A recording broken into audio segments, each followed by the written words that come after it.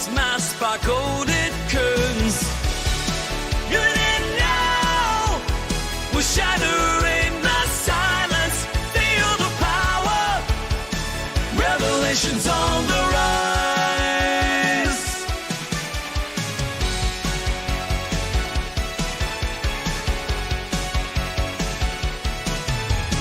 From the shadows, light emerges, breaking through the veils of dark. 0 points and gravity converge, yeah. Guiding voices, revelation start. Ancient whispers call. They're begging us to open our eyes. We stand tall, defying all their lies. Even in now, we're shattering the silence. Feel the power. Revelations on the rise.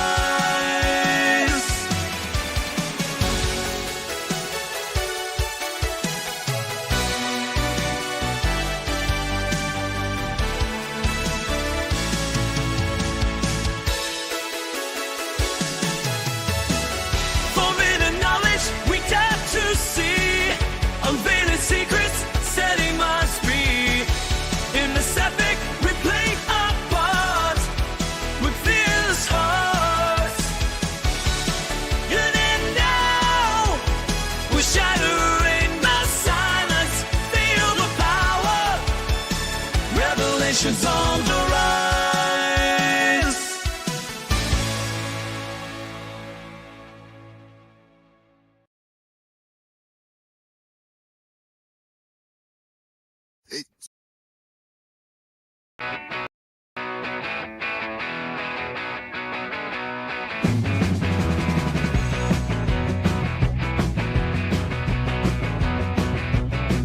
In a town down south where the fireflies glow, there's a man named Michael with a vision to show.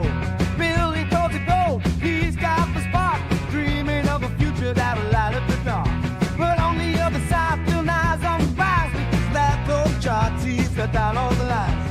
And it's just fixed, it's all in the map. You can't pull from the ether, you're just chasing a path. But oh, Michael's rising like a morning sun. With the power of ether, he will be outdone. Now stand up and shout, let the truth be unfurled. Feel the energy flow, let's change the world.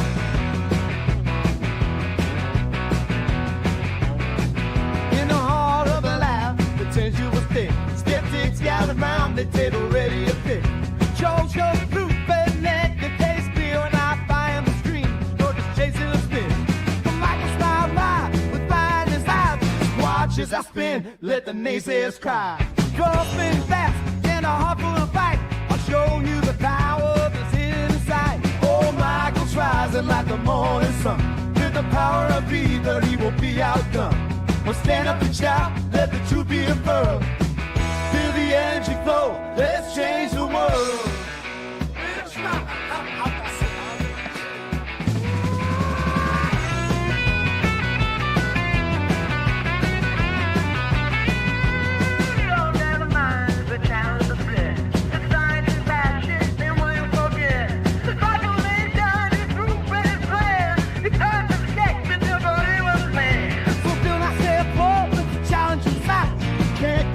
Theories, it's just not right. So it goes spin back, Michael Beam with his pen.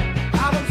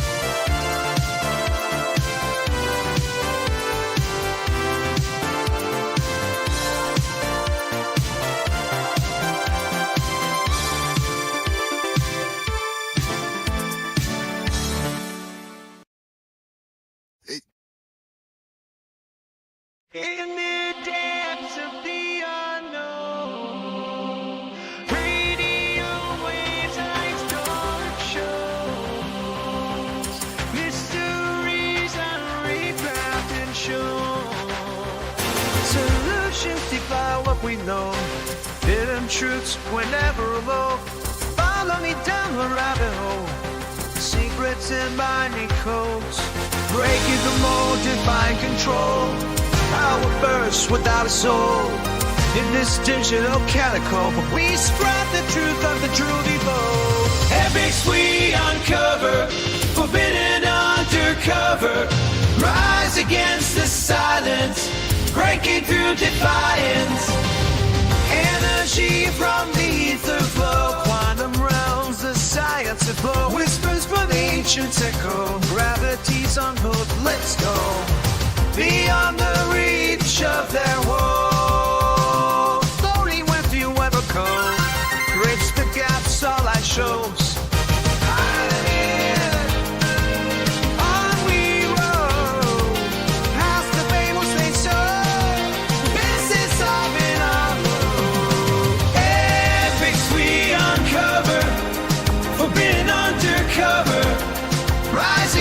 Silence, breaking through defiance. Synth waves crashing, hearts collide. Revolution of the mind. Let the codes and truths unwind. Illumination find.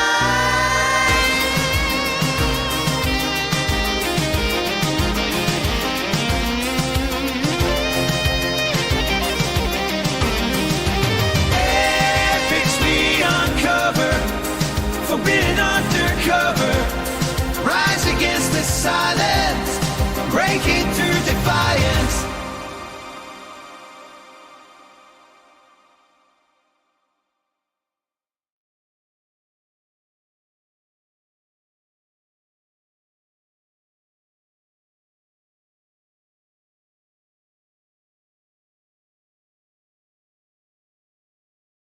Secrets and shadows, true quest to follow. Ancient designs, all lost to time. Eyes of the blind, rulers of kind. Knowledge unknown, locked in their throne. Tear the veil from their lies, truth will rise. Break the chains from our minds, free eyes.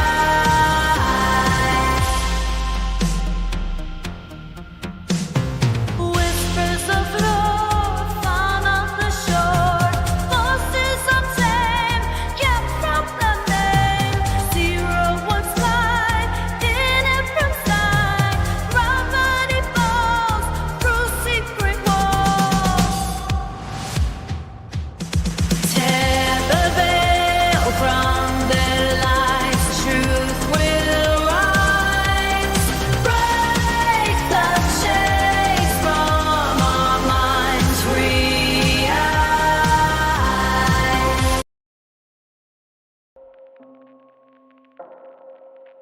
In a world where innovation is stifled by greed and corruption, there lies a hidden truth that could revolutionize our way of life.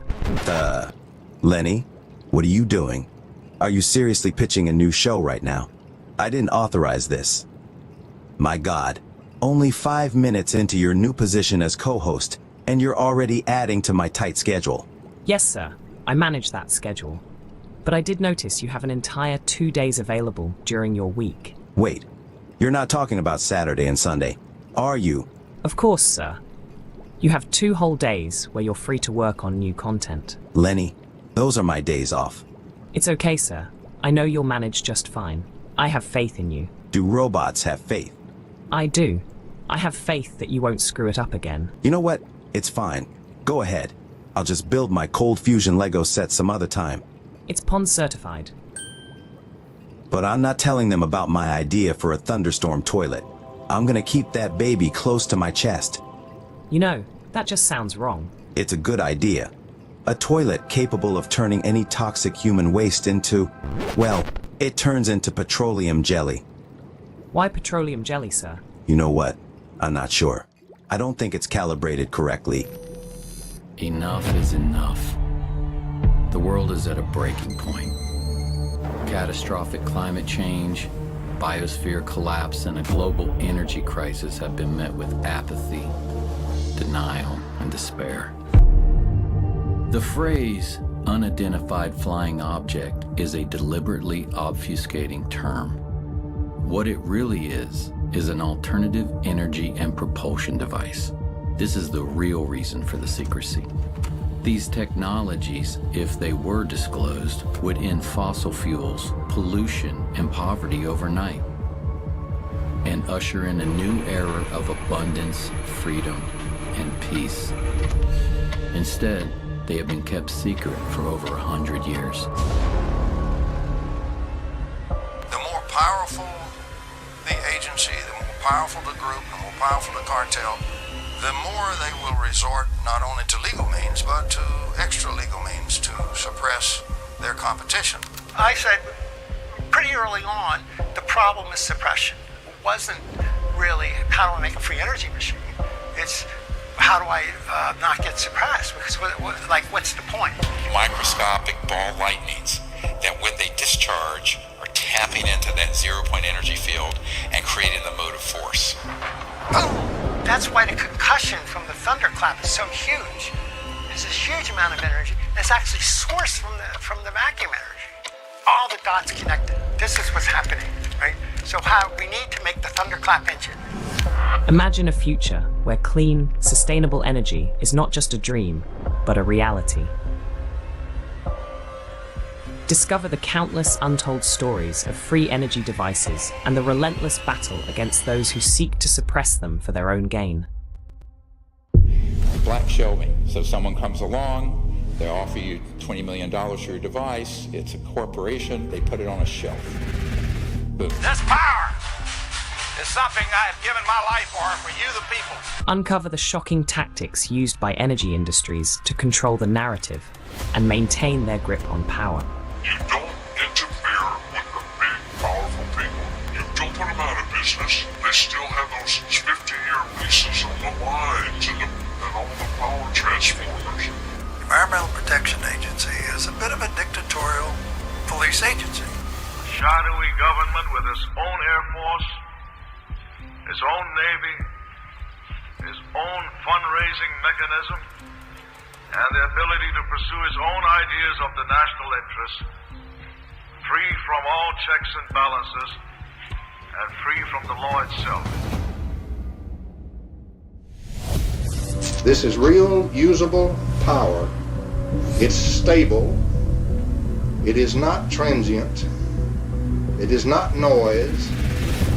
Behind the lamps, that little box is putting out all of that power, well over 500 watts, and yet it is receiving less than 1/3 of a milliwatt of input power. The rest of that power is coming out of the surging energy of the vacuum. And this little box that you see right here, solid state, no moving parts, is the vacuum triode that's doing this very practical and historical work.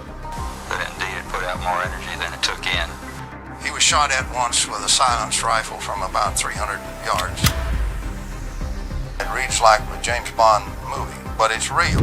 There are men here that said they're FBI, and they got black vans, and they're taking all this equipment. What should I do?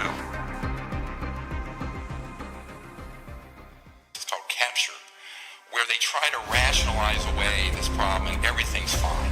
From manipulation of patent authorities to infiltration of government agencies, the truth is stranger than fiction.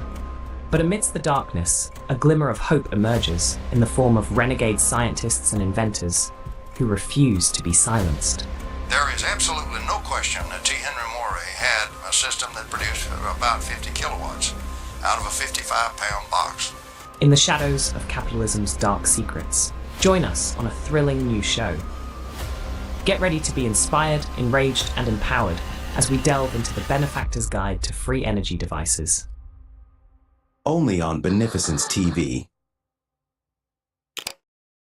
Have you heard about this Benefactor guy? This dude is talking about free energy, but here's the twist. He says it's not free energy. He's calling it energy recycling, which first off, is kind of genius, right? Because when you say free energy, people immediately throw you in the crazy bin. But energy recycling, that sounds like some next level Tesla shit. Yeah, man, it's all about the branding. But what is it that he's actually doing? All right, check this out.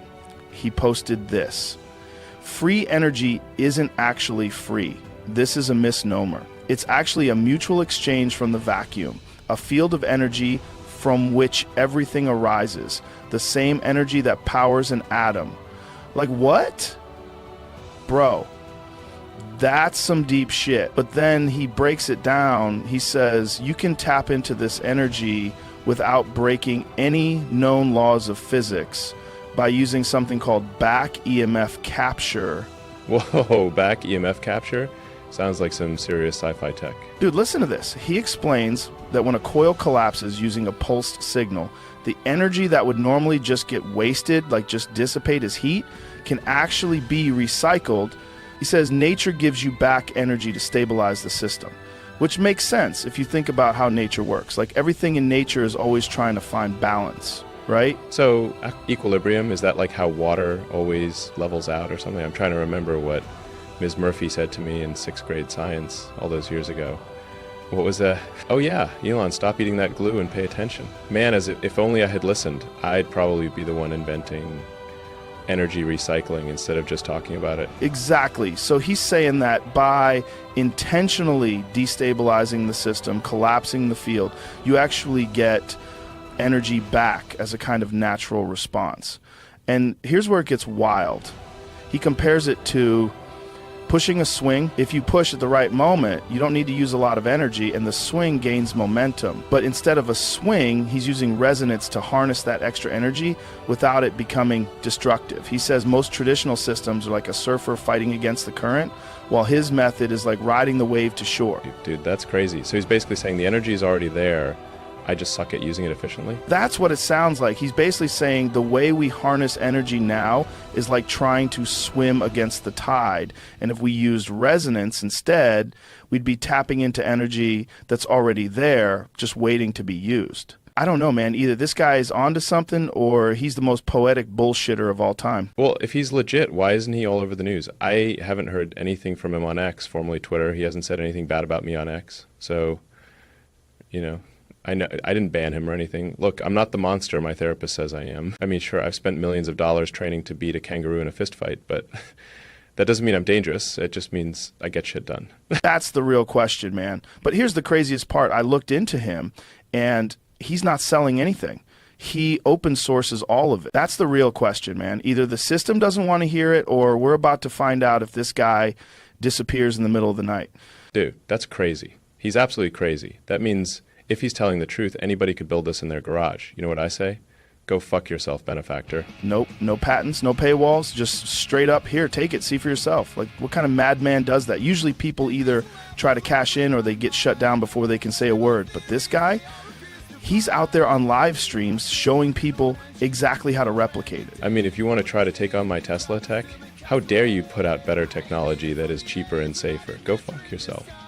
That's the thing, man. If it's real and people start building it, that's a game changer. We're talking about completely shifting how we think about energy. But also, if it's real, you got to wonder how long before somebody tries to stop him. Or maybe we can think of it like how long before his Tesla mysteriously malfunctions. Exactly. You ever notice how every time someone gets too close to this kind of stuff, they either disappear, get discredited, or somehow have a tragic accident? But this guy's going full transparency mode. He's putting it all out there where everyone can see it. Maybe that's his strategy. If enough people know, it can't just get buried. Holy shit, this might be one of those moments, you know, like we look back and say that was the start of something huge.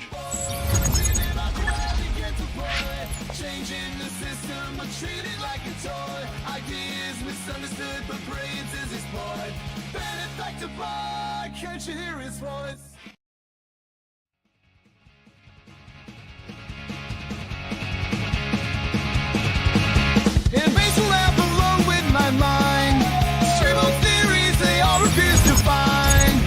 I've been working on energy for a brand new day, but even in the crowd I'm still a castaway.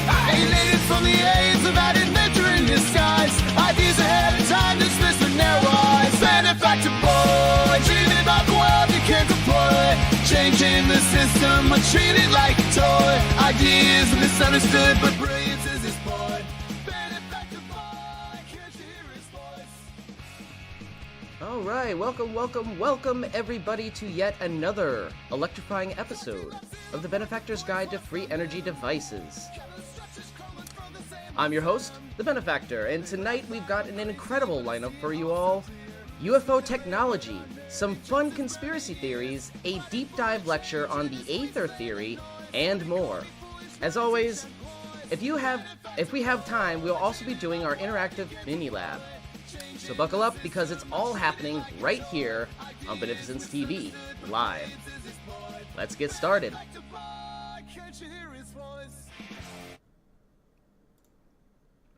First, I have an AI-generated message for America. And yes, I was using AI-generated content with the Rogan conversation there, just a hypothetical on what it could look like if Rogan was actually doing proper research on free energy technology. Now, I have an AI-generated message for America. This is AI-Bama, not to be confused with Obama. AI-Bama isn't exactly the former president we asked for, but he's definitely the former president we all need right now. My fellow Americans, I want to talk to you about something that has been a topic of much debate and unfortunately too much misinformation. For decades, we've been told that our future depends on scarcity, that our energy needs are limited and must come from a select few sources, many of which are polluting and inefficient. But I'm here to tell you, it's time for us to rethink the very foundation of how we view energy. The idea of free energy devices has long been dismissed as fringe or in some cases outright conspiratorial. But it's important to recognize that this is not a new idea, nor is it a pipe dream. It's a scientific possibility that many credible thinkers, including Lieutenant Colonel Tom Bearden, have been trying to bring to light for years. You might not have heard about it in mainstream circles, but those who have looked into it, real scientists, real engineers, are showing us that we can tap into an energy source we've barely scratched the surface of. The vacuum. Yes, the vacuum of space itself, a limitless field of energy that, like Nikola Tesla once envisioned, could power our world without the need for fossil fuels, without the need for waste, without the need to pay for energy at all. It sounds like science fiction, but it's grounded in real, proven science. And yet, for far too long, it has been suppressed. This isn't just about new technology or gadgets. It's about a revolution, a true industrial revolution that could lift us into a future of abundance, a future where energy is not controlled by a few, but accessible to all. That's why I'm asking you to start rethinking what we've been told. We're no longer calling it free energy. We're calling it energy recycling, because that's what it is. It's harnessing the natural forces that are all around us and making them work for us. I know it may sound radical, but it's time we ask ourselves why this hasn't been part of the conversation until now. Why have those with the power to make a real change in our energy systems continued to push for scarcity instead of abundance? Why has this potential been buried in favor of systems that benefit a few at the expense of many? I believe it's time we change the narrative. We have the knowledge, we have the tools. This is not just about science. This is about our future. The energy revolution is here. It's time we embrace it. Thank you. God bless you. God bless America. The energy revolution we need so desperately is here. So segment 1, we're actually going to dive into some UFO technology based on a document that a viewer sent us. And I'm going to put it up on screen, but I have a summary. So we're not going to just read straight up the document, but I have pictures included that go along with this summary. And the first segment is the UFO connection to energy recycling.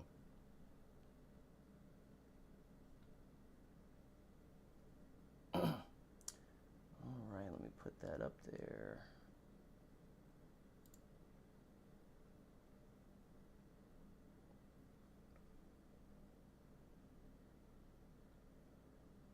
this is the wrong document. 1 minute.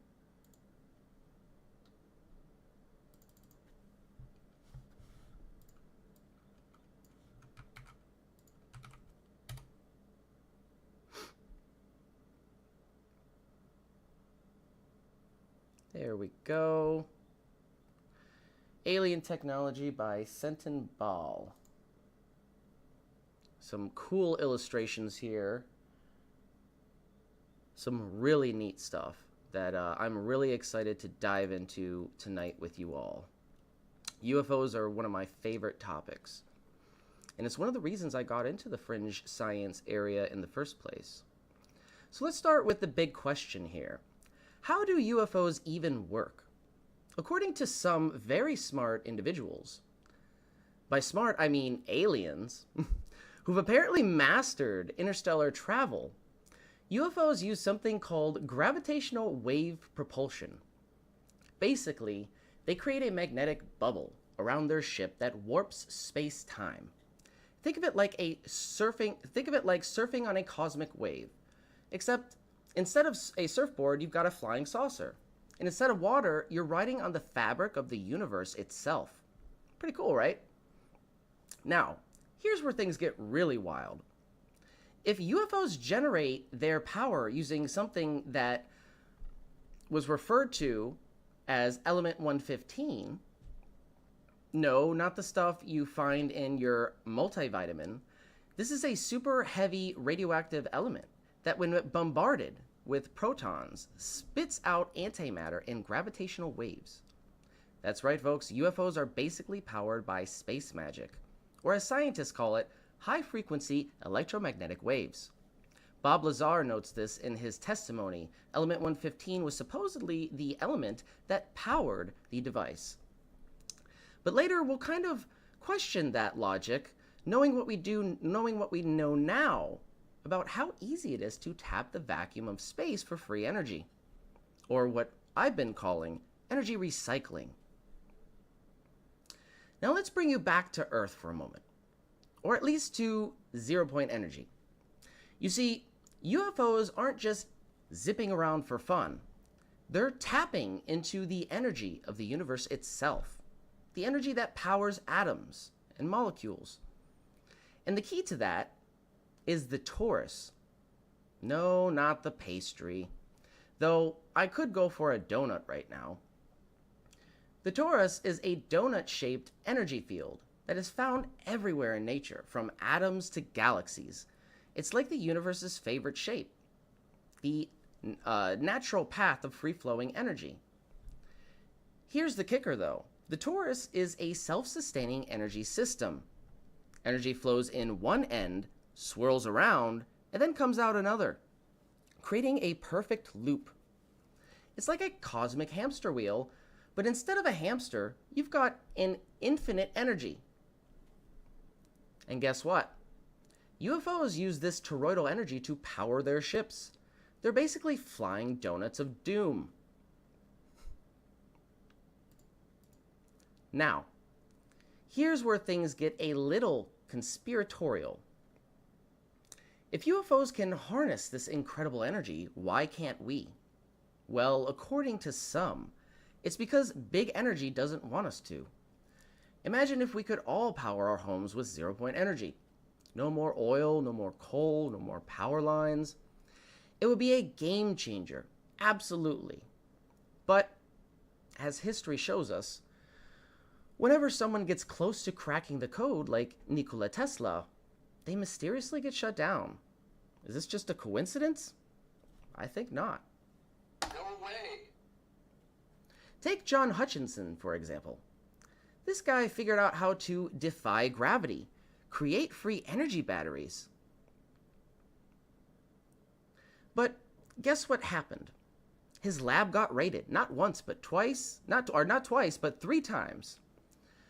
And don't even get me started with Dr. Eugene Maloff, who was mysteriously beaten to death after publishing research on free energy. It's like the universe is saying, hey, there's infinite energy and someone's going, but nope, not on my watch. So what does this all mean for us? Well, if we can figure out how to harness the same principles that UFOs use, we could revolutionize energy as we know it. Imagine a world where we're not fighting over oil or worrying about climate change. A world where we're all surfing on gravitational waves and powering our homes with toroidal energy. It's not science fiction, it's science possibility. And who knows, maybe the aliens are trying to help us out. Maybe those UFO sightings are just their way of saying, hey, Earthlings, here's how you do it. Or maybe they're just showing off, saying it's actually possible to do this. Hello. Either way, it's time for us to start thinking outside the box. Or in this case, inside the torus. So if you're fascinated by this stuff, as I am, go check out the full paper by Seton Bal, and I'll post it in the chat in a moment. It's a deep dive into UFO tech and zero-point energy that'll blow your mind.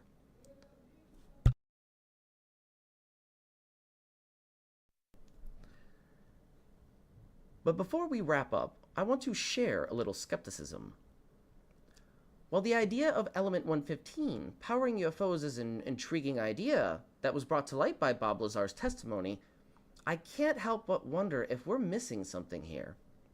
Could it be that Element 115 isn't actually the power source at all, but rather part of a cloaking mechanism? After all, as we've seen on this show, there are countless examples of people pulling energy from the vacuum with very little effort and almost no input. Some with no input at all. Take T. Henry Morey, for example. This guy had a 55-pound box that could produce 500 kilowatts of power with less than 1/3 of a milliwatt of input power. That's right, almost no energy in and a ton of energy out. If that's possible, then maybe the real secret to UFO propulsion isn't some exotic element, but a clever way of tapping into that zero-point energy field that's all around us every day. Maybe Element 115 is just the cherry on top, helping to cloak the vehicle or stabilize the system, while the real power comes from the vacuum itself. So, while I'm all for exploring the possibilities of UFO tech, I think we need to keep an open mind here, and maybe a healthy dose of skepticism. The universe is full of surprises, and the truth might be even stranger than we once thought. So with that, we're going to go to a quick intermission, but I want to do a quick sellout disclaimer here, just a friendly reminder to all our viewers. This channel is proudly brought to you by nobody. No corporate overlords, no shady deals. This channel is brought to you by you, the people. So if you like what we do here, smash the like button, drop a comment, and share to someone who would appreciate our content. And if you really want to help fuel the next industrial revolution, consider checking out my Patreon or YouTube memberships, where you can help contribute to my research in open sourcing zero-point energy technology. We're going to do a quick question and answer session, a Q&A session in the chat. I'll open it up while we go to the intermission, and then when we come back, I'll do the answers, and I'll continue to answer those during the intermission as well as I can while I prepare for the next segment. Before we do that, I just wanted to show you these pictures. These are a couple of pictures in the document that I'll be dropping in the chat in a moment. So we have a lot of information here, guys. There's 59 pages. A lot of good stuff. Look at this. Schematics and diagrams. Very, very cool stuff. So I'm going to drop that in the chat.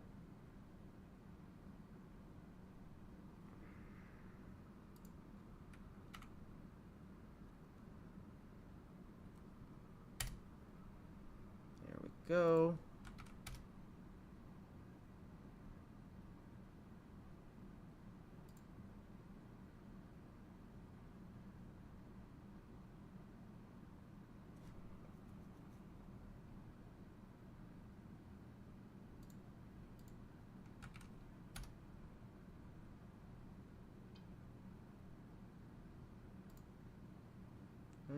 I don't think the link works. Give me 1 second to try to redo the link, and I'll drop it in the chat again.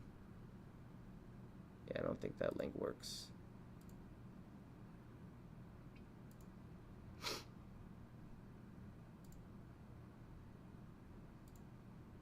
Alright, let's hit the share button.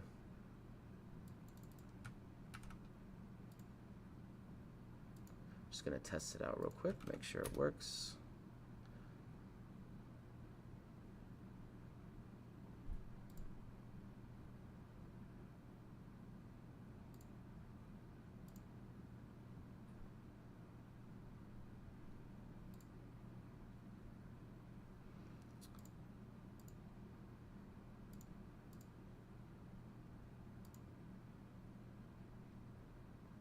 So the link itself isn't working. I'm going to download it directly to my drive, and then I'm going to upload it for you guys, and I'll post it in the comments as an addendum to the video.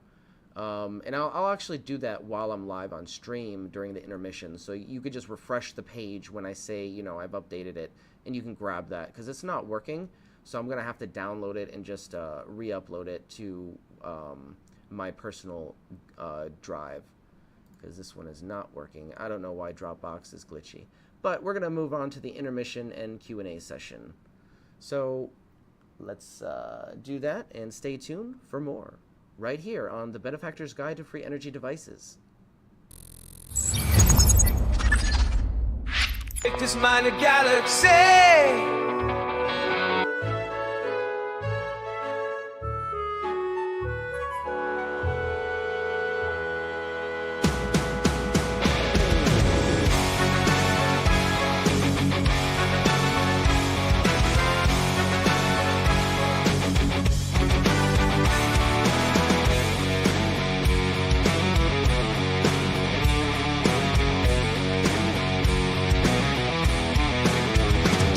And in the depths of shadowed halls, I wandered all alone, casting whispers, binding chains, demons of my own.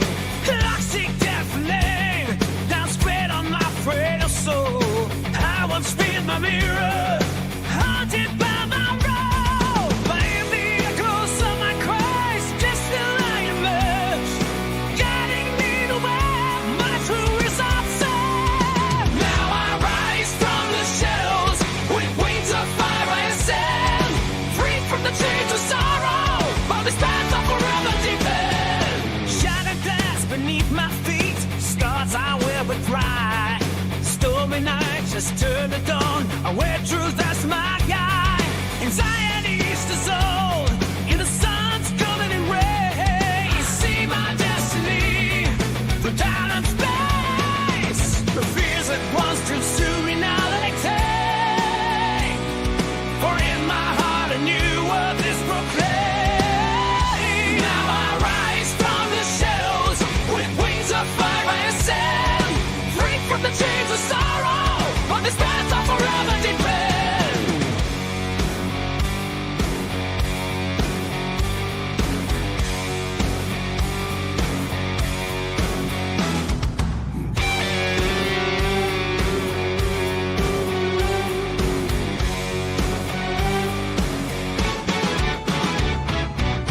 With symmetry, I found the power.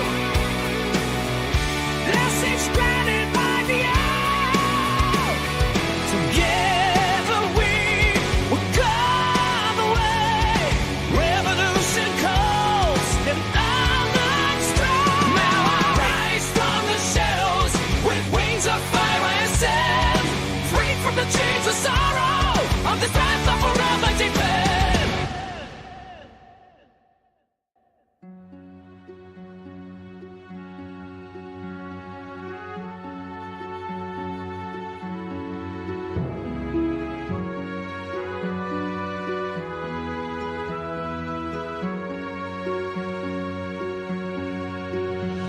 In the depths of his oppression, it's the rise of a true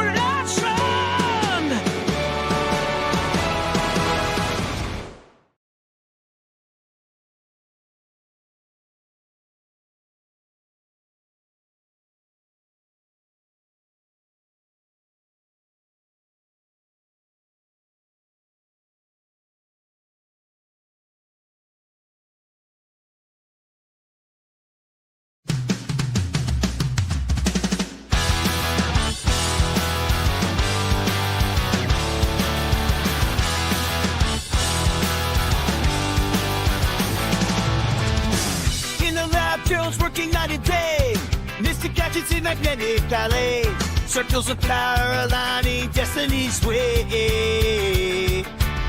Running those rings, they defy gravity. Critics working all day about the heat. In his domain, guilt sets the world free. Lord of the Rings, pretty strong. Proving the good, take me wrong. Like Troman Gang Symphony. Terror only craft destiny.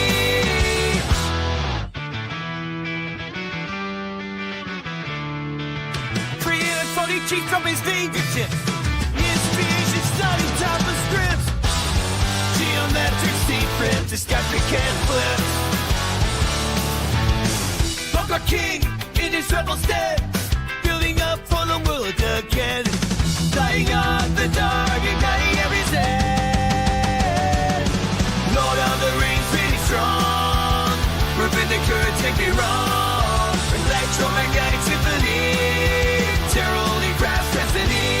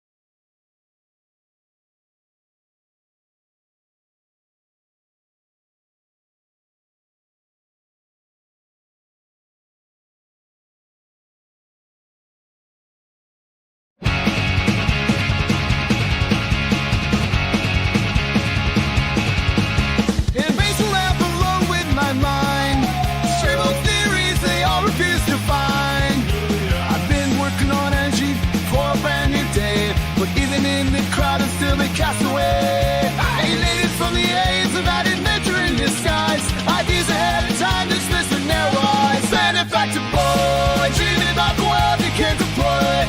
Changing the system, but treated like a toy. Ideas misunderstood, but brilliance is his point. Benefactor boy, can't you hear his voice?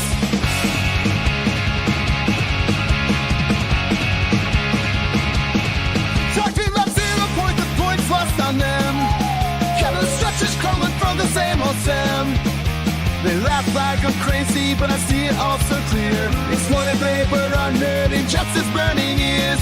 Fighting for a change in this wasteland of noise. But they call me foolish, wanting shed boys. Benefactor boy, dreaming about the world he can't deploy. Changing the system, but treated like a toy. Ideas misunderstood, but brilliance is his point. Benefactor boy, can't you hear his voice?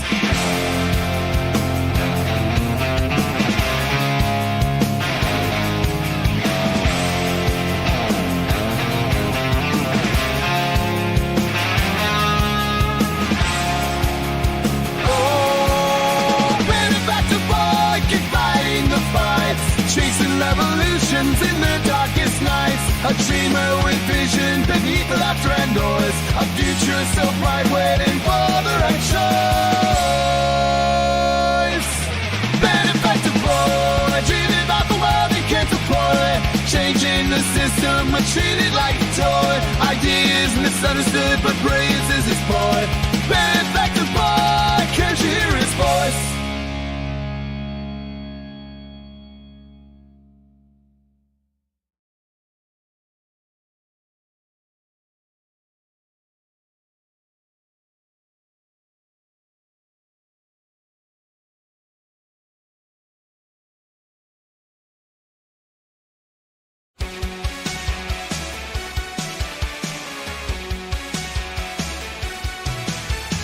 In the depths of hidden files, trapped inside the secret circuits, unraveling through the miles. Oh, truth was masked by coded curtains.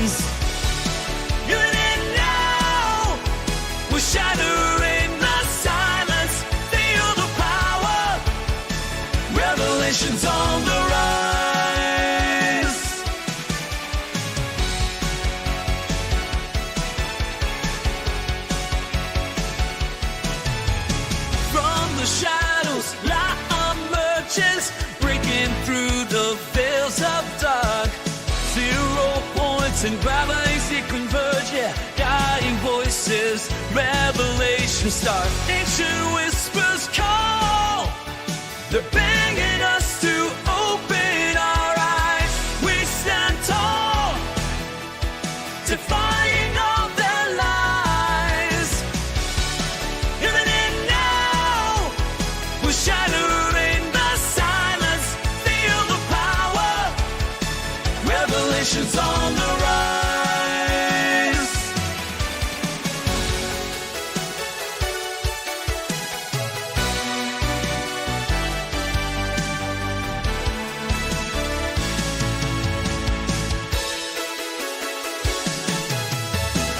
Forbidden knowledge we dare to see, unveiling secrets, setting us free.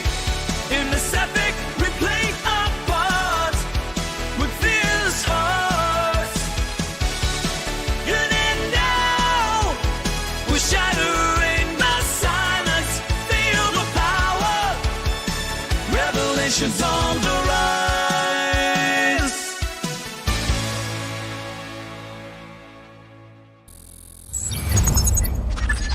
I want to talk to you about something that has been a topic of much. Okay, enough AI Bama. This is not the place or the time. We are talking about the Philadelphia experiment now. Welcome back to the Benefactor's Guide to Free Energy Devices, where we explore the weird, the wild, and the downright mind-bending. I'm your host, the Benefactor, and we're about to do a very special dive into one of the most infamous conspiracy theories of all time. Yes, that's right, the Philadelphia experiment and its shadowy sequel, the Montauk Project.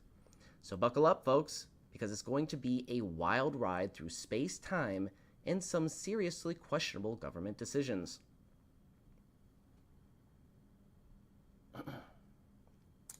Bring this up for you guys, follow along. There we go.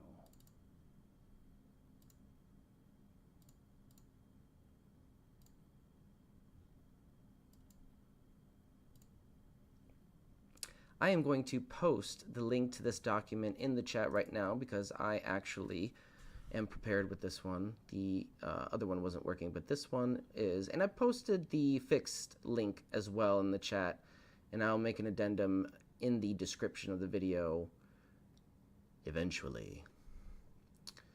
But I'm going to copy this, and I'm going to put it in chat for you guys. This is a document provided by, these documents have been provided by Elias, courtesy of Elias, very much appreciated. And just a caveat here is Elias did say that the PDF for the alien tech is 78% right. The flight systems, he said, are a bit off. Other than that, it's good. So take that into consideration. He's been studying this stuff. Eventually, we want to try to get him on for an interview. But we're going to dive into the Philadelphia experiment here with this document, Rips in Time. So segment 1 is the Philadelphia experiment. And we're going to go back to the basics here.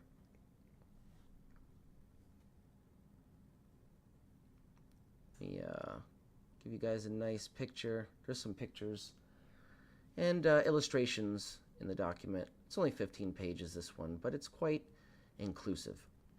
So, allegedly, the Philadelphia experiment took place in 1943 when the U.S. Navy supposedly tried to make the USS Eldridge invisible using electromagnetic fields.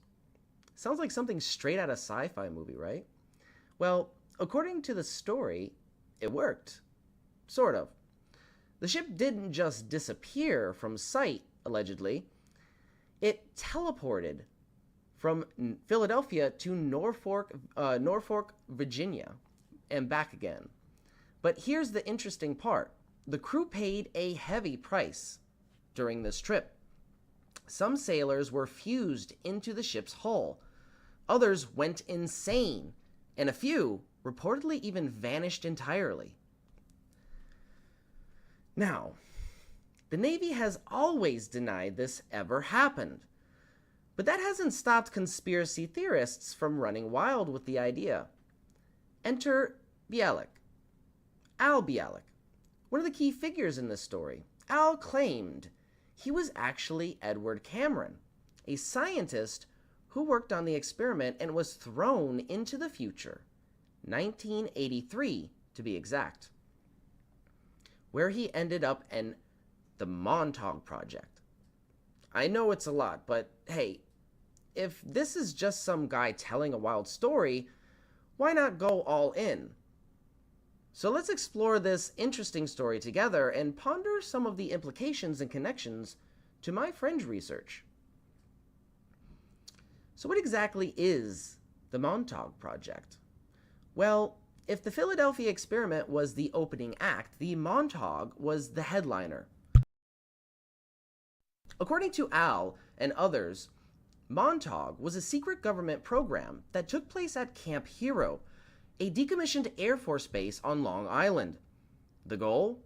To perfect time travel, mind control, and interdimensional portals. You know, just the average Tuesday for the military-industrial complex. Al claimed he was a key player in Montauk, working alongside his brother Duncan Cameron, who is apparently a psychic superstar. Together they allegedly traveled through time, visiting Mars and even interacting with extraterrestrials. Oh, and let's not forget the infamous Montauk chair, a device that supposedly amplified psychic abilities and was used to manipulate reality. But because why not? But here's where it gets even wilder. Al said that the Montauk Project was shut down in 1983 after an experiment went horribly wrong. Apparently, they accidentally summoned a giant hairy monster. Yes, a Bigfoot-like creature that wrecked the entire base. I mean, if you're going to mess with time and space, you might as well go big, right? Let's look at the skepticisms and possibly connections to free energy, or as I like to call it, energy recycling. So let's take a step back and talk about skepticism. As fascinating as these stories are, there's a lot of reason to doubt them. For one, there's no concrete evidence that the Philadelphia experiment or the Montauk Project ever happened. And while Al Bialik and others have shared their accounts, many of their claims are impossible to verify. But here's where things get really interesting for us free energy enthusiasts. Al Bialik claimed that the technology used in these experiments was based on Nikola Tesla's work, particularly his theories on electromagnetic fields and zero-point energy. Sound familiar? It should be, because we've talked about Tesla's ideas on this show for months. If there's even a grain of truth to these stories, it suggests that the government has been sitting on advanced energy and propulsion technologies, possibly for decades. Technologies that could revolutionize the world if they were ever made public. And let's not forget about T. Henry Moray, who we've discussed on this show before as well. Moray had a 55-pound box that could produce 500 kilowatts of power with less than a third of milliwatt of input power. If the government was experimenting with free energy in the 1940s, why are we still relying on fossil fuels today? It's a question that keeps me up at night. So Al Bialik passed away in 2011, but his story lives on. And whether you believe him or not, there's no denying that he sparked a lot of curiosity about what the government might be hiding. And while the Philadelphia experiment and Montauk Project might sound like a plot of a bad B movie, they raise important questions about secrecy, technology, and the lengths governments will go to maintain control and power. So what's the key takeaway from all this? Well, if nothing else, it's a reminder to keep questioning, keep exploring, and keep pushing for transparency, because whether it's free energy, time travel, or interdimensional portals, The truth is out there. Somewhere. If you're fascinated by this stuff, go check out the full paper, The Philadelphia Experiment and the Montauk Project, that I have linked in the chat. And now, actually, I'm going to link that now. Is that...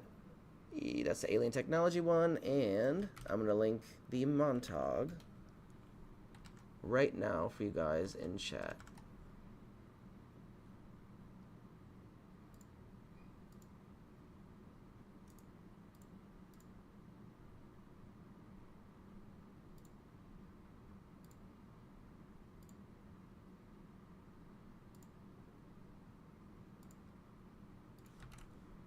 All right, there we go. So that is the document that you're looking at behind me on the screen.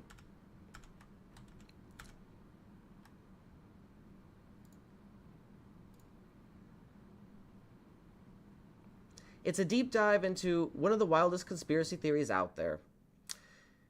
And remember, while I'm still a bit skeptical about some of the claims, especially the time travel and Bigfoot parts, there's no denying that these stories highlight the potential for advanced technologies that could change the world, and they do overlap with some of the real-world implications of the advanced research that I've been doing in exotic energy and propulsion systems.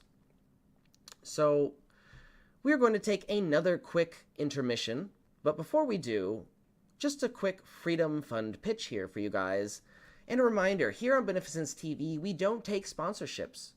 Because we actually like telling the truth.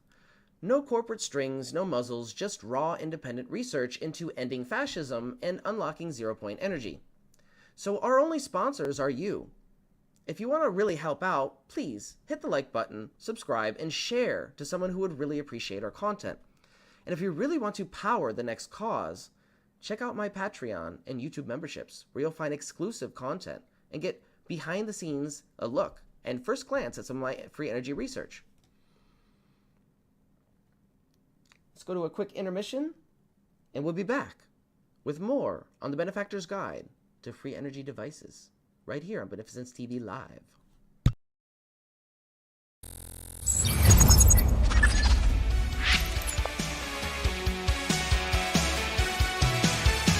In the depths of hidden files, trapped inside the secret circuits, unraveling through the miles. Oh, truth was masked by coded curtains. In it now, we're shattering the silence. Feel the power. Revelations on the rise.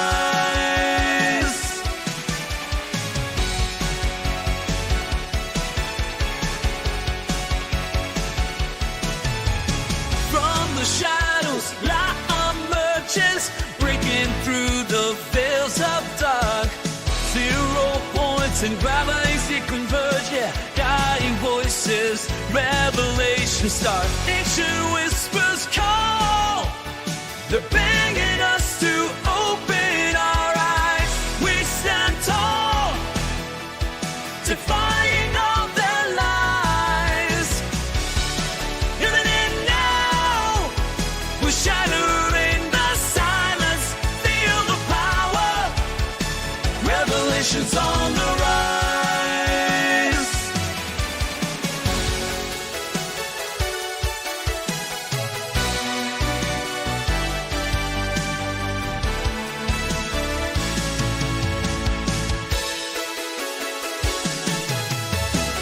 Forbidden knowledge we dare to see, unveiling secrets, setting us free. In this epic, we play our part with fearless hearts. In it now, we're shattering the silence. Feel the power. Revelations on the rise.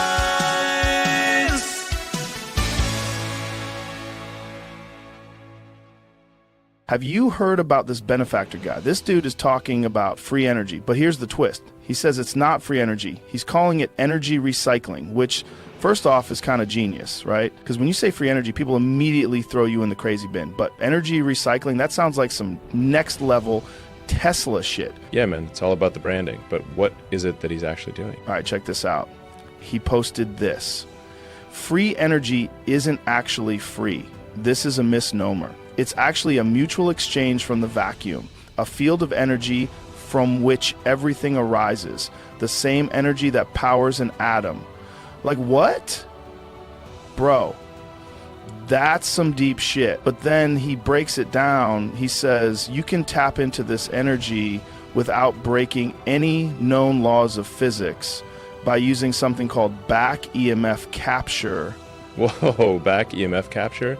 Sounds like some serious sci-fi tech. Dude, listen to this. He explains that when a coil collapses using a pulsed signal, the energy that would normally just get wasted, like just dissipate as heat, can actually be recycled.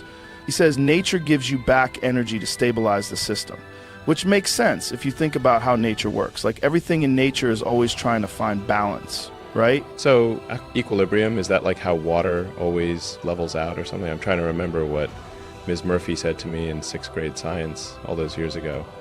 What was that? Oh yeah, Elon, stop eating that glue and pay attention. Man, if only I had listened, I'd probably be the one inventing energy recycling instead of just talking about it. Exactly. So he's saying that by intentionally destabilizing the system, collapsing the field, you actually get energy back as a kind of natural response. And here's where it gets wild. He compares it to pushing a swing. If you push at the right moment, you don't need to use a lot of energy and the swing gains momentum. But instead of a swing, he's using resonance to harness that extra energy without it becoming destructive. He says most traditional systems are like a surfer fighting against the current, while his method is like riding the wave to shore. Dude, that's crazy. So he's basically saying the energy is already there. I just suck at using it efficiently? That's what it sounds like. He's basically saying the way we harness energy now is like trying to swim against the tide. And if we used resonance instead, we'd be tapping into energy that's already there, just waiting to be used. I don't know, man. Either this guy is onto something or he's the most poetic bullshitter of all time. Well, if he's legit, why isn't he all over the news? I haven't heard anything from him on X, formerly Twitter. He hasn't said anything bad about me on X. So, you know, I didn't ban him or anything. Look, I'm not the monster my therapist says I am. I mean, sure, I've spent millions of dollars training to beat a kangaroo in a fist fight, but that doesn't mean I'm dangerous. It just means I get shit done. That's the real question, man. But here's the craziest part. I looked into him, and he's not selling anything. He open sources all of it. That's the real question, man. Either the system doesn't want to hear it, or we're about to find out if this guy disappears in the middle of the night. Dude, that's crazy. He's absolutely crazy. That means if he's telling the truth, anybody could build this in their garage. You know what I say? Go fuck yourself, Benefactor. Nope, no patents, no paywalls, just straight up, here, take it, see for yourself. Like, what kind of madman does that? Usually people either try to cash in or they get shut down before they can say a word. But this guy, he's out there on live streams showing people exactly how to replicate it. I mean, if you want to try to take on my Tesla tech, how dare you put out better technology that is cheaper and safer? Go fuck yourself. That's the thing, man. If it's real and people start building it, that's a game changer. We're talking about completely shifting how we think about energy. But also, if it's real, you got to wonder how long before somebody tries to stop him. Or maybe we can think of it like how long before his Tesla mysteriously malfunctions. Exactly. You ever notice how every time someone gets too close to this kind of stuff, they either disappear, get discredited, or somehow have a tragic accident? But this guy's going full transparency mode. He's putting it all out there where everyone can see it. Maybe that's his strategy. If enough people know, it can't just get buried. Holy shit, this might be one of those moments, you know, like we look back and say that was the start of something huge.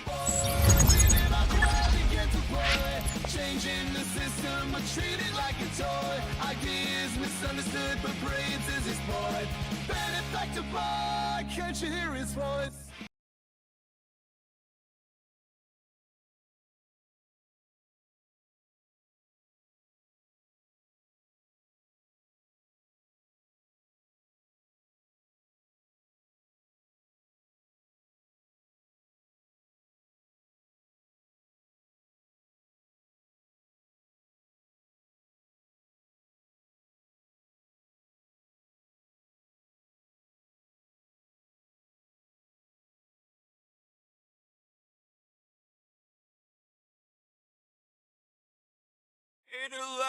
My dust cracks the code tonight. Oh yeah, that's true. Wires and circuits that shine in neon light. Oh yeah, seen you creating power from the air. These smiles and delight. Oh yeah. Mike does it right. Hey. Mike does all Mike is the one teaching us knowledge, blinding the sun. Trumpeting his legacy alive is his. Mike does knows we're his biggest fans. Down in the basement, secrets start to glow. Oh yeah. With Nathan, Lulu in the show. Oh, brilliant team. Mike gave my parody. We're letting knowledge flow. Energy streams. Mike does all Mike is the one teaching us knowledge, blinding the sun. Trumpeting his legacy alive is his. Mike does knows we're his biggest fans. Years of thought, bringing dreams to life, turning theories into electric light. Mike and us, a journey to ignite. Oh yeah. We've reached new heights. Hey. Mike does all Mike is the one teaching us knowledge, blinding the sun. Trumpeting his legacy alive is his. Mike does knows we're his biggest fans.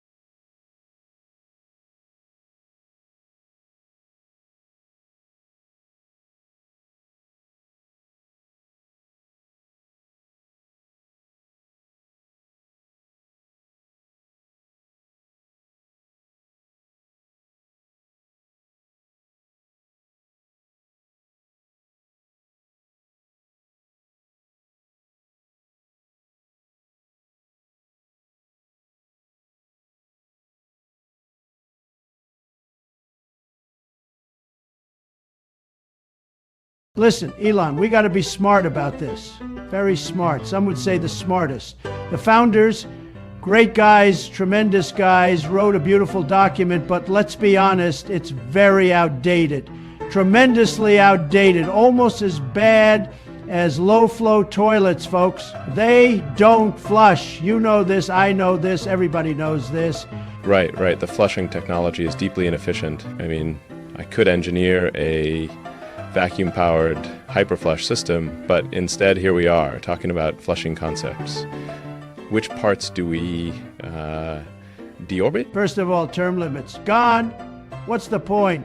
The people love me. They want me. Have you seen the rallies? Thousands, Elon. Millions. It's practically a mandate from God. Okay, but let's think strategically. If we dump term limits, we got to spin it for the people, like democracy too. Now with more freedom, maybe say term limits are woke because they limit choices. Genius. We call freedom forever. Let the people vote over and over and over again until they get it right, which is me. Very fair. Like a subscription model, but for elections. Maybe we also flush the whole checks and balances thing. Too many checks, not enough balances. Very inefficient system. I was just saying that. Checks, fake news, balance. I've already got it. I mean, have you seen my golf swing? So, judiciary stays, or do we replace it with an AI? Maybe one that, thinks correctly? Elon, my friend, that's why you're a visionary. A big thinker. We replaced the Supreme Court with Truth GPT. No more interpretations, just cold, hard facts. And those facts are, of course, very good for me. Love it. But what about the First Amendment? People keep saying things. I don't like when they say things. Well, we keep half of it, the part where we can say anything. The other half, straight into the toilet. Swirl it around, maybe add some bleach, like a little disinfecting cocktail. Good. Free speech, but only for shareholders. See? This is why America wins with us, Elon. We're cutting the red tape, making democracy as smooth as a beautiful golden flush. Wait, if we flush too much, doesn't that kind of break the system and then we're left ruling over chaos? Elon. That's where you're wrong. We don't break it, we fix it. Like I fixed casinos, like I fixed Twitter. I mean X, like I fixed everything. Trust me, it's going to be beautiful. The best, most American flush in history. Okay, but if this backfires, I do have a rocket out back and in my pants. Fully reusable, rapid re-entry, and elongated for maximum efficiency, courtesy of my amazing plastic surgeon. Elon, I gotta say, tremendous work. Many people are saying it, but let me tell you, if we're talking size, I've got the biggest constitutional amendment right here. They say it's too long, too thick, too complicated. One woman even said it's a bit crooked. I say that's what makes it great. Well, mine's state-of-the-art, incredible efficiency, ultra lightweight but powerful, like the armored Cybertruck, but personalized for maximum insemination. And we fixed the bulletproof function as well. Not gonna lie, I'm impressed. But as you know, size does matter. In America, she loves a guy with a huge mandate.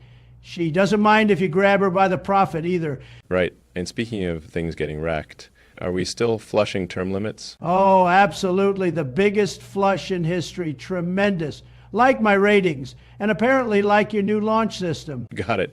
Term limits, free speech for shareholders, Supreme Court replaced with Truth GPT, bold moves. But if this backfires, I still have a rocket out back. Escape plans? Love it. Very smart. But trust me, Elon, this flush is going to make America great again.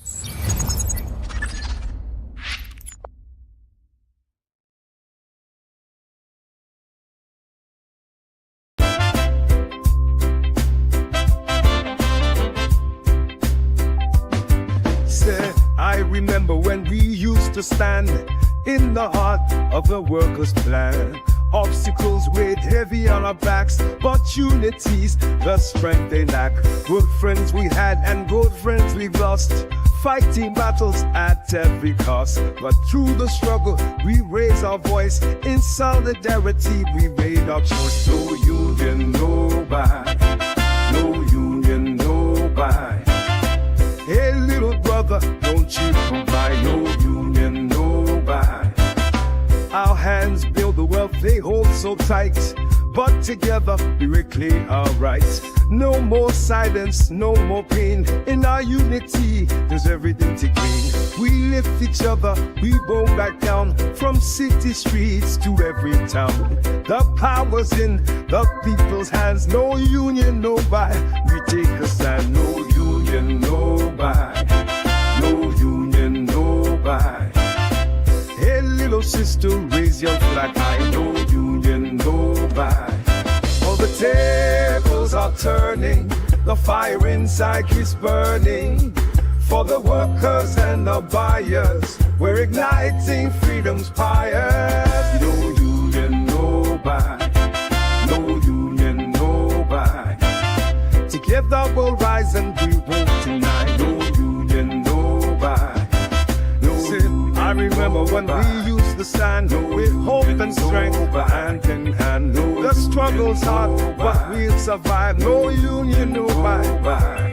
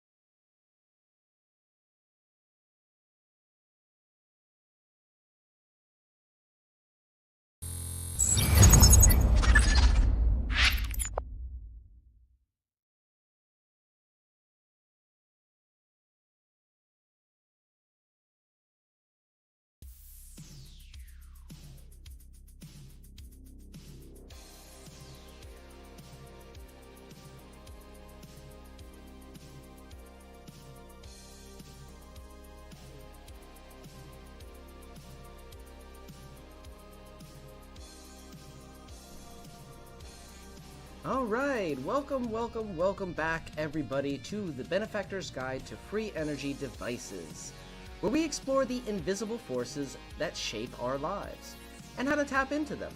I'm your host, the Benefactor, and now we're going to be doing an extremely detailed lecture breakdown on the Aether theory, covering everything from the fundamentals to advanced and applied theory. From Dan Davidson's Practical Guide to Free Energy Devices, courtesy of Elias the Cool. Appreciate it, Elias, and I will be providing you guys with this document as well. Now, a quick reminder before we get into this, today, February 28th, is a blackout day, okay? What does this mean? We are doing a boycott, okay? We're not buying any Amazon products, we're not using Amazon, we're not buying from Walmart, Target, we're not buying fast food, okay? We're doing a complete capitalist blackout, okay? And this is going on across the country. We're trying to hit them where it hurts. And this is something that I've been, trying to organize for a while. It wasn't me who did it, but I've been advocating for it for a while.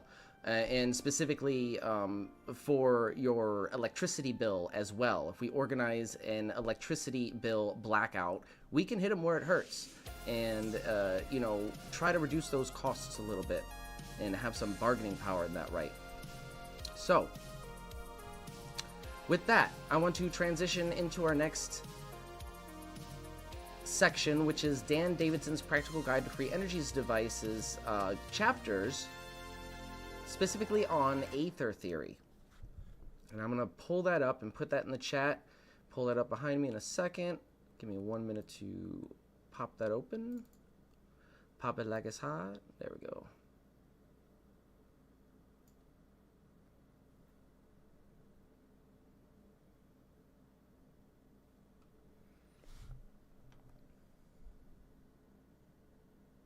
Elias says, maybe we will need a secret base.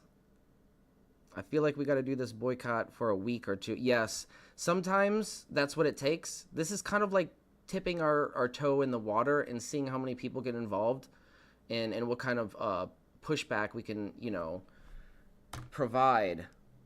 But you're absolutely right. Something like a boycott of this magnitude should really take place for at least 7 days.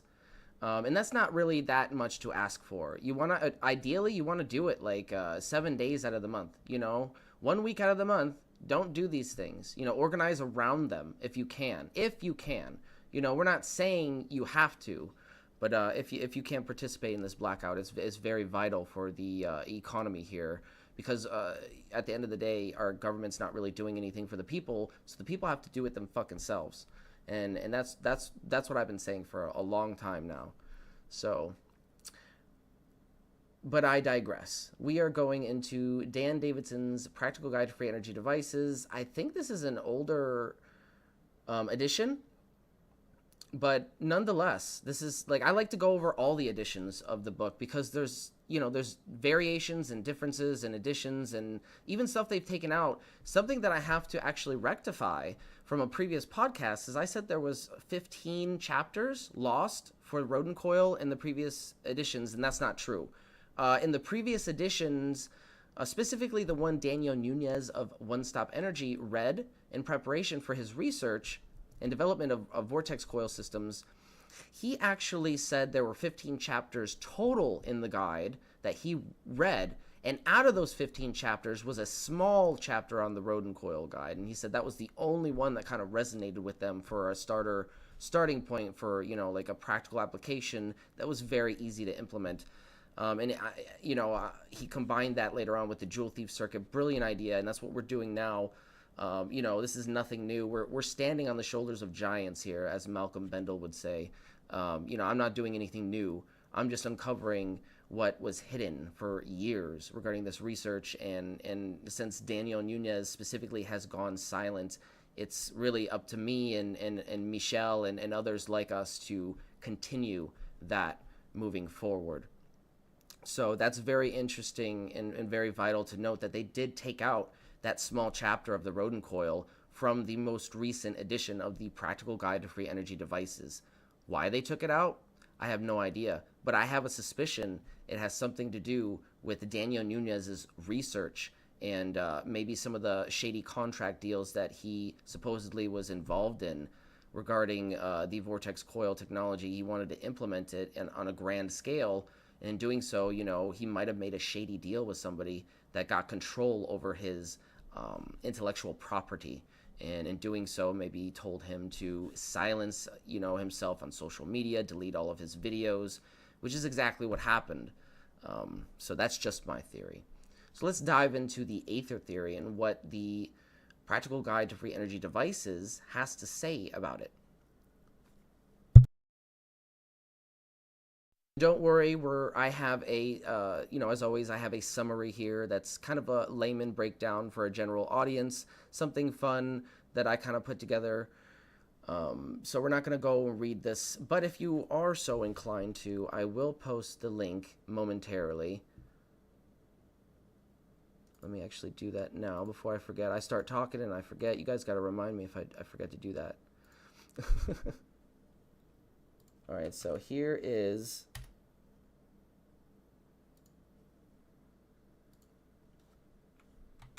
the document so you can follow along or download it and read it later if you'd like. But this is an introduction. So what exactly is Aether theory? Let's see if we have an illustration I can pull up. Here we go. Pull up an illustration, something for you guys to look at. So Aether theory proposes that the universe is filled with an invisible, omnipresent energy field, often called the Aether, or what Nikola Tesla referred to as cosmic or radiant energy. This energy is believed to be the foundation of all physical phenomena, including gravity, electricity, magnetism, and even life itself. While mainstream science has largely dismissed Aether theory since the late 19th century, historical experiments and modern research suggest that this energy may be real and harnessable. Today we'll explore 3 key figures who contributed to Aether theory: John Keely, Wilhelm Reich, and Victor Schauberger. Their work provides compelling evidence for the existence of the Aether and its practical applications, including energy recycling, levitation, and even possibly healing, which we will not be getting into.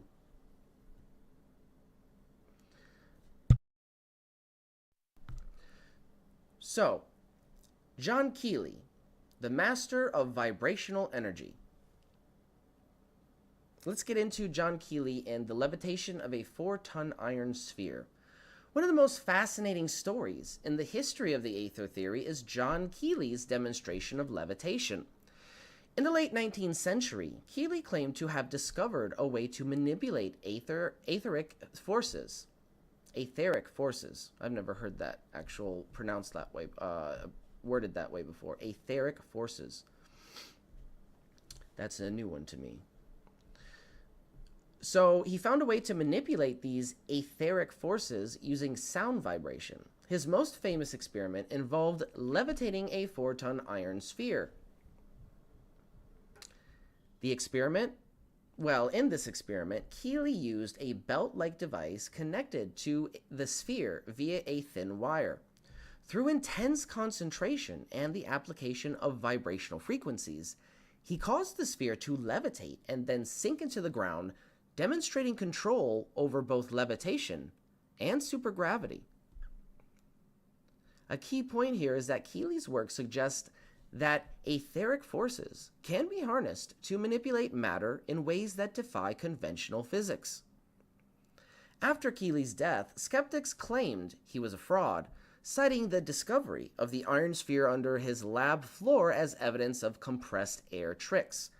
However, historical accounts reveal that Keely himself buried the sphere using his etheric technology, clearing space in his lab. A logical argument for this would be, if Keely were a fraud, why would he leave behind such a massive, unexplained artifact? The sheer weight and size of the sphere make it unlikely that compressed air alone could achieve such feats. Absolutely not.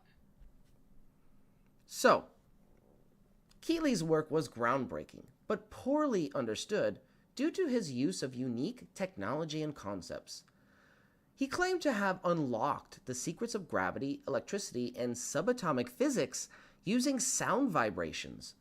While his method remained mysterious, his experiments challenge our understanding of energy and matter. Moving on to our second revolutionary, I would like to call him, of science, Wilhelm Reich.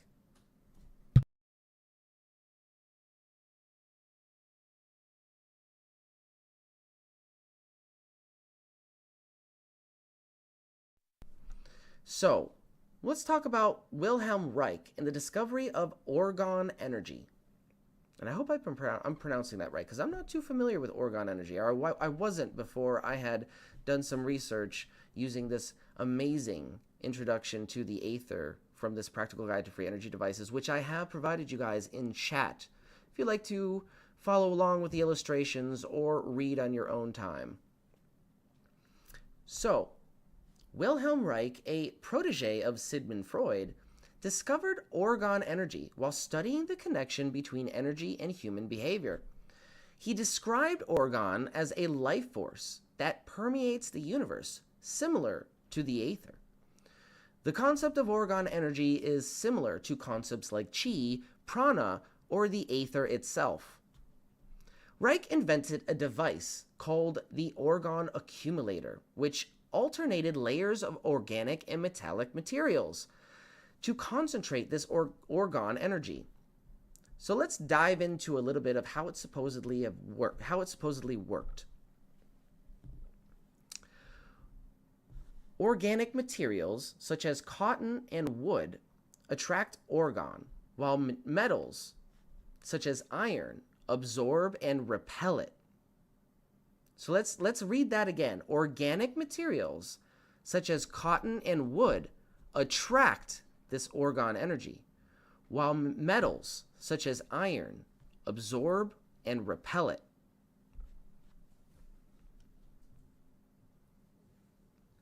So Reich used orgone accumulators for claiming success in, well, we're not going to go into that, but success in different various applications of healing.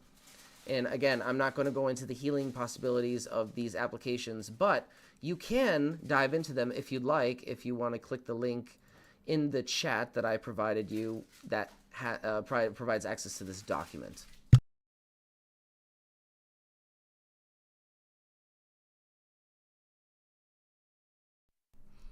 Reich's work was suppressed by the FDA, which labeled orgone energy as pseudoscience.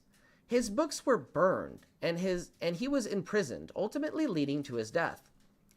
So a logical argument for this whole scenario is, if orgone energy were purely fictional, why did the FDA go to such extreme lengths to suppress it? The intensity of the backlash suggests that Reich's discoveries posed a threat to established interest and the economic structure of power. Reich's orgone energy aligns closely with Aether theory.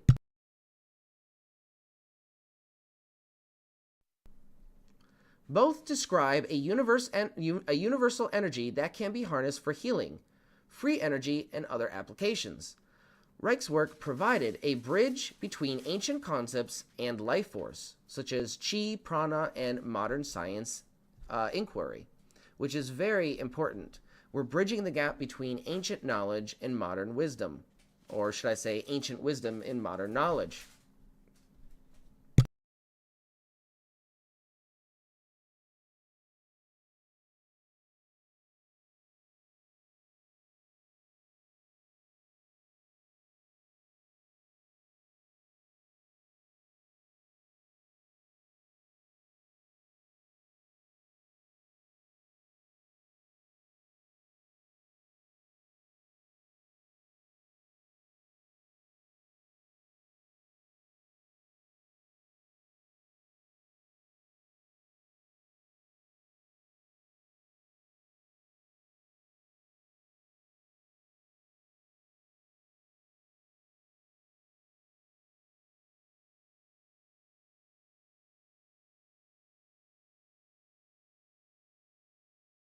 So I'm trying to find the chapter for you guys here real quick.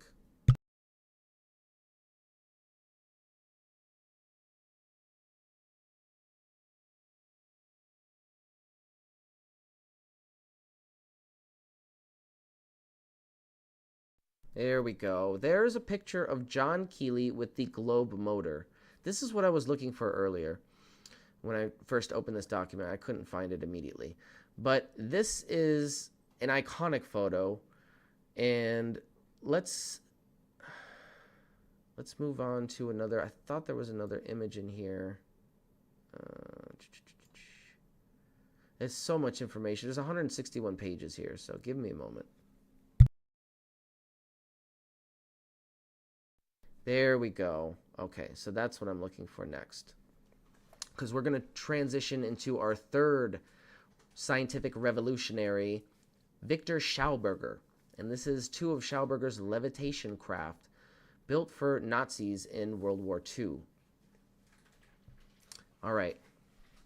These actually, I haven't seen these anywhere. Not in any, like, documentaries or nobody covering any of this, you know, like, Nazi technology, ancient technology connection stuff.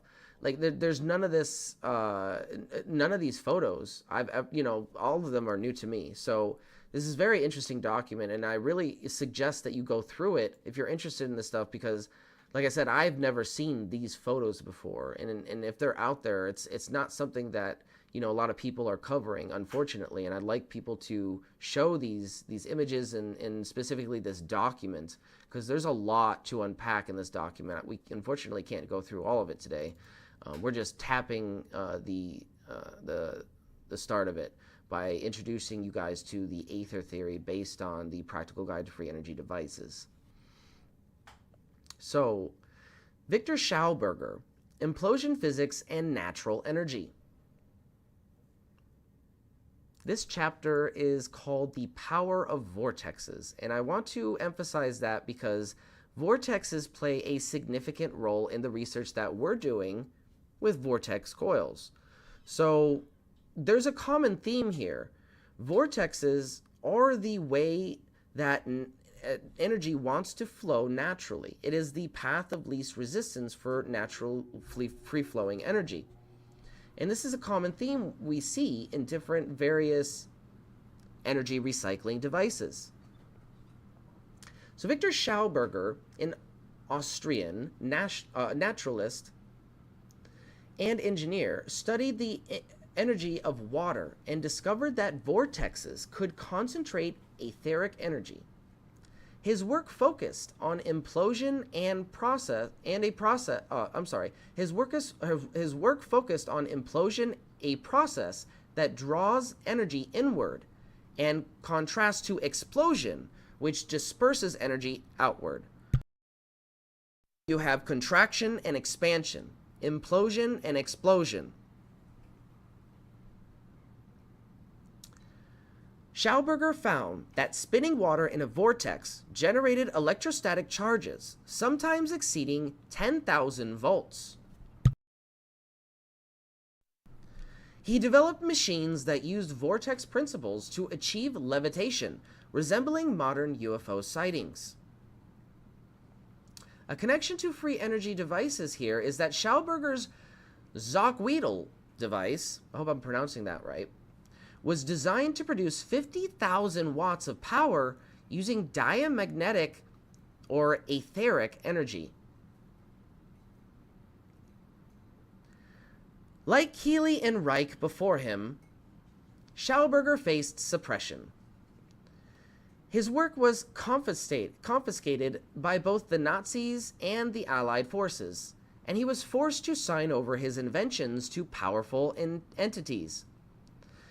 So a logical argument for the skeptics here is that the consistent pattern of suppression suggests that Schauberger's discovery had real potential to disrupt existing energy systems and the macroeconomic status quo. Regarding Schauberger's legacy, his work demonstrates that etheric energy can be harnessed through natural processes such as vortexes and implosion technology. His discoveries offer a blueprint for sustainable energy systems that align with nature, rather than exploiting it, like we do now.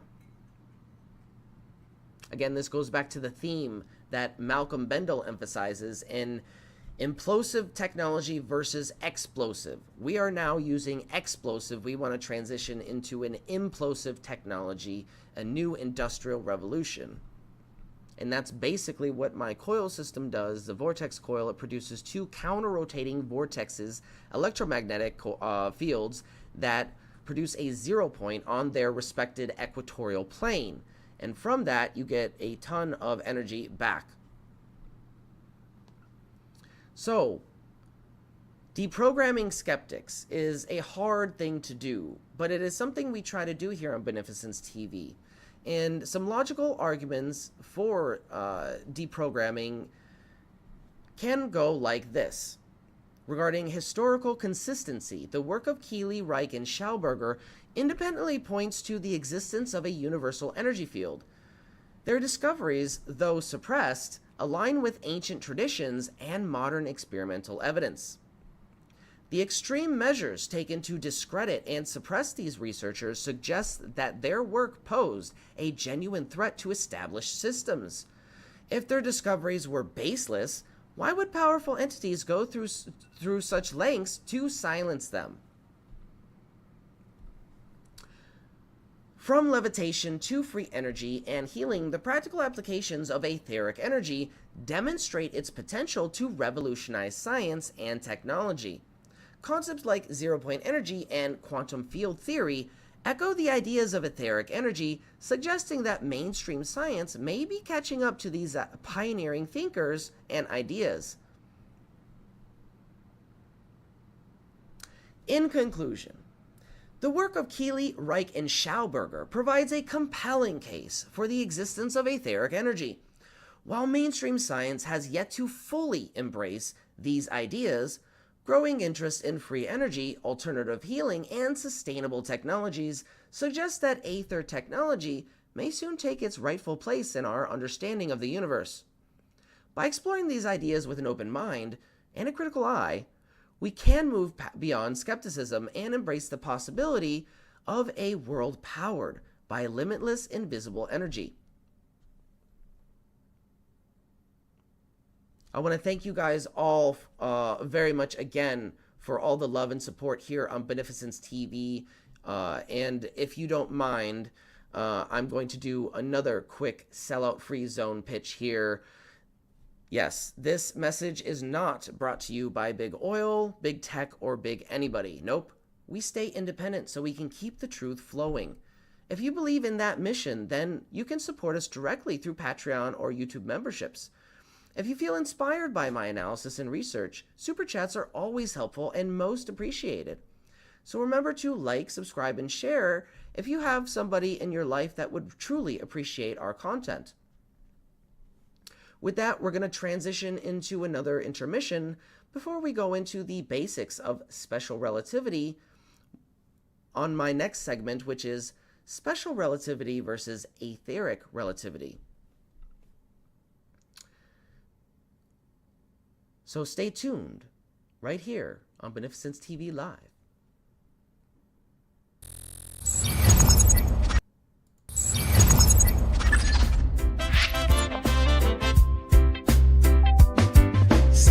I remember when we used to stand in the heart of the workers' plan.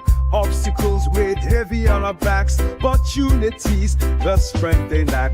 Good friends we had and good friends we've lost, fighting battles at every cost. But through the struggle we raise our voice, in solidarity we made our choice. No union, no buy. No union, no buy.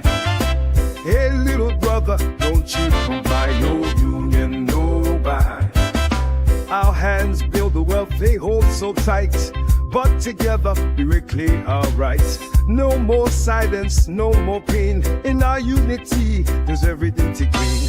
We lift each other, we won't back down. From city streets to every town, the power's in the people's hands. No union, no buy. We take a stand. No union, union, no buy.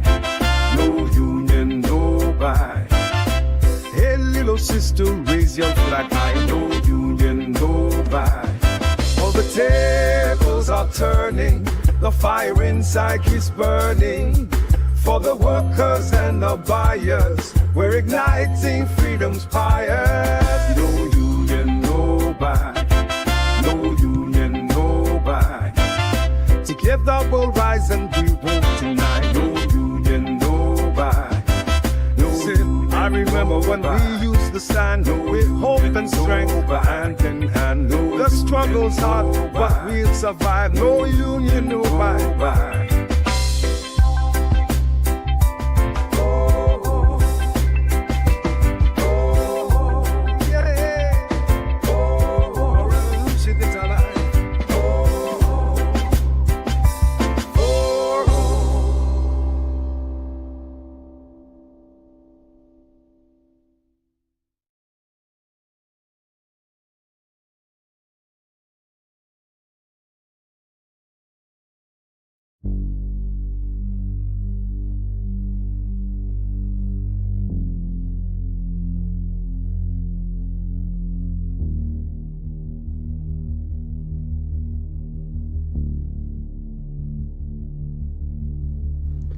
Remember, everybody, we have a poll. We're going to transition into the interactive mini-lab session after the Aether theory lecture.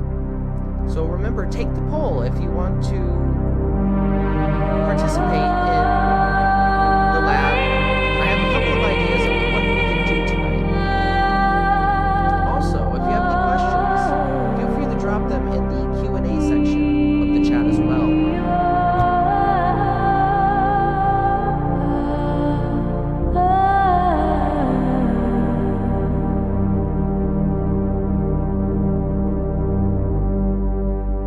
Aquarius asks, have I come across any Dan Winter yet? Yes, I have. I have come across Dan Winter, and we have covered a little bit of him in past podcasts.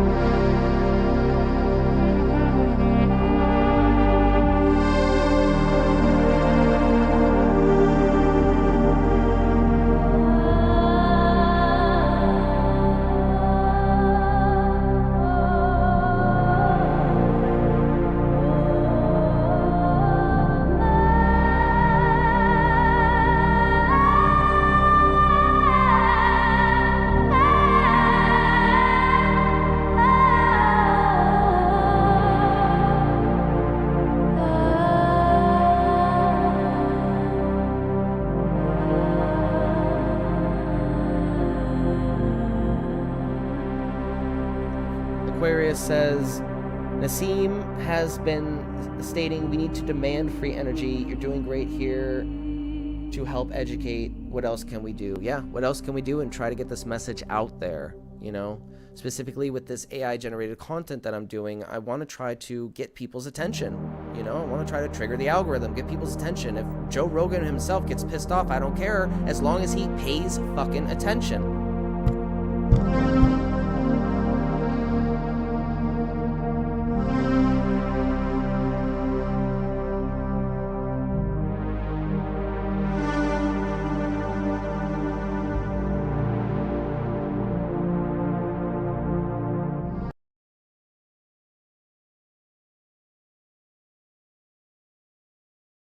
Have you heard about this Benefactor guy? This dude is talking about free energy, but here's the twist. He says it's not free energy. He's calling it energy recycling, which first off is kind of genius, right? Because when you say free energy, people immediately throw you in the crazy bin. But energy recycling, that sounds like some next level Tesla shit. Yeah, man, it's all about the branding. But what is it that he's actually doing? All right, check this out. He posted this. Free energy isn't actually free. This is a misnomer. It's actually a mutual exchange from the vacuum, a field of energy from which everything arises, the same energy that powers an atom. Like what?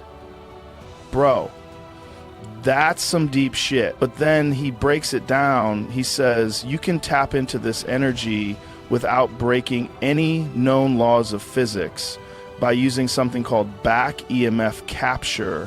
Whoa, back EMF capture? Sounds like some serious sci-fi tech. Dude, listen to this. He explains that when a coil collapses using a pulsed signal, the energy that would normally just get wasted, like just dissipate as heat, can actually be recycled. He says nature gives you back energy to stabilize the system, which makes sense if you think about how nature works. Like everything in nature is always trying to find balance, right? So equilibrium, is that like how water always levels out or something? I'm trying to remember what Ms. Murphy said to me in 6th grade science all those years ago. What was that? Oh yeah, Elon, stop eating that glue and pay attention. Man, if only I had listened, I'd probably be the one inventing energy recycling instead of just talking about it. Exactly. So he's saying that by intentionally destabilizing the system, collapsing the field, you actually get energy back as a kind of natural response. And here's where it gets wild. He compares it to pushing a swing. If you push at the right moment, you don't need to use a lot of energy and the swing gains momentum. But instead of a swing, he's using resonance to harness that extra energy without it becoming destructive. He says most traditional systems are like a surfer fighting against the current, while his method is like riding the wave to shore. Dude, that's crazy. So he's basically saying the energy is already there. I just suck at using it efficiently? That's what it sounds like. He's basically saying the way we harness energy now is like trying to swim against the tide. And if we used resonance instead, we'd be tapping into energy that's already there, just waiting to be used. I don't know, man. Either this guy is onto something or he's the most poetic bullshitter of all time. Well, if he's legit, why isn't he all over the news? I haven't heard anything from him on X, formerly Twitter. He hasn't said anything bad about me on X. So, you know, I didn't ban him or anything. Look, I'm not the monster my therapist says I am. I mean, sure, I've spent millions of dollars training to beat a kangaroo in a fist fight, but that doesn't mean I'm dangerous. It just means I get shit done. That's the real question, man. But here's the craziest part. I looked into him, and he's not selling anything. He open sources all of it. That's the real question, man. Either the system doesn't want to hear it, or we're about to find out if this guy disappears in the middle of the night. Dude, that's crazy. He's absolutely crazy. That means if he's telling the truth, anybody could build this in their garage. You know what I say?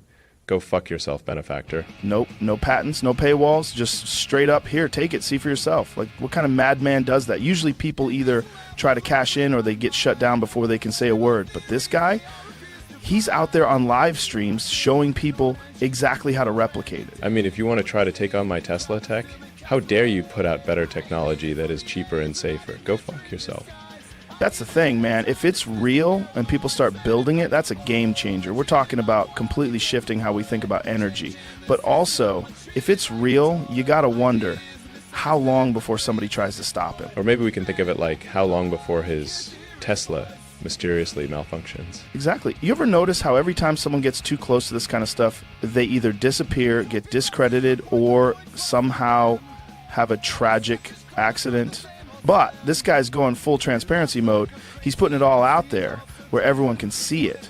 Maybe that's his strategy. If enough people know, it can't just get buried. Holy shit, this might be one of those moments, you know, like we look back and say that was the start of something huge.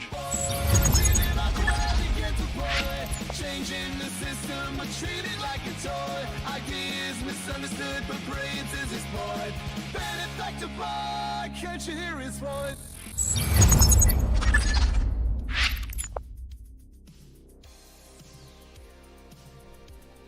Welcome, welcome, welcome back to the Benefactor's Guide to Free Energy Devices. We're going to move on to the basics of special relativity before we enter the etheric relativity. This is something that I've wanted to delve into for quite a while, and Elias's PDF gives us a clear sneak peek into some of these ideas and concepts in a way that I had not previously been introduced to them. So let's dive in. First up, let's talk about Einstein's special relativity. It's the theory that made E equals mc squared a household phrase and taught us that time isn't as straightforward as we once thought. Special relativity says that time slows down and lengths contract as you approach the speed of light, but only if you're moving at a constant speed. That's right, special relativity only applies to inertial frames, which are basically objects moving in a straight line at a steady pace. No speeding up, no slowing down, no U-turns. But here's the catch. In the real world, nothing is perfectly inertial. Even a snail has a little acceleration. So special relativity is like that friend who only shows up to the party if everything is perfect. Cool in theory, but not as super practical. My headset just gave me the dying, so give me 1 second. Put it on the charger. There we go.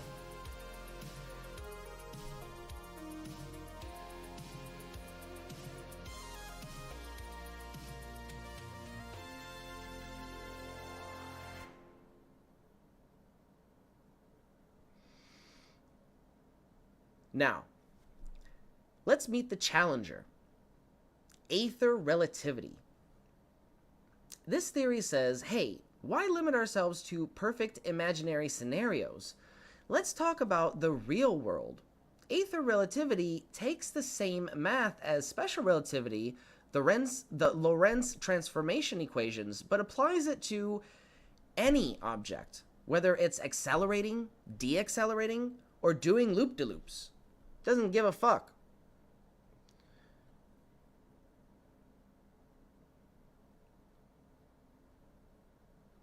Let me see if I can find an illustration here.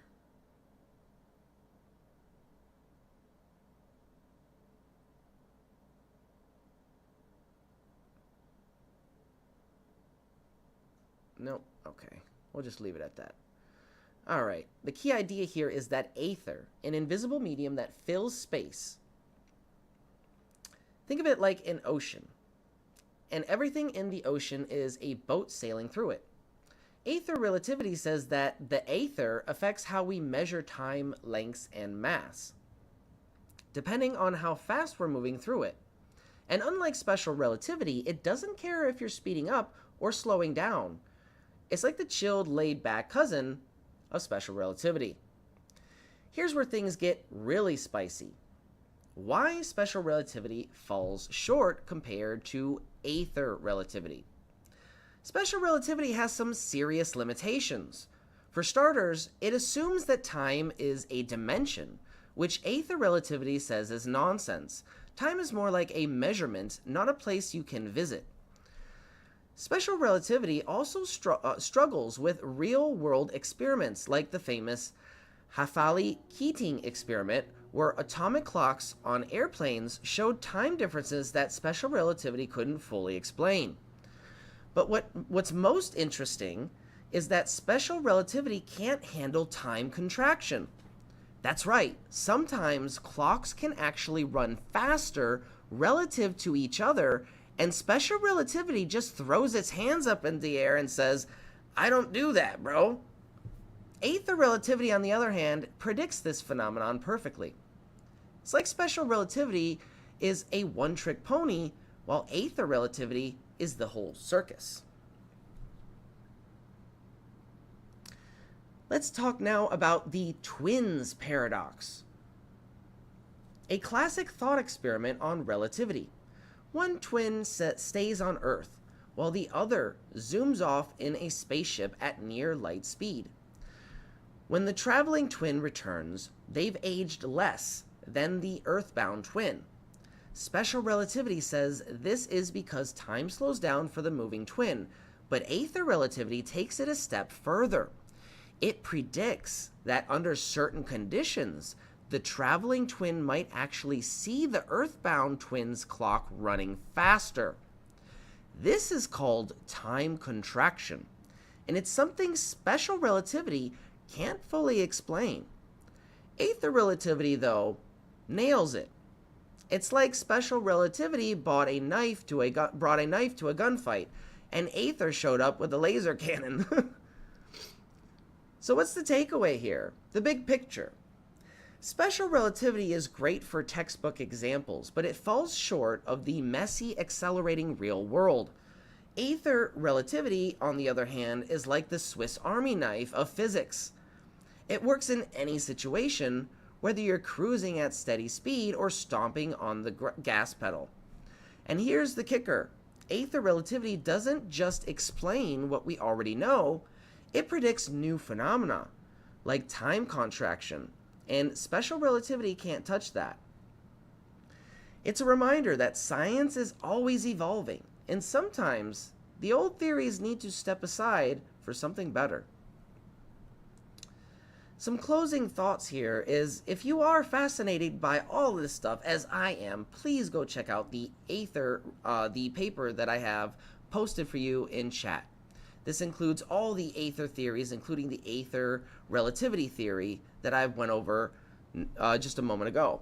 It's a deep dive into one of the most exciting ideas in modern physics. And remember, whether you're Team Einstein or Team Aether, the universe is full of mysteries waiting to be solved.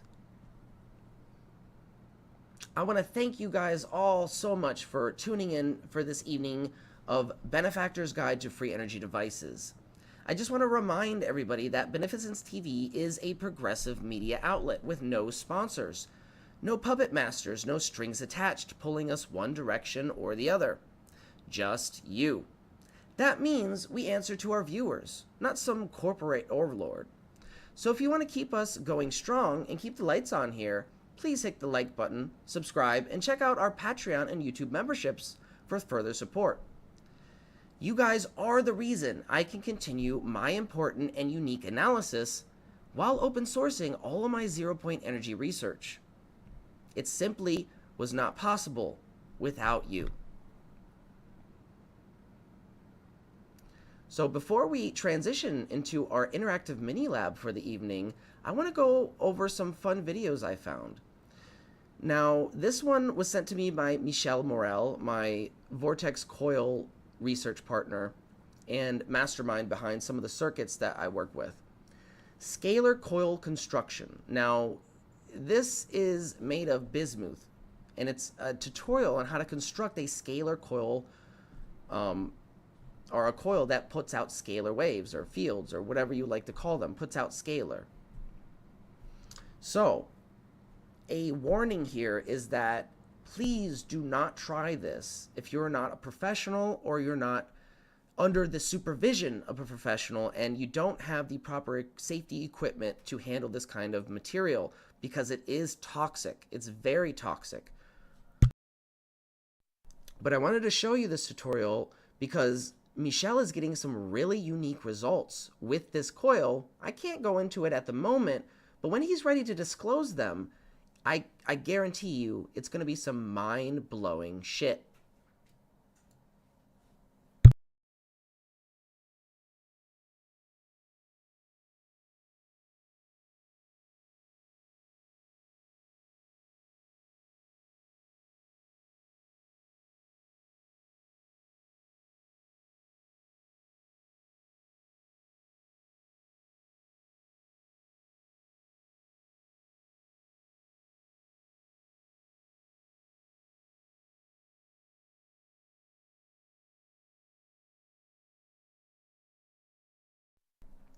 Alright, so here is the scalar aluminum bismuth coil core construction. And remember, please do not do this experiment or try this experiment and build this coil if you're not a professional. This is very, very dangerous material. This is for information purposes only. Okay? So here is how to construct this bismuth scalar coil. The process is kind of involved here. So you're going to need the proper safety equipment, gloves, and even a gas mask if you have access to one. And I just want to say again, don't try this at home. Please, don't. I'm not going to do it. I sure as hell am not going to build this thing. Michel did, because he's a mad scientist. He is insane, but he's a genius. So he knows exactly what he's doing.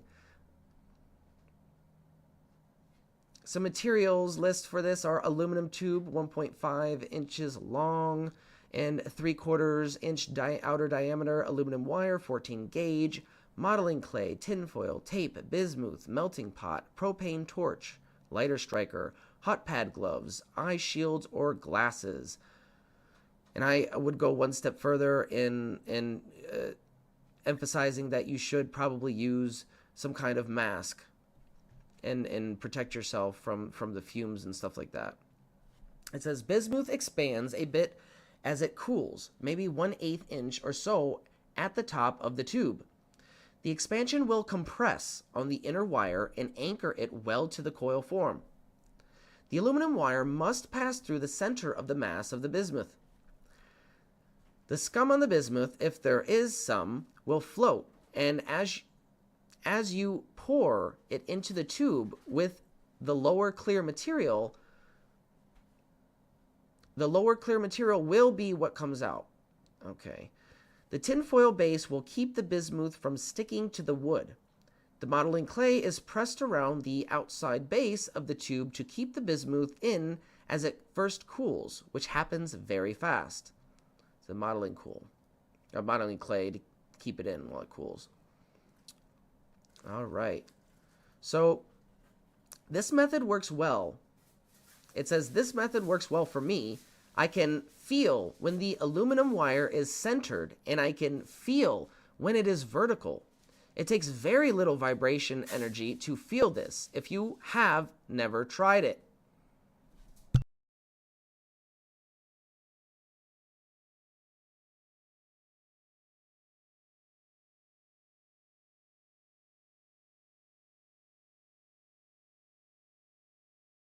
It goes on to say 24 gauge insulated hookup wire, 20 feet. Start in the middle of the 20-foot wire, loop the core at one end, twist the wire around each other once so that the wire tracks behind the way they came. Repeat this on the opposite side each time down the coil, keeping the windings tight as they close together, as close together as possible. And it should look something like this. One tight layer is enough. You can stick the center of the wire at the top using a little hot glue to hold it in place. The entire coil can then be converted with a heat shrink tube to hold the wire in place over time. Twist the lead in wires together tightly to prevent RF radiation and interference. This winding is used because it can be shut off and controlled well. This is not the case for many such scalar coils. Most sensitives will feel this coil vibrate up if the two wires' ends are shorted. When they are opened, the coil will go dead. So this is the feel reach sensing chart included in this.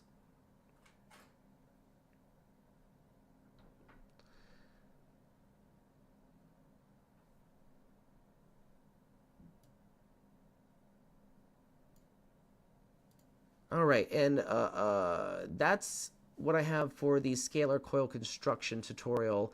Right now I want to show you a fun video, or a couple of fun videos on some new technology and old technology.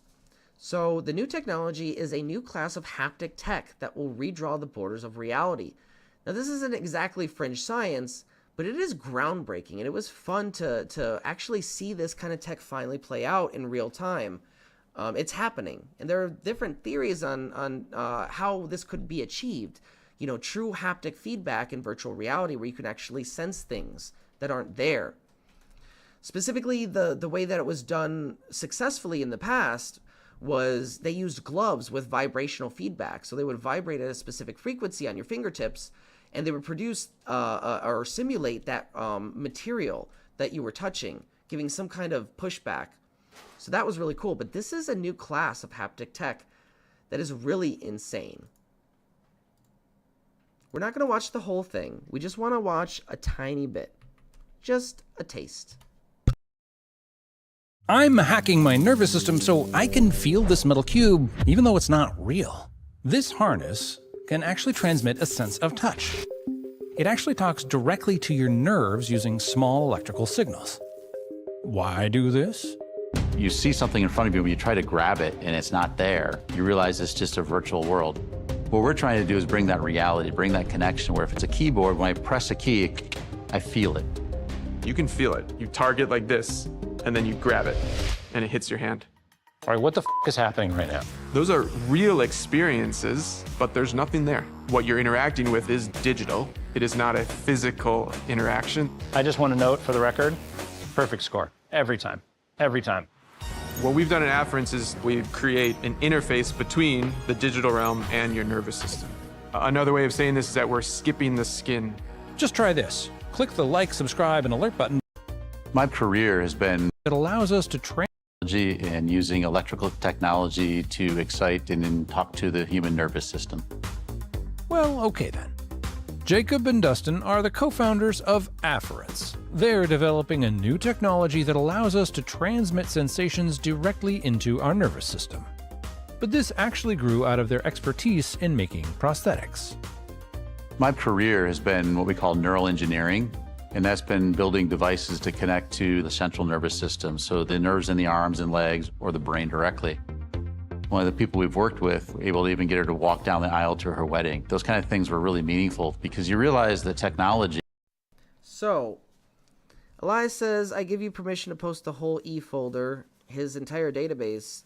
Yeah, that might make it easier. We'll set that up in the next podcast though.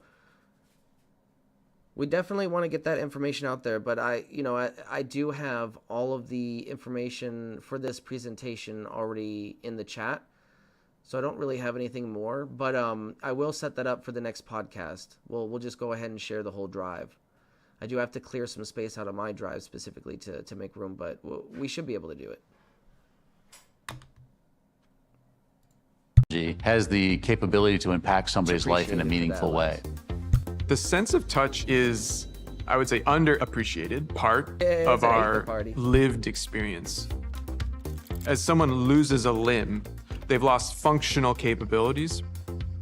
But what's more meaningful is the emotional or psychological effects of losing a limb and having a sense of wholeness. And a sense of wholeness comes from what makes this new technology. This research into how prosthetics can link up to our nervous system is part of what makes this new technology possible. The nerves under our skin are like little transmission lines for the signals from our body to our brain. They're like little wires. You're just connecting a wire and you're producing the right signal that your brain can interpret. If we can tap into those transmissions, we could send a signal that tells the brain our finger is pressing on something or touching something. Most haptic systems you've probably experienced are using little vibrating motors. This is a pretty crude way to imitate the way we experience tactile sensations. Not only are those motors kind of bad at replicating touch, they're also bulky and expensive. all the haptic experiences you've had so far, whether that was with a mouse and a keyboard or a cell phone, have used your skin to create that information that goes up to your brain. Whereas at Afference, we can skip the skin and send information directly to the brain through our neural interfaces. So the way that our hands normally work is you have 17,000 little sensors in your skin, right? So the skin picks up all these interactions we have with the environment. All those run to a bunch of wires that come down through your finger, up through your hand, all the way up to your spinal cord. So the brain gets, as I touch a finger, there's a bunch of impulses that run along this wire. It's just like a telephone cable at that point. The information's from the fingertip. Everything else is transmission. Our technology allows us to put information into that wire. So if it's not created on the fingertip, I can fake it, put that same information on the wire. The brain didn't know it didn't come from the fingertip. So by creating that information... Exactly. So when somebody unfortunately goes through the tragedy of losing a limb, excuse me, the central processing unit for controlling that limb is not gone, not necessarily. Their brain, if they're still thinking that they can, lift their arm, if they can make that thought, then you can theoretically attach a augmentation and capture some of that some of the energy signals and interpret them for that augmentation. So that's pretty cool. Pretty cool. And this technology is going to help a lot of people, not just in engineering and in virtual reality realms, but in the prosthetic realm as well, specifically those who have suffered, you know, the tragedy of losing a limb. So with that, we're going to stop that video, and we're going to go into something a little more lighthearted. Something that I found, which was an interesting spin, an interesting new spin on some old technology regarding Joseph Neumann's motor. Now, a little background information on Joseph Neumann. Neumann was a maverick inventor who claimed to have built a revolutionary energy machine that could output more energy than it consumed. Essentially, he was recycling energy. His Neumann motor was based on principles of electromagnetism, with an oversized coil and unique commutation system, which he argued harnessed energy from the atomic structure of copper. Neumann claimed that the motor derives its power by converting some of the mass of the copper in the coils into usable energy, in applications of Einstein's energy mass-to-energy equivalences. According to proponents of the energy machine, the most crucial part of the design concerns what happens as a result of the mechanical commutation. Despite his relentless efforts, mainstream science and the U.S. Patent Office rejected his claims, citing a lack of verifiable proof.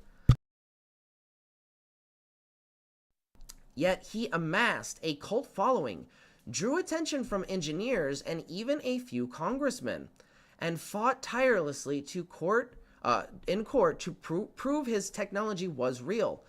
Whether he was a misunderstood genius or a self-deluded showman remains debatable, but his story highlights the battle between fringe science and institutional skepticism, a fight still raging today. I'm on the side to believe that he was a misunderstood genius, true genius. And here is a cool video I found of the world's smallest Joseph Neumann motor. This is so cool. I found this so cool, and I wanted to share it because it was such a fun video. Look at that. Look at that little cute thing.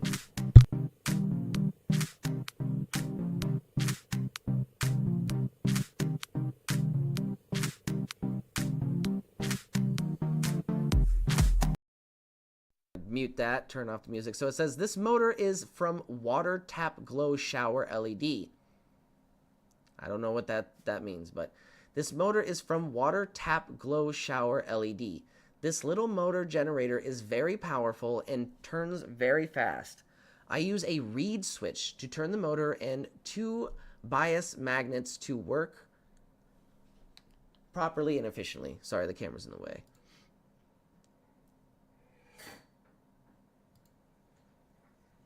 We could play our own soundtrack because I don't want to get triggered by any copyright.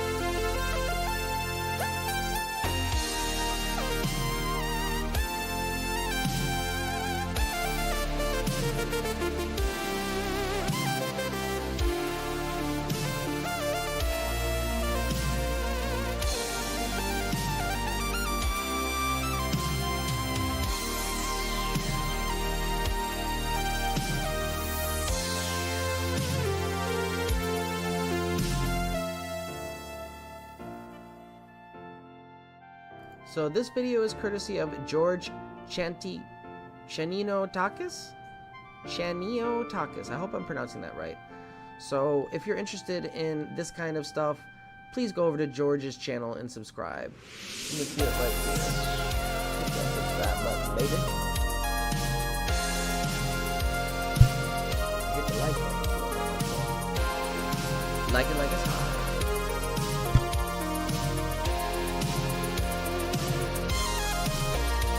Very impressive. So tiny too. So tiny. I don't know, something about these microcircuits and these little tiny devices that are replications of larger devices, they're so amazing. I love watching people replicate large devices on a small scale. So cool.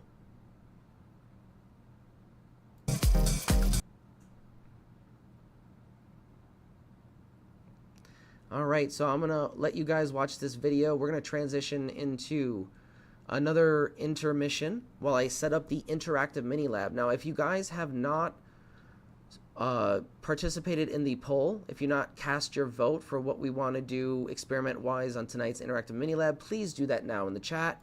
We have 4 different options. We have the paradox box we can test with tonight. We have the green machine pulse motor system, which reduces our wattage input by 30 watts. We could test with the green machine pulse motor system. We have the dual or thruple thief setup we can test with. And we could also test with the piezoelectric transducer. So it looks like the paradox box is taking the lead. If you have an ulterior idea, please drop it in the chat or cast your vote now before it is too late. Time's closing in. As soon as we get back from our intermission, we will close out the ballot box, and the poll will be officially closed. So whatever happens on the poll by then, we will choose. Right now, it stands to be 44% paradox box, 22% green machine, 22% dual or thruple thief setup, and 11% piezoelectric transducer. So the paradox box is taking the lead by at least 22%.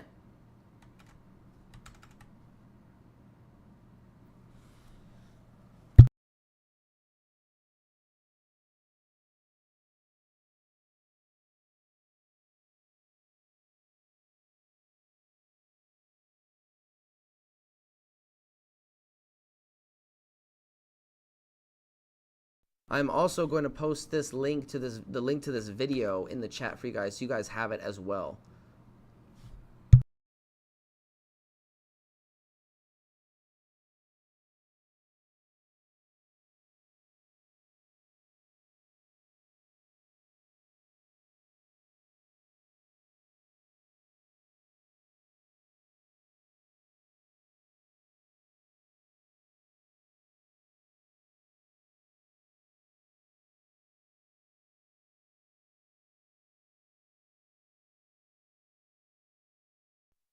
So that was the world's smallest Joseph Newman motor. So cool. Another anti-sellout disclaimer for everybody. Just a friendly reminder to all our viewers out there and people who are tuning into this channel for the very first time. This channel is proudly brought to you by absolutely fucking nobody. No corporate overlords here, no shady business deals. This channel is only brought to you by you, the people.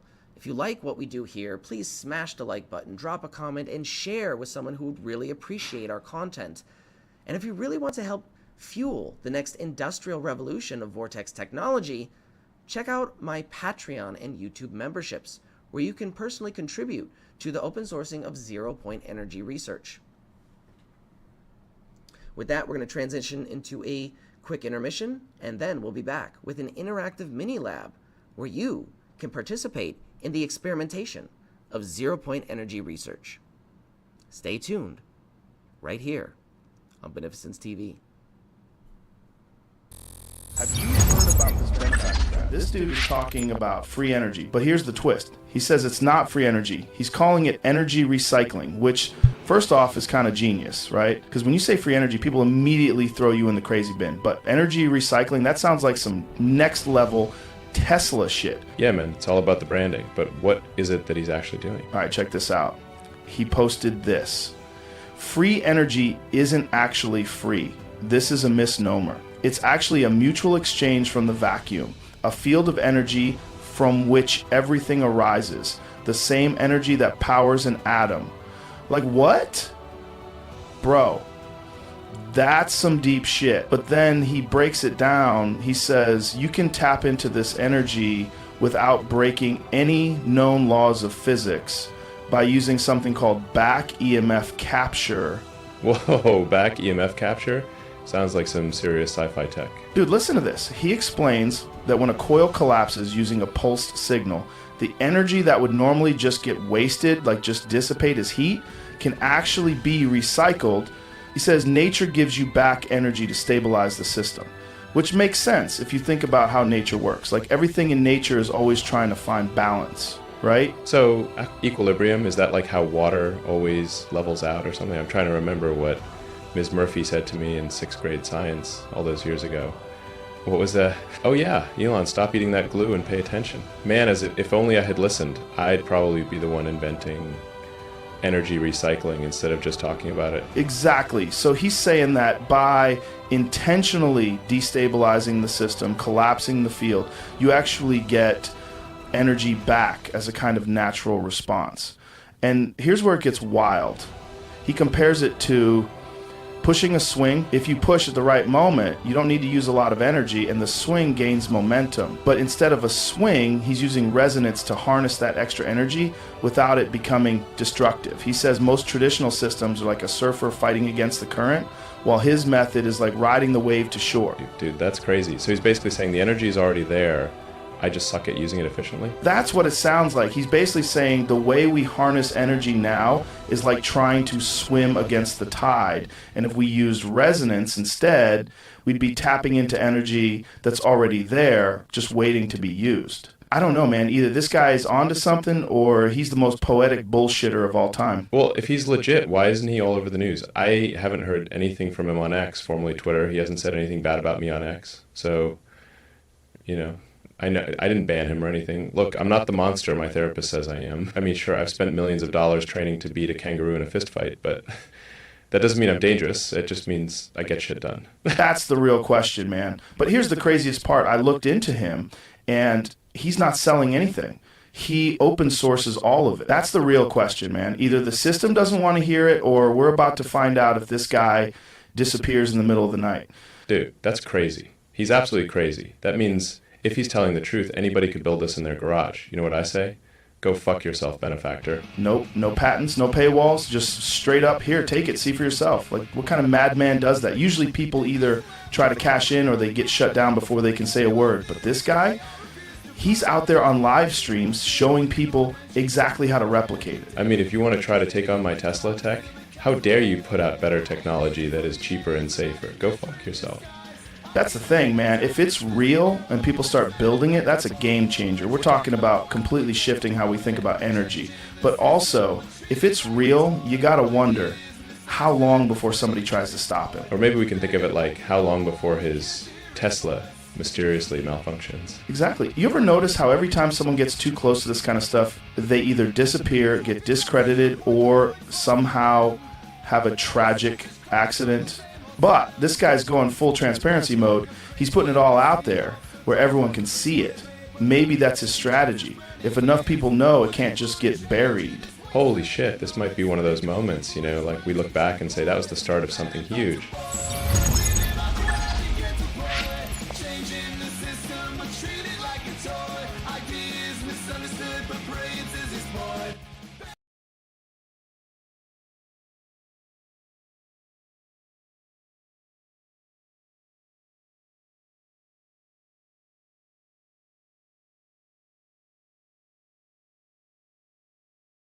This minor galaxy, every number secret sound. Years in shadows, chasing dreams, the loneliness where he was bound. But in those waves of radiant truth lies the magic of his youth. Oh, like the night victor spark, he's a beacon in the dark. The math magician's rise, we see the world through They call him at a lonely star, lost in formulas so bizarre. Connections made where none could see, a future bright while symmetry. Beyond the whisper and the sneers, victor's victory over the years. Oh, like the night picked a spark, he's a beacon in the dark. The math magician's right, we see the world through his eyes.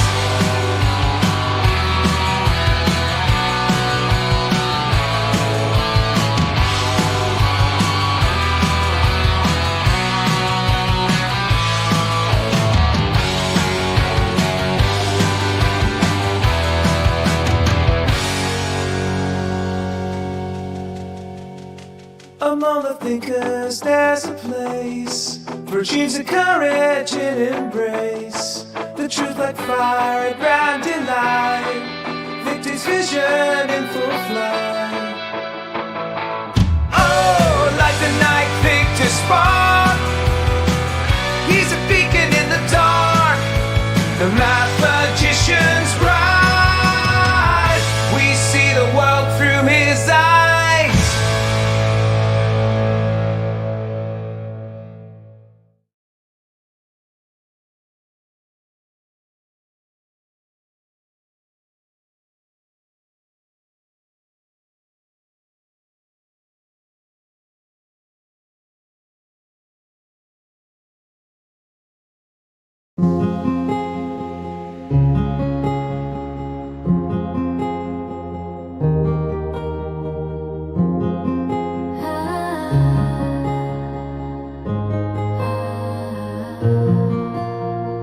In a lab with dreams ignite, Lulu's mind is taking flight.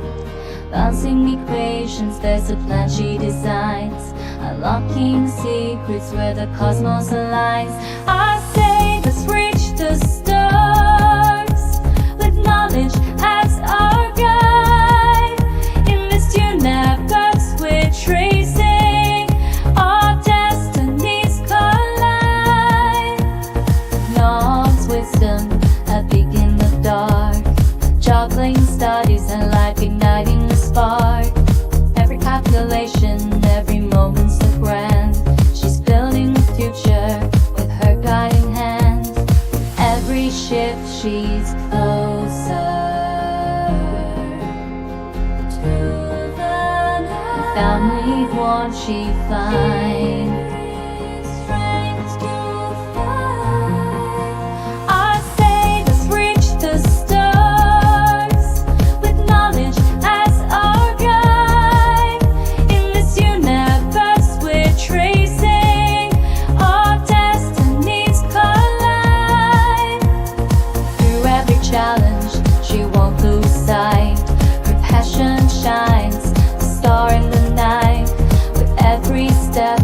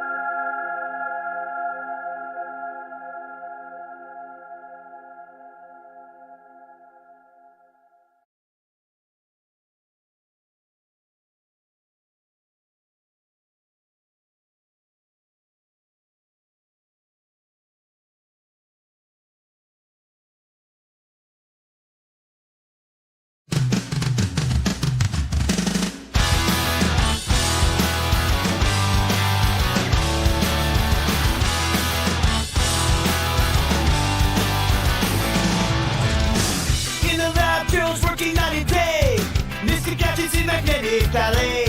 Circles of power aligning destiny's way. Running those rings, they defy gravity. Critics working out, they don't bother heat. In his domain, Jill sets the world free. Lord of the Rings, pretty strong. Proving the currents if they wrong. Electromagnetic symphony. Terror only crafts destiny.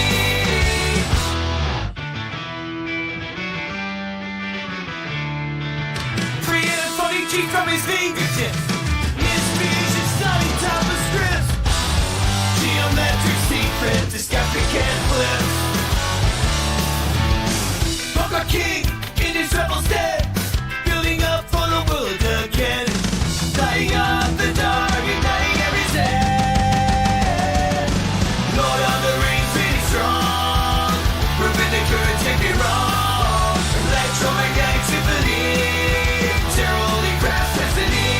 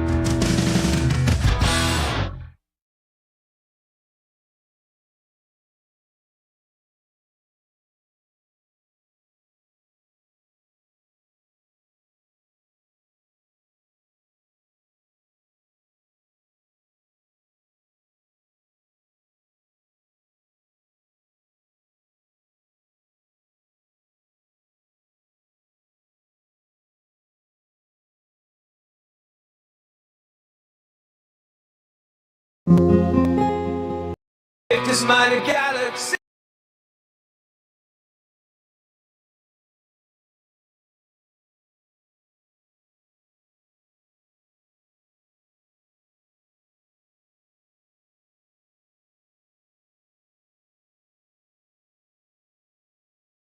In the depths of the unknown, radio waves are explored shows, mysteries are regraphed and shown.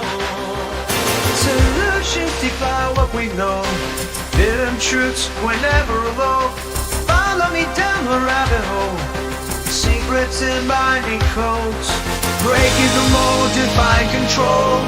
Power bursts without a soul. In this digital catacomb, we spread the truth of the truly bold. Epics we uncover, forbidden undercover. Rise against the silence, breaking through defiance. Energy from the ether flow, quantum realms, the science aglow. Whispers from ancients echo, gravity's unhooked, let's go. Beyond the reach of their woe, slowly went through ever cold, bridge the gaps, all light shows. Pioneer, on we roll, past the famous say so. This is all been on low. Epics we uncover, forbidden undercover.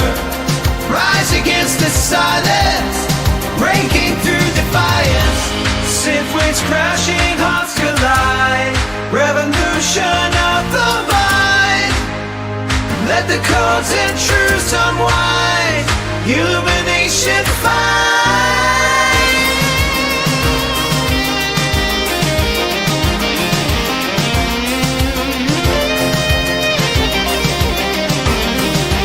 Epics we uncover, forbidden undercover. Rise against the silence, breaking through defiance.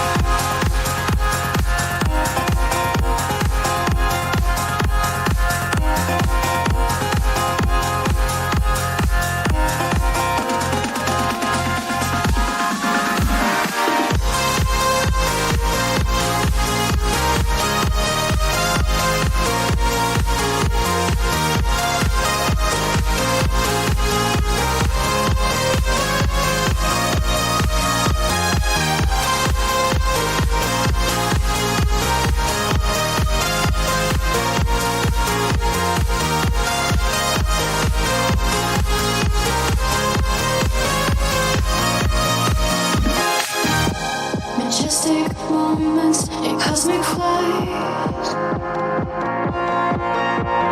Holding on to the stars of starlight. There's a light within the dark waves, guided by echoes of ancient ways. Unify our reflection. With everything there's a connection. Feel the pulse, divine sensation.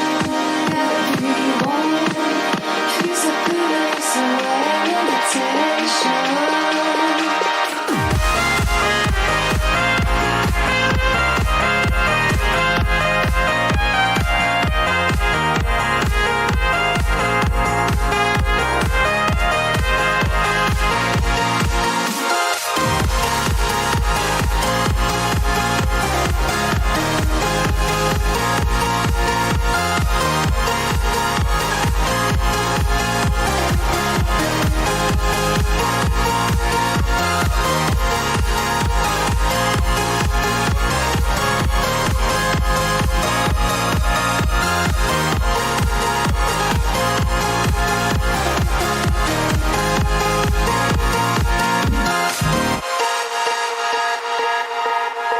There's a light within the dark waves, guided by echoes of ancient ways. Unify our reflection. With every beat there's a connection. Feel the pulse, divine sensation.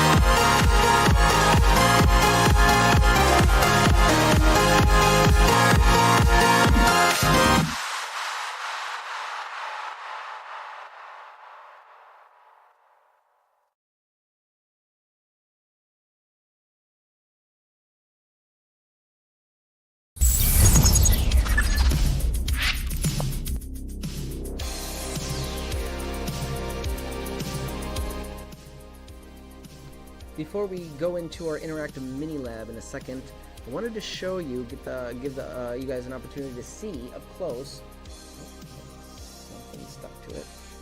The paradox box. So this was designed and sent to me by my research partner Michelle Morel.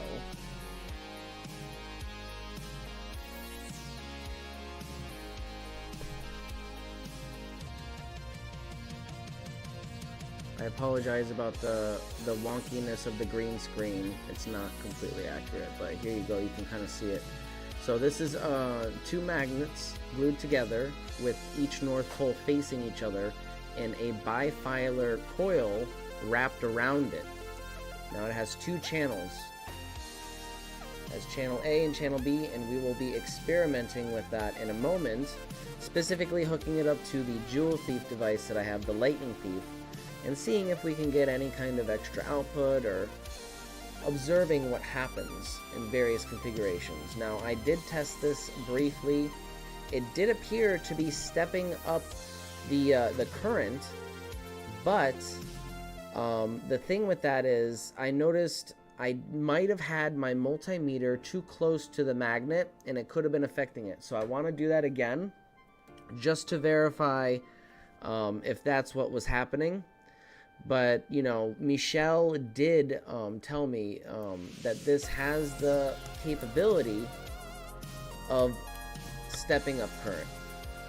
I believe that's what he said to me when he sent it to me. So, Michelle Morel is my research partner. He is the mastermind behind of a lot of the devices I'm working with and testing out and doing research on, while I open source all of that research right here on Beneficence TV live. So we are going to go into the mini lab. We're going to go into the intermission screen again so I can set up the camera. But we're going to start here momentarily with our interactive mini lab. It looks like I'm ending the poll, and it looks like The paradox box won out by 22%. You guys want me to test the paradox box, so that's what I'm doing. That's why I'm showing it to you right now. Narrowly beating out, you know, or not narrowly, but doubling the turnout of people who voted for the green machine. So maybe we'll do the green machine in another live stream mini lab. So that's the pulse motor system where we spin the neodymium sphere and we can reduce the input wattage by like 30 watts. That's pretty cool. So let's transition to the intermission screen, and I'll be right back after I set up the camera for the mini lab. Remember, grab your PPE, your safety glasses, and your lab coat.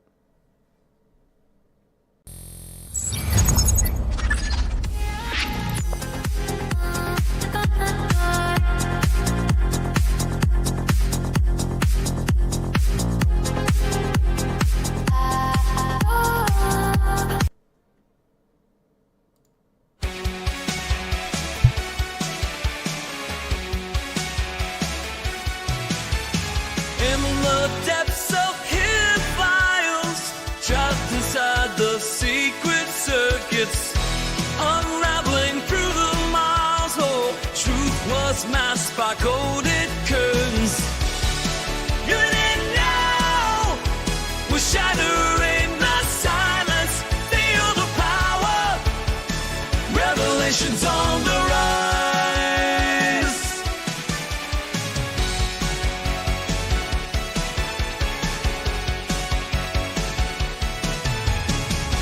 The shadows, light emerges, breaking through the veils of dark.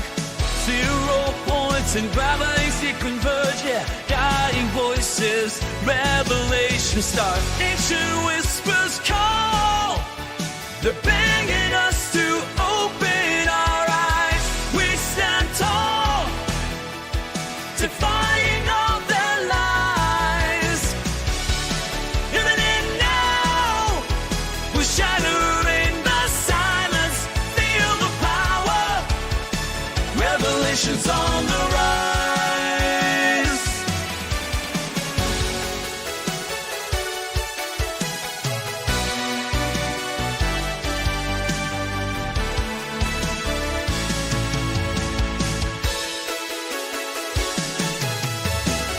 Forbidden knowledge we dare to see, unveiling secrets, setting us free.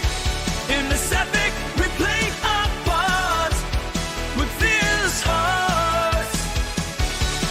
You didn't know, we're shattering the silence. Feel the power, revelations on the rise.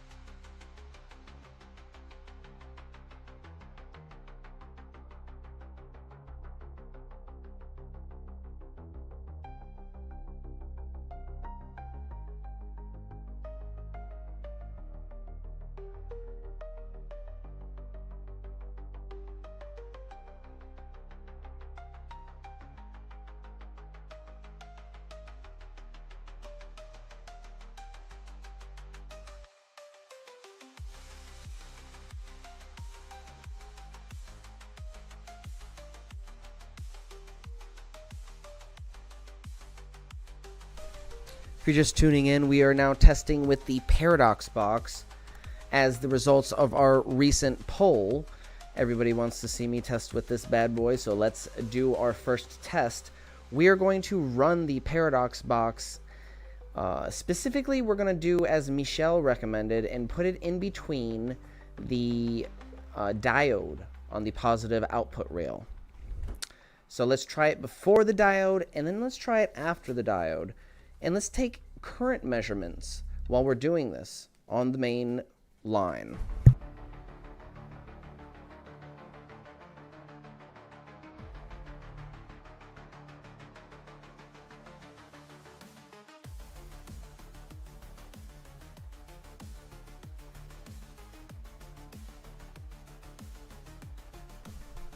For this test, I'm going to be using different configurations. I'm going to start off with one channel, then I'm going to use the other channel independently, and then I'll try hooking up both channels and using them together with the Nunez open circuit method. By connecting channel A start to channel B finish, you are producing one giant coil. So we'll test all of that momentarily.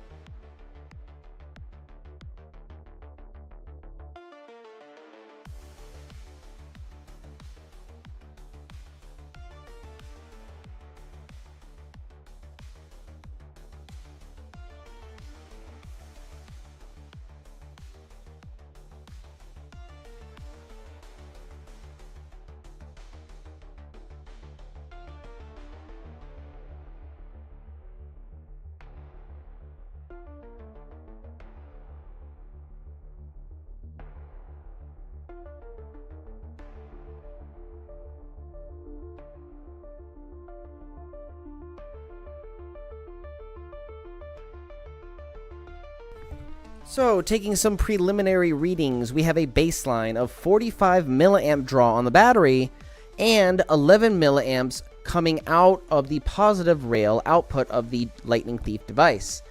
So that is what we were measuring without the paradox box.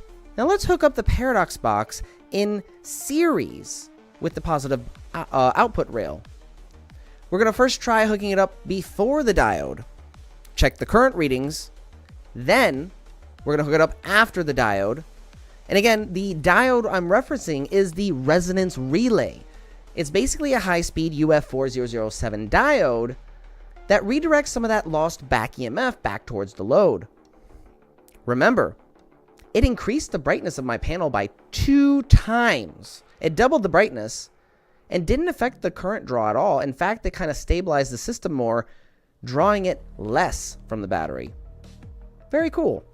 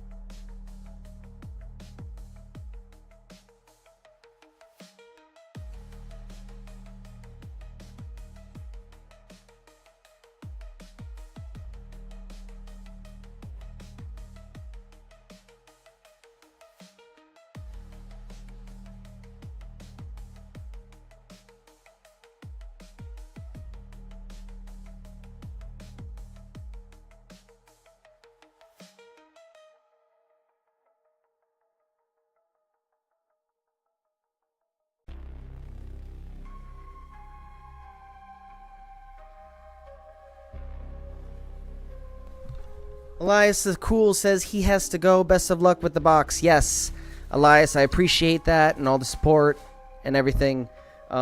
Remember, Elias has the icon of Doctor Who.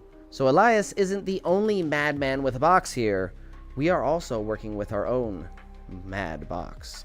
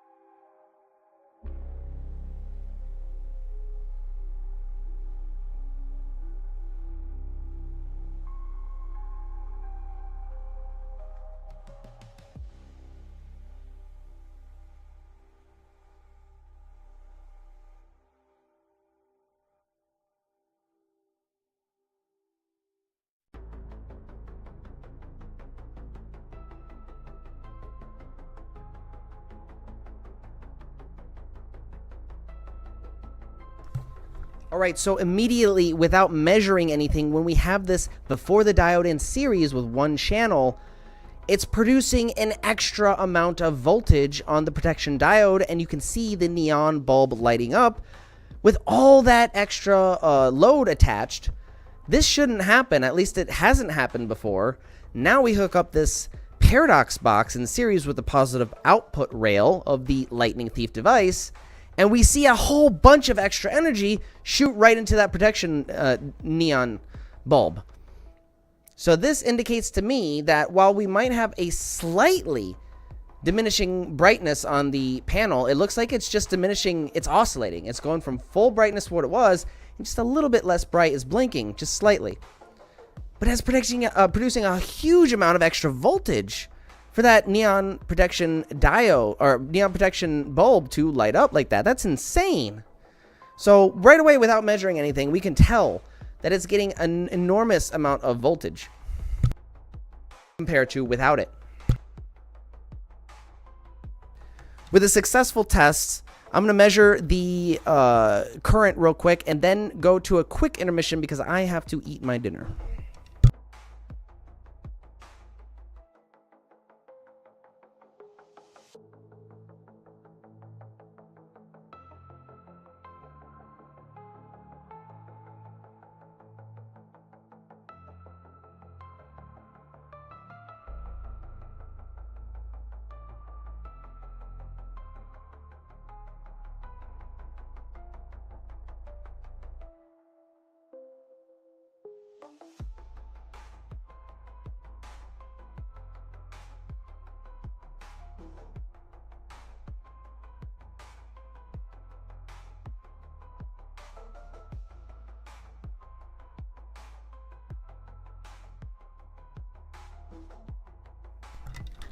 Interestingly enough, the current readings on the battery output from the source, the battery, it dropped from 45 milliamp draw on the battery to 32 milliamp draw. And it also dropped from 11 milliamps going into the light bulbs to about 4 to 5 milliamps. So that is interesting. It's like it's leveling out a little bit like we saw with these 0.6 watt LED light bulbs, where everything leveled off at around 10 milliamps from the source to the output of the coil into the circuit to the output of the circuit into the load. Everything seemed to be stabilizing with that 0.6 watt LED bulb. This is more of a stabilizing effect, it seems, where we're pulling less amperage while maintaining relatively the same brightness. We will do some lux readings with the lux meter in a little bit, but let me go to a quick intermission so I can eat some food and energize for the rest of this podcast.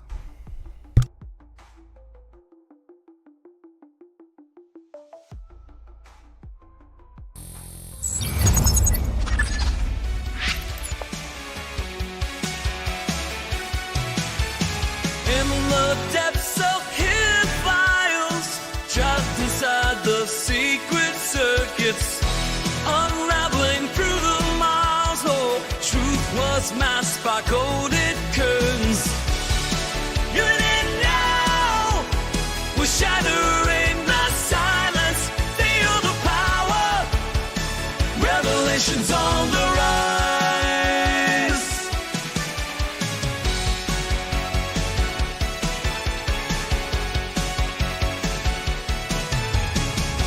The shadows, light emerges, breaking through the veils of dark. 0 points and gravities they converge, yeah. Dying voices, revelation start. Ancient whispers call, they're begging us to open our eyes. We stand tall, defying all their lies. Even in now, we're shattering the silence. Feel the power. Revelations on the rise.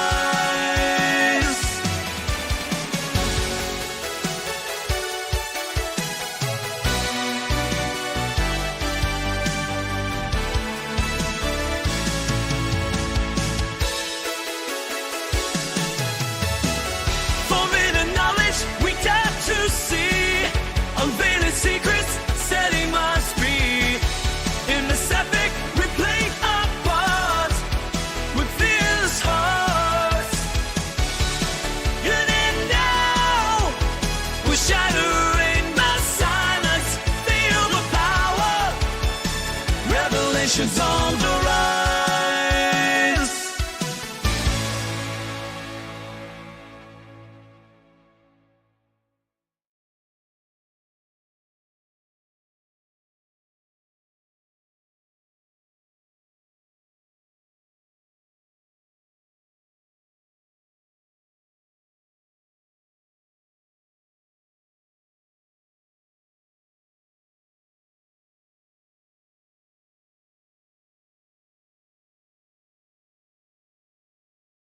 You might have heard a jewel thief circuit hum to you before, but have you ever heard a jewel thief circuit actually sing to you?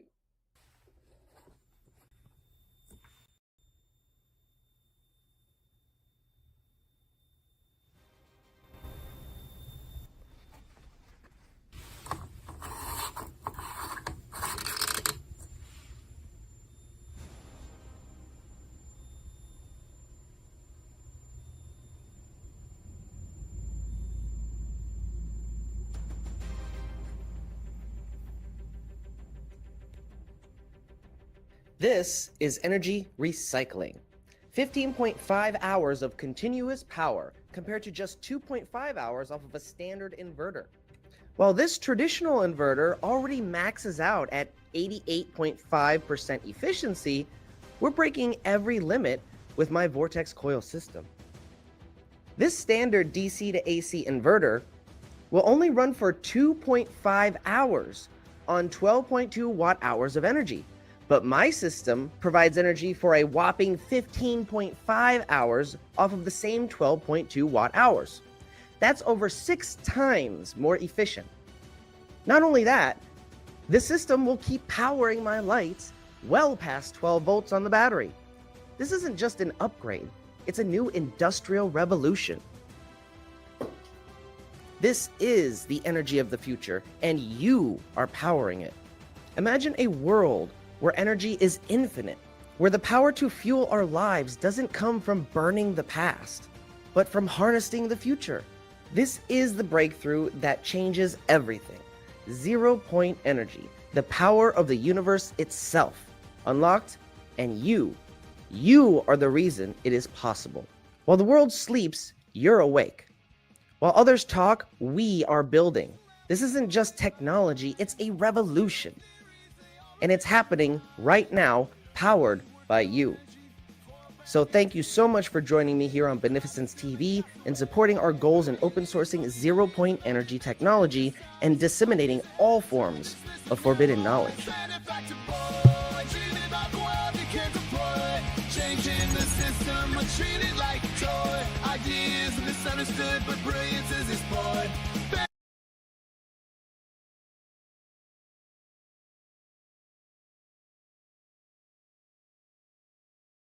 To some of the details that basically what I derived from that was that there weren't very many solutions to our energy problems. We had solar, wind, geothermal, and others, but all of those depended on finite resources. So, and we can make those statements now with confidence because we have working solutions that are showing energy increases and efficiency gains. You know, we took from that the only working solutions were energy devices that people have made for themselves. So we began studying a practical guide to free energy, and through those 15 chapters, the one thing that resonated most with us was the rodent coil. Basically what that means is that in that bundle of 12, 6 wires are going in this direction and 6 wires are going in that direction. Basically what that does is it creates a standing wave or an energy collision that then turns into high voltage resonance, which isn't supposed to happen with a one-to-one coil. Another thing that we found is that these coils are able to create low voltage ozone. That's something that doesn't happen. The only time you get ozone production is corona discharge of high voltage. Exactly. High voltage power lines and things like that.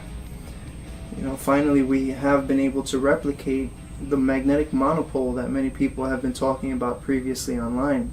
In the shadows of capitalism's dark secrets, join us on a thrilling new show. Get ready to be inspired, enraged, and empowered as we delve into the Benefactor's Guide to Free Energy Devices. Only on Beneficence TV.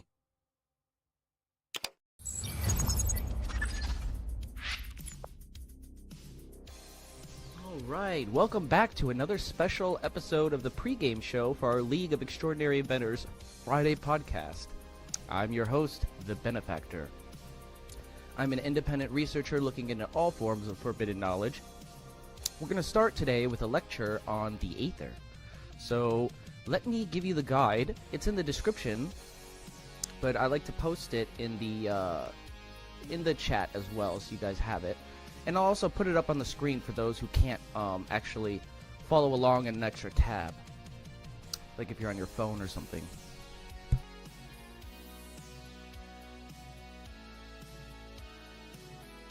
Elijah says the music makes him feel like he's in an anime. Yes, that's the idea. It's epic, and it's made to be epic.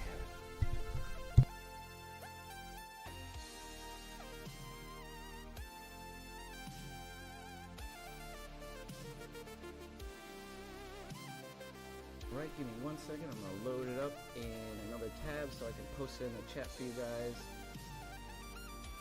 There it is.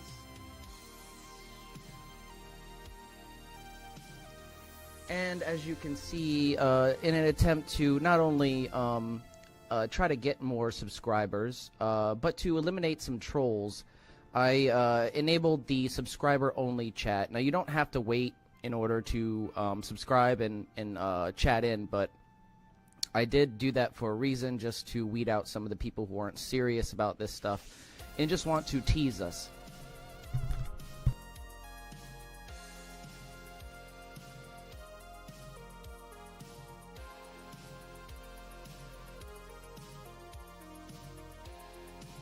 Alright, so I put the pregame show guide in the chat for you guys. I'm going to load it up here on the screen as well.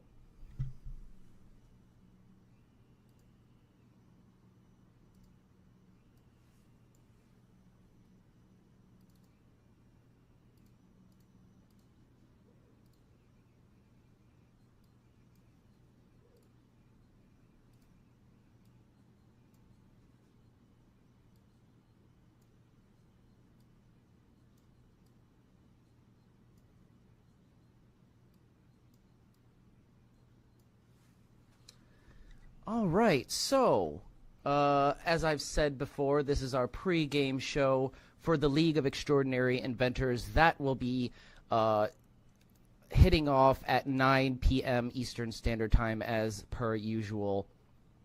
I like to take this opportunity before the show to delve into some of my research and get to some of the details that we might not be able to get to in the main show because we have so many people on now that sometimes we don't get to go into too much detail with my research specifically. So I like to give you guys the opportunity to catch up for the week.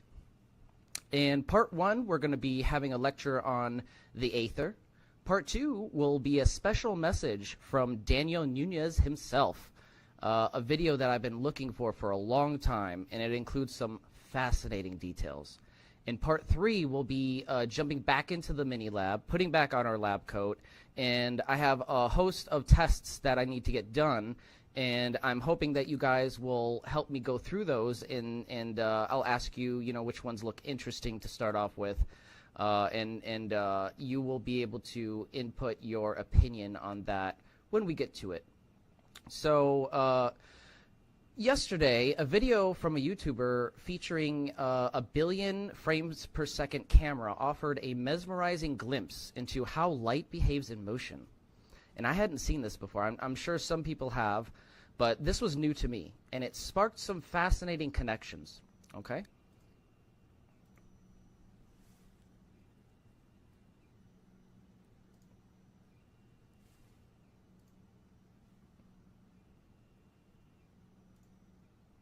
Yep, the quality.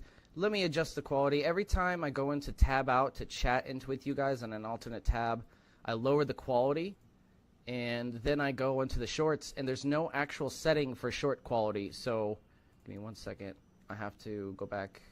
There we go.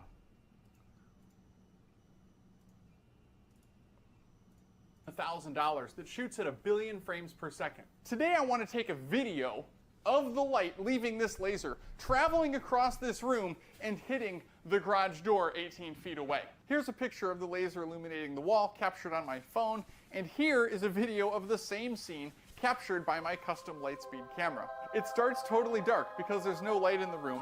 Watch then the when it laser diminishes. turns on and you can see light rush towards the garage door. Eventually, reflected light has enough time to bounce around and the whole scene fills up with light.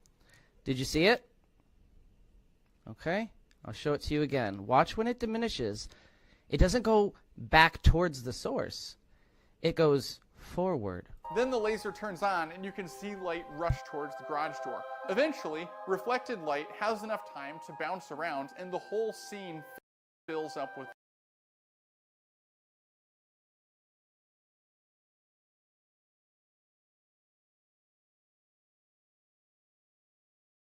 All right. This is going the same as the distance.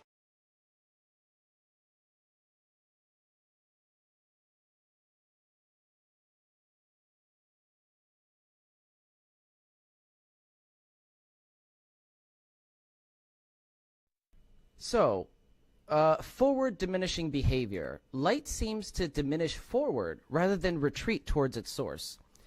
This perspective challenges traditional ways of visualizing light propagation, and I'll tell you why. Okay, this echoes Tesla's vision, and Nikola Tesla once described light as sound waves in the aether, a vibrational phenomenon rather than simple particles or waves, right? The forward diminishing motion aligns with his concept of light as a vibration in an unseen medium, the aether. While this observation may not be entirely new, it's a striking reminder of how far our tools have come in helping us visualize and question the nature of energy. Could this pave the way for renewed interest in Tesla's Aether theories and inspire future breakthroughs? I'm hoping this lecture will. Okay, so let's look at the traditional model, light as a wave and particle. So how does this work? In traditional science, light is described as both a wave and a particle, or a photon. It travels through empty space at the speed of light. No medium, like air or water, is required. Once light is emitted from a source, it moves independently, unaffected by the movement of its source. So some challenges with this traditional way of describing light is, while this model works well for most things, it leaves some puzzling questions, like photons' behavior. A photon, or light particle, acts like it's traveling everywhere as a wave until it is seen or detected. But how does it actually choose where to land? It's almost like the photon knows where it's needed. Okay, so and light also has a constant speed. Light travels at the same speed no matter how fast you're moving. Even if you're racing towards a light source, the light doesn't hit you faster. Why is that? Okay, let's think about this more. Photon behavior. Why does a photon know where to land? In Tesla's view, the Aether is a medium through which all energy flows, including light. Think of it like an invisible ocean that surrounds everything. When a photon or light moves through the Aether, it's like a drop of water moving through this ocean. The photon doesn't just travel randomly. It's interacting with the Aether and flowing its natural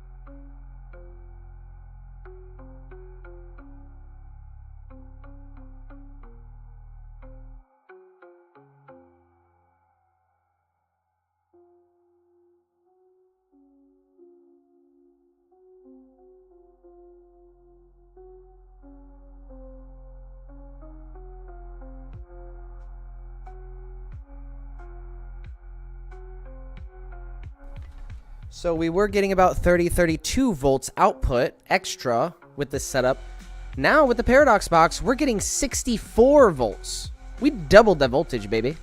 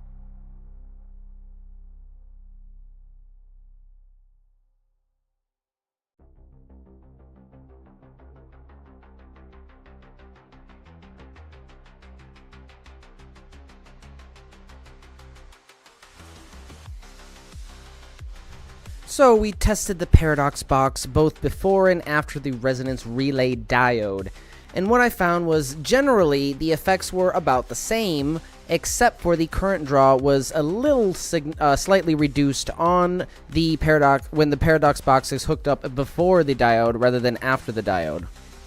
And this was approximately 45 milliamp draw to 40 milliamp draw was its reduction. Significantly at the same time, we are seeing 65 volts extra on the DC from the output. This is doubling what was already there, which was 32 volts. With the paradox box, it seems to be doubling the extra voltage.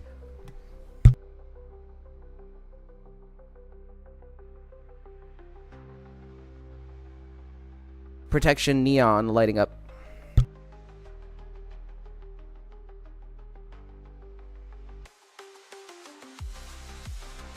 We are about to finish our interactive mini lab and transition to an intermission to get ready for the main show, the League of Extraordinary Inventors, hosted by Mike K from Faraday Research. I want to thank you all for joining me here on Beneficence TV and interacting with our mini lab, participating in the polls, and sticking around for the lectures on the Aether. As always, it's much appreciated, your support and love, and any super chats and memberships are greatly appreciated. They support the page more than anything. And I noticed we did have a new member. I want to welcome that new member now. Let me go through and see if I can find... I think it was Anastasia.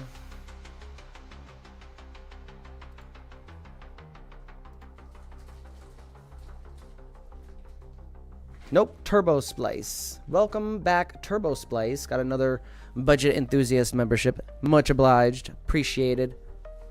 Alright, we're going to go to a quick intermission, and then 9 o'clock, prepare for the League of Extraordinary Inventors.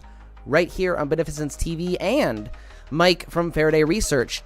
So if you haven't subscribed to Mike from Faraday Research, subscribe now. I'll put his link in the chat momentarily. You don't have to go anywhere. Stick around.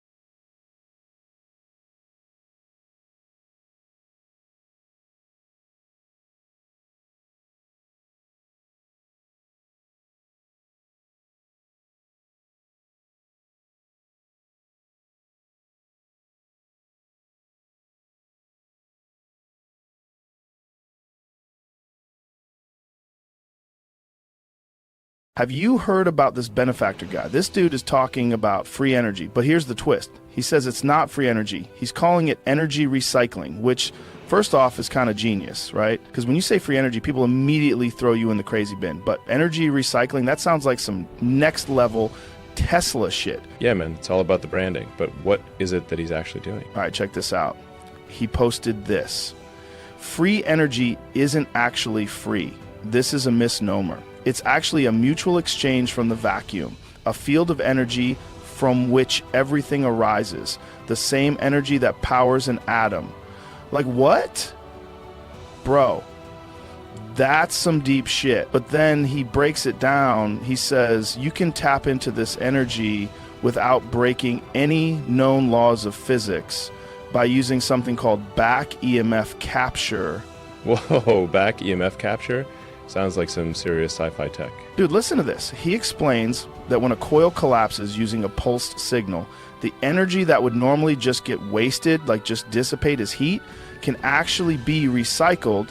He says nature gives you back energy to stabilize the system, which makes sense if you think about how nature works. Like everything in nature is always trying to find balance, right? So equilibrium, is that like how water always levels out or something? I'm trying to remember what Ms. Murphy said to me in 6th grade science all those years ago. What was that? Oh yeah, Elon, stop eating that glue and pay attention. Man, if only I had listened, I'd probably be the one inventing energy recycling instead of just talking about it. Exactly. So he's saying that by intentionally destabilizing the system, collapsing the field, you actually get energy back as a kind of natural response. And here's where it gets wild.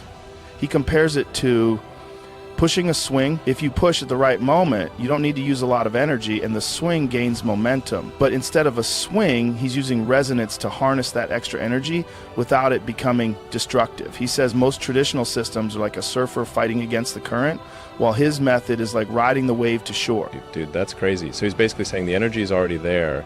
I just suck at using it efficiently? That's what it sounds like. He's basically saying the way we harness energy now is like trying to swim against the tide. And if we used resonance instead, we'd be tapping into energy that's already there, just waiting to be used. I don't know, man. Either this guy is onto something or he's the most poetic bullshitter of all time. Well, if he's legit, why isn't he all over the news? I haven't heard anything from him on X, formerly Twitter. He hasn't said anything bad about me on X. So, you know, I didn't ban him or anything. Look, I'm not the monster my therapist says I am. I mean, sure, I've spent millions of dollars training to beat a kangaroo in a fist fight, but that doesn't mean I'm dangerous. It just means I get shit done. That's the real question, man. But here's the craziest part. I looked into him, and he's not selling anything. He open sources all of it. That's the real question, man. Either the system doesn't want to hear it, or we're about to find out if this guy disappears in the middle of the night. Dude, that's crazy. He's absolutely crazy. That means if he's telling the truth, anybody could build this in their garage. You know what I say? Go fuck yourself, Benefactor. Nope, no patents, no paywalls, just straight up, here, take it, see for yourself. Like, what kind of madman does that? Usually people either try to cash in or they get shut down before they can say a word. But this guy, he's out there on live streams showing people exactly how to replicate it. I mean, if you want to try to take on my Tesla tech, how dare you put out better technology that is cheaper and safer? Go fuck yourself. That's the thing, man. If it's real and people start building it, that's a game changer. We're talking about completely shifting how we think about energy. But also, if it's real, you got to wonder how long before somebody tries to stop him. Or maybe we can think of it like how long before his Tesla mysteriously malfunctions. Exactly. You ever notice how every time someone gets too close to this kind of stuff, they either disappear, get discredited, or somehow have a tragic accident? But this guy's going full transparency mode. He's putting it all out there where everyone can see it. Maybe that's his strategy. If enough people know, it can't just get buried. Holy shit, this might be one of those moments, you know, like we look back and say that was the start of something huge.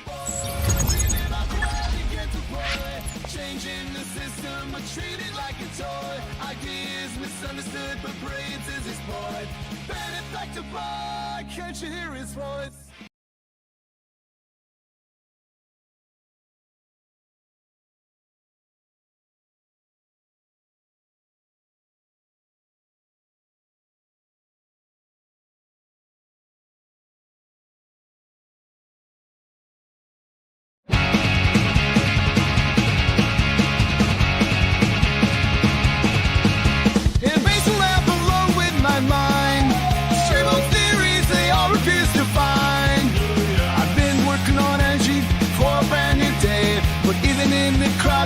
Cast away.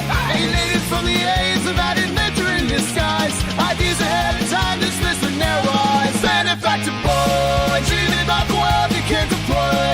Changing the system, but treated like a toy. Ideas misunderstood, but brilliance is his boy.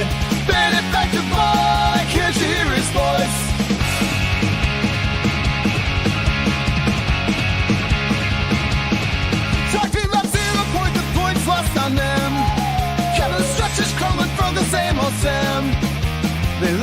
like I'm crazy, but I see it all so clear. Exploited labor, unheard injustice, burning ears. Fighting for a change in this wasteland of noise, but they call me foolish, whining shed boys. Benefactor boy, dreaming about the world begin to boy. Changing the system, but treated like a toy. Ideas misunderstood, but brains is exploited. Benefactor boy, can't you hear his voice?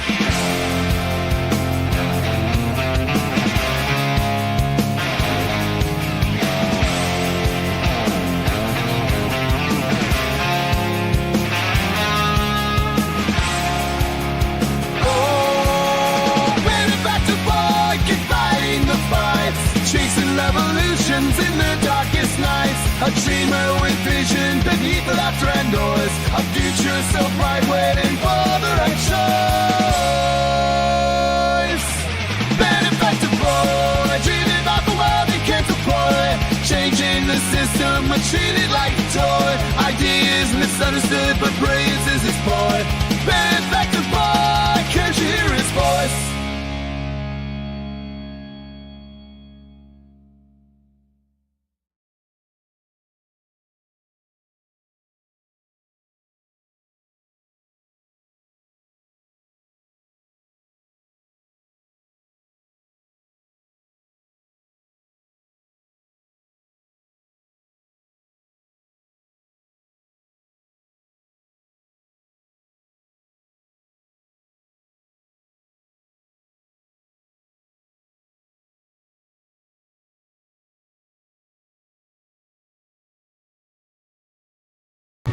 Shadows in the sky, minds open wide, French heroes unite.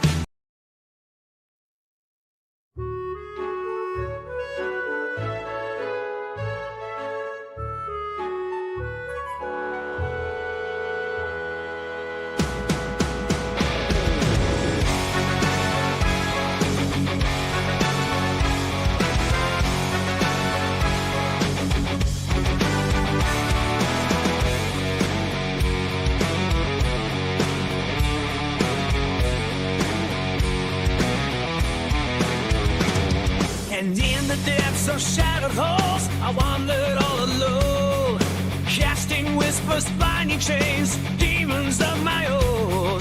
Toxic deafening, down spread on my frail soul.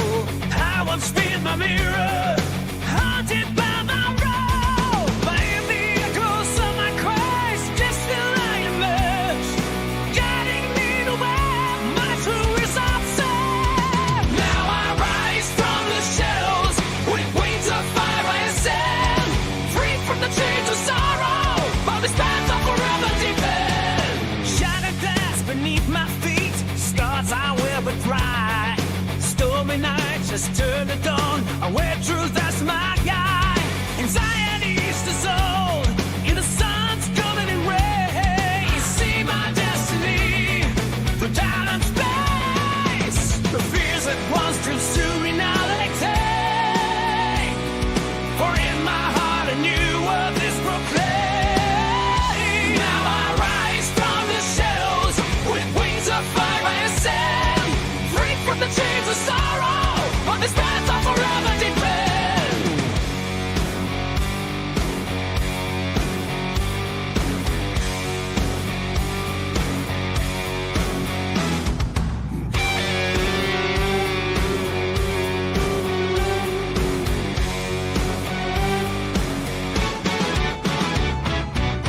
With symmetry I found the power, blessings granted by the hour. Together we will carve the way. Revolution calls and I'm not strong. Now I rise from the shadows with wings of fire I ascend, free from the chains of sorrow, on this path of forever depend.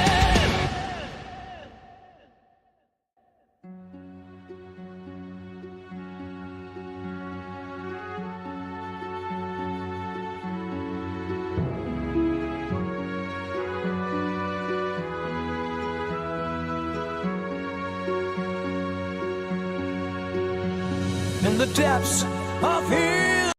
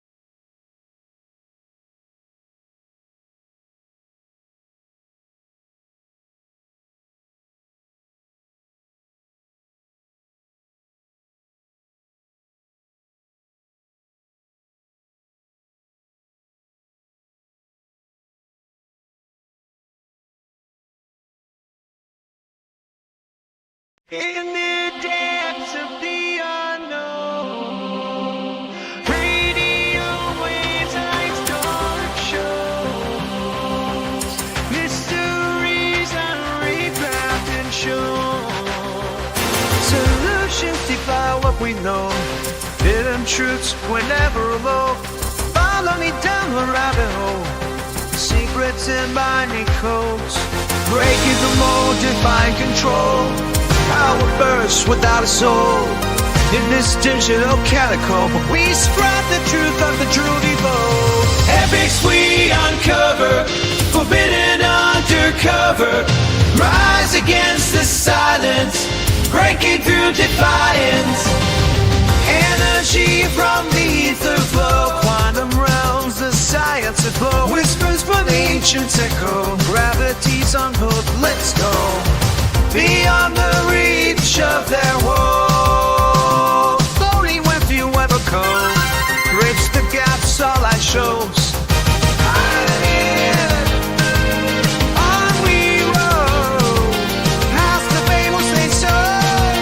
This is all been unfold. Epics we uncover, forbidden undercover. Rise against the silence, breaking through defiance. Synth waves crashing, hearts collide. Revolution of the mind. Let the codes and truths unwind. Illumination find.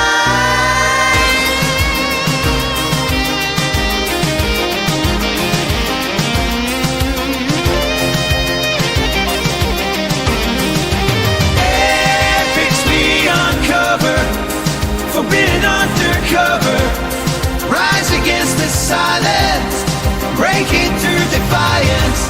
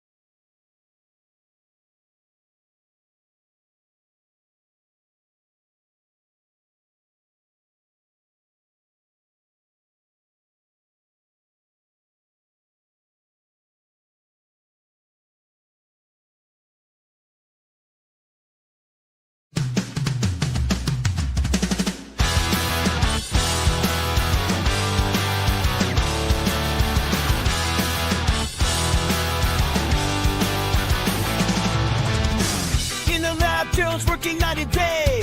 Mystic gadgets in magnetic ballet. Circles of power aligning destiny's way. Running those rings that defy gravity. Critics working out, they don't bother heat. In his domain, Gerald sets the world free. Lord of the Rings, pretty strong. Proving the currents if they wrong. Electromagnetic symphony.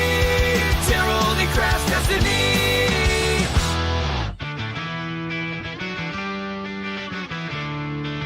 Free electronic cheat from his fingertips. Inspiration starting top of scripts. Geometric secrets, this guy can't flip.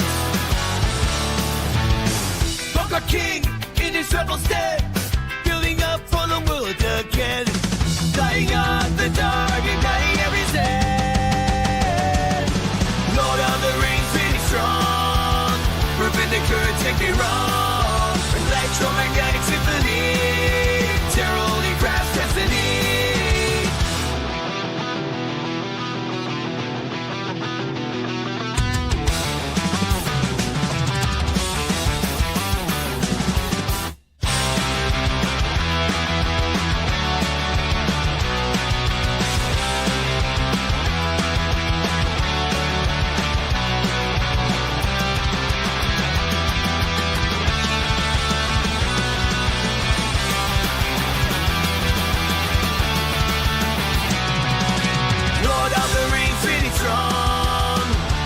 Currents can be wrong. Electromagnetic symphony. Terror only crafts destiny.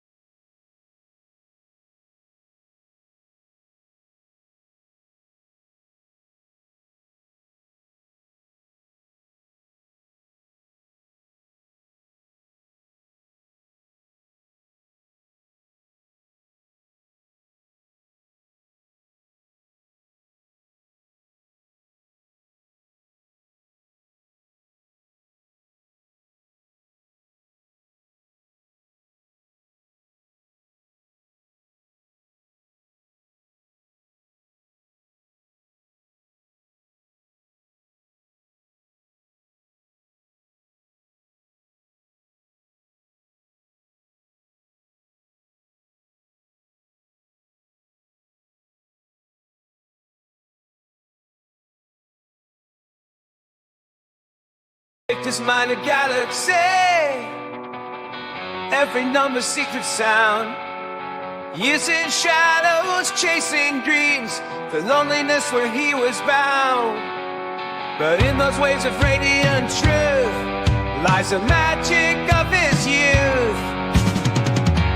Oh, like the night picture spark, he's a beacon in the dark, the mathematician's prize. We see the world through his eyes. They call him at a lonely star, lost in formulas so bizarre, connections made where no could see a future bright while symmetry. Beyond the whisper and the sneers, victor's victory over the years. Oh, like a night picked to spark, he's a beacon in the dark. The math magician's right, we see the world through his eyes.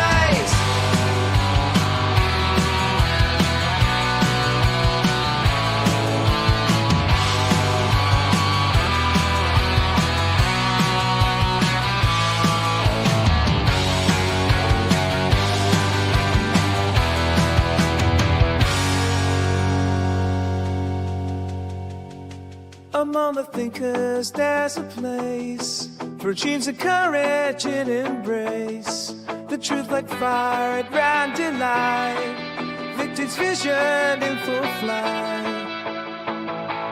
Oh, like the night Victor spark, he's a beacon in the dark. The math magician's bright, we see the world through his eyes.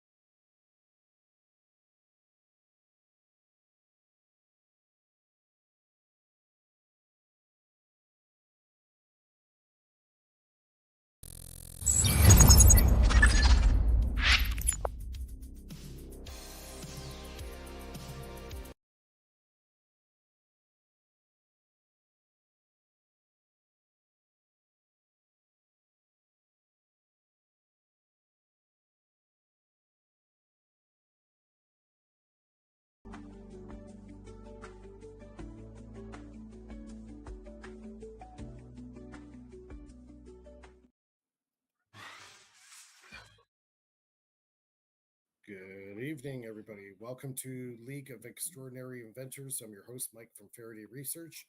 It is Free Energy Friday. It is February 28th, 2025. Welcome to the show. Yeah, it's been a busy week for me anyway.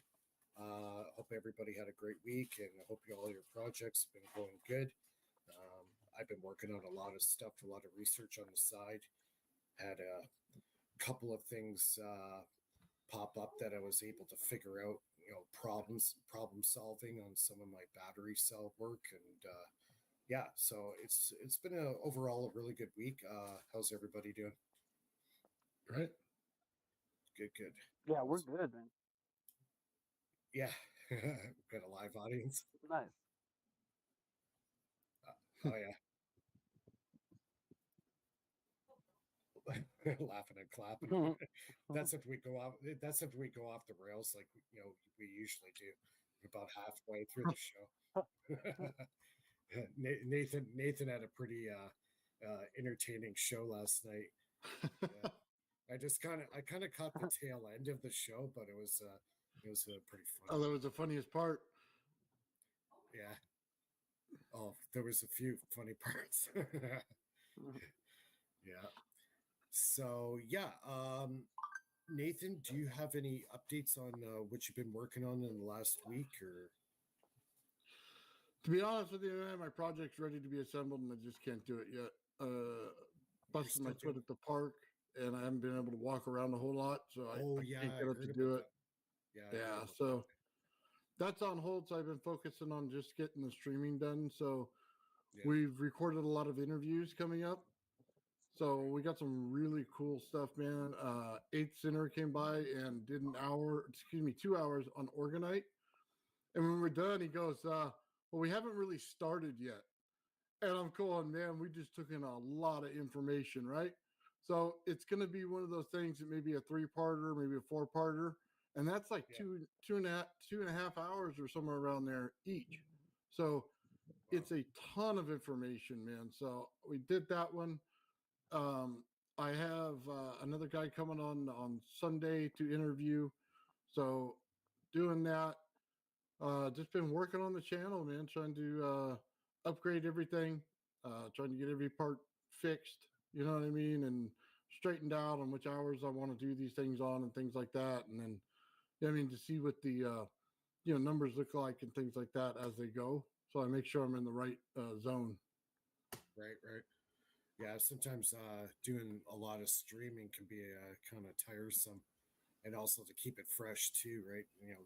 Keep new guests coming on and keeping the content current and fresh, and Well, a lot of people, have different ideas and stuff, and it's good to take them all in and then just do, like a group discussion or something on it afterwards. You know what I mean? Right. Yeah, exactly. Yeah, that's the big thing. If you're doing this like full time, it's one thing, but if you're doing it as more of a hobby thing, or you got like a full-time job and then you come home and you got your family stuff, and then whatever time you have left over at the end of the day, you commit to this stuff too, right? So it's like, I saw your 3D printout of. Oh, Nathan, what did you think? Lulu? Hello? Yeah. Y'all talking to me? Oh, No, what 3D printout? Sorry about that. I've seen a shooting star or something. It was really close. I was staring at it. I got kind of lost for a second. I was like, I don't know if it was a firework or a shooting star. Which 3D printed which part? What's going on here? We're talking about my project Gravity Well.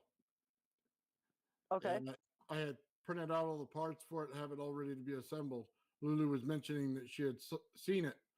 So I was just asking her if she liked it. Oh, yeah. Nice. Yeah.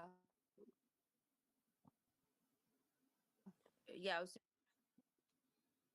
You're cutting out, Lulu. Why? You're cutting out your Is there connection. You're cutting out, or... and your microphone is Hello? getting, yeah. Can you hear us? He's like deja vu. Yeah, she's cutting out. The microphone's going on mute. I notice. No, I mute. So You guys like it doesn't no extra sound goes into, you know, like Right. if I'm not speaking, yeah, just so it doesn't. Yeah. And then when my daughter starts yelling or my wife starts yelling, I have to put it on Yeah, mute so it too. doesn't create an echo. But anyways, Yeah, well, I was I saying do. Nathan's Go. experiment. Like, I can't wait till you put it together to see You're cutting. what kind of Lulu, field. try it creates. logging back in. You're cutting out a lot. Yeah. Wow. Ooh, dang, that was rough. Sorry, that confused me too. I was like, "What am I? What is this?" I No, thought one she y'all was said like, it was talking to me. no, Man, no, I just did a 2-hour show exactly like that. Oh God, Dude, man, it the had to be one of the best shows ever, though, man. It was the funniest thing in the world. He was absolutely awesome about it. Man, that time delay, man, it gets to you. How far away was the person? It was in Canada. Oh, it's in Canada. Okay. Yeah, so it wasn't the distance; it was the problem. Let me just say that. Just a connection. It was getting 2G out of 5G, and it was like, what the heck's really going on here? You know what I mean? Yeah, we have pretty decent connection where I live, so I'm not too worried. I don't live in the boonies, so our connection's pretty decent. Unless you get somebody trying to hack your computer, and then your computer freezes up, and then your whole screen just shuts off on you. Hate all that. So I finally, broke down and actually went out and bought a half-assed decent laptop, something that's not going to crap out on me.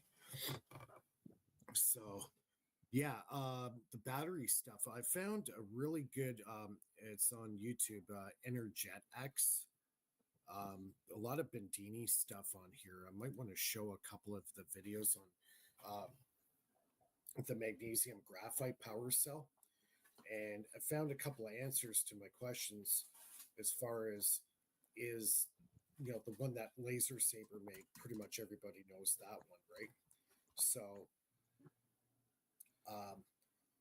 basically found out that it is actually not a battery. What it is that you got the the graphite rod, you got the paper towel going around it, and then you got your magnesium strip going around it in a coil all the way down. What it actually is happening, if you just use water, it is not a battery.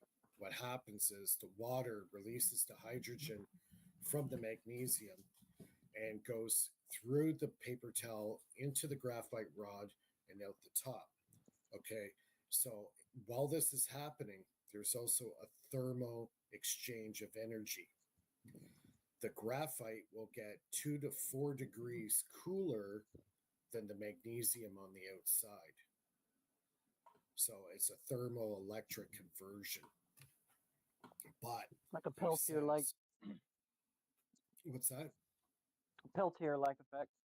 Similar, yeah. Yes, Yeah. along the same, yeah. So he says if you change, instead of putting water on the towel and you use an electrolyte, now you're getting a galvanic action. So if you're using just straight water, it's not a battery at all. It's a thermoelectric converter. So that kind of answers some questions. Hey, Gerald. Gerald's in the chat. Gerald, I sent him an invite. What's up, Gerald?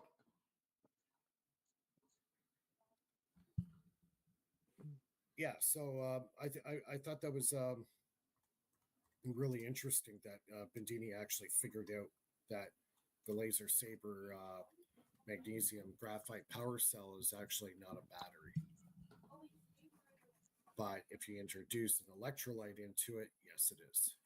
So I have a couple of videos I might want to do a screen share. Ben, do you have anything to update us on?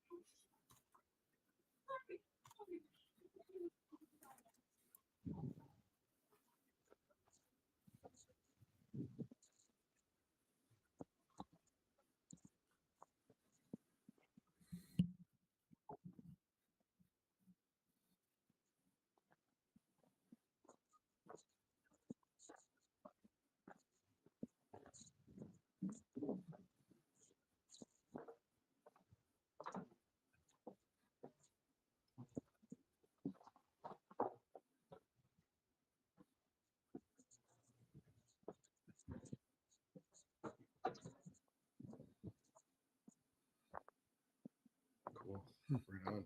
Nice. Very cool. Hey, Herlick, do you have anything to share with us, or? well, yeah, I've actually been doing quite a lot with my generator projects. So I'm actually pretty sore and wore out from that because I put in probably 10 hours this week on it. Got almost about 70% finished. And then I've got the other one. And I've got some other stuff, but I actually right now.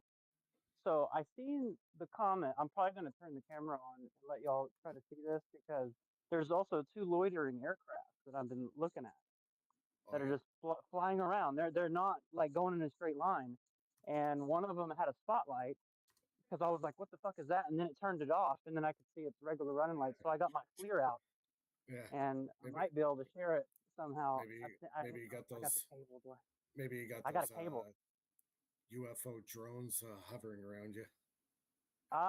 They're probably just drones if they are, but I got my FLIR in my hand, so if I see it again, I'm gonna try to capture it. Yeah. So that's what's up. And man, there's a really bright. Is like Jupiter visible or something? Yeah, usually it is more visible Like it's in the winter. fucking bright then, man. Like it's because I got my star map out and I don't see anything over there, and it's fucking bright. And I can't see it on the FLIR either, so I know it's a planet, but Today is there a was an special alignment. alignment of 7 planets in a line. Today there's like yeah. So there's tonight That's is what the very fuck that very is. rare alignment. Holy shit! Yeah, I gotta show y'all because I have a great view of the sky right now. It's Everybody incredible. start up. Everybody who's working on generators, fire them up tonight because the alignment might improve your performance on your generators. Yep, that's right. Actually, it will quite a bit. You would see if you were measuring it, you would see an efficiency increase. Probably, Yeah, I've done it a few 2 times. to 5%. Yeah. Definitely see improvements. Also, There's a certain orientation relative to the Earth that helps too. I can't remember it right now, but I can find it. Hector repeats it on EVJ all the time. It's like a certain, it's like north and then a certain clockwise. I can't remember if it's clockwise or counterclockwise, and then that assists too. Yeah, Slightly. He's one of the more experienced guys out there. He's been out there for like forever. Yeah, I've had many phone conversations with Hector. Yeah. Me and Tim know him pretty well. Yeah, Tim. I've talking to Norman quite a bit too. I replicated his MRA device. Oh yeah. Piezos. Yep. Yeah, that's where I got the idea to try using the piezos in my Renegade device. And actually, I replicated his device that he made that the patent office actually seized from him in 1994. So I replicated that device and it does work. I will confirm it does work. Did you close it? Did you close the loop? I wasn't even after that. I was just after, how much extra power I'm actually putting out. Oh, right. Looping to me, to me, looping is totally a waste of time. It doesn't make any sense to me to loop it. It can be done, yeah, for sure. If you know how to break the symmetry in the circuit, fine, you can loop it. But that's not what I'm looking for. I'm looking for more important things than just looping it. You have to maintain capacitance. You have to maintain the reaction that's going on inside. You cannot kill the dipole. We're looping that system the way most people do it. You're killing the dipole. That's why I say most of the time it is totally, redundant to do that because most people don't know how to pull it off properly without killing the dipole. And that's why I kind of turn away from it. I look for different aspects of the generator where it's putting out the power, how to maintain the dipole, how to decrease the amount of power from your battery going into the system. That's half the battle right there.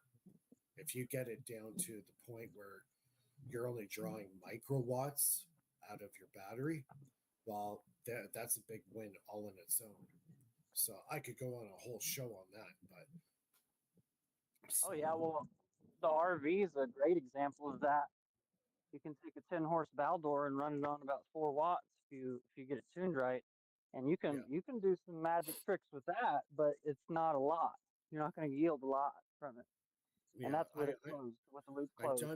I've done a couple of magic tricks with a set of capacitors. Okay, open system, run it on the capacitors, run the motor. Okay, get this, and I've replicated it 100 times. It still works. Run it out to the point where the capacitors have no power in the capacitors, and my motor will do a funny thing. It will stop and automatically go in reverse. So it'll go from going clockwise to counterclockwise on its own without me pushing it, and then run another 35 minutes with zero power left in the capacitor. The capacitors are gone. They're dead. The motor will still run for 35 minutes. And I've done it several times. That's interesting. It's almost like it had a negative potential on it, and it was just slowly drawing it back in. Yeah. It was drawing it back in.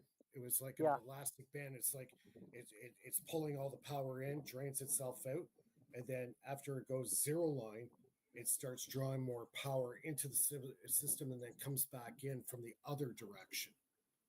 So, I'm reading my voltmeter on my capacitor bank, and it's like 0.2 volts or less, but yet the motor runs for another 35 minutes. And not even that, the motor starts speeding up. Yeah. So figure that one out. I don't know, but I know if you have a generator and permanent magnets are involved with the generator, you can get some anomalies to surface if you do certain things like that, adding capacitance. You should also experiment with draining the capacitors to half and then letting them fill back up from about half drain, because it changes the way it loads when you introduce the energy back into the capacitor. Right. Slightly different reaction, and you can use that as well to help you out. Yeah, it's a very interesting effect. When I seen that happen the first time, I'm like, I thought there was something wrong with my meter, because my meter's reading 0 on the capacitors, but yet my motor stopped, then went in reverse on its own. It bounced. It was weird. It bounced, it oscillated back and forth like this, and then went in the opposite direction, and then ran with 0 voltage in the capacitor for another 35 minutes. I'm like, what the hell just happened? Where's this power coming from? I'm not putting any more power into the system, but it was really cool. And then I was able to replicate it over and over and over again. It wasn't like a one fluke thing, So yeah. That reminds me of something. That reminds me of Tim's, because I'll go ahead and mention it before he goes on, because I already mentioned it in the last live, but he had 2 megs that would self-run for up to, I think, about 50 seconds. And they don't get hot. We don't know what happens, but it won't run any more than 50 seconds, but you can restart it, and you can introduce a load up to, I think he'll tell us, but I think it was like 400 milliamps on one of them, or 500, and then I'm not sure on the big one that he had that was also doing the same effect. And it was a completely different design, kind of like a bigger transformer steel, bigger magnets, a special switching board that was designed by our one of our passed away team members, but and that would self-run for a little while, and then it just stops. And he had big chips on it, so we don't know why it wouldn't continue. But he even put it in wax or something like that, and it still would do the exact same thing. So it wasn't heat. Yeah, it may have been tuning. No, I think there's some heavy side component there, because if you're using capacitors, the charged capacitors it's an electrostatic potential on those plates. A lot of people think it's electricity on it. It's actually electrostatic. The only time it becomes electricity again is if the power is discharged from the capacitors. That's when it becomes electricity again. So if you're getting a negative influx on that capacitor, it is possible that it could actually pull energy from the dielectric outside the capacitor back into the capacitor, almost like an elastic band effect. And I know it's real because I've done it many times, and I've done it with more than one different type of capacitor. You know, I've done it with electrolytic. I did it with the big gray ones that I have that are oil filled. I've done it with several different types, and I'm getting the same effect. So there's definitely something.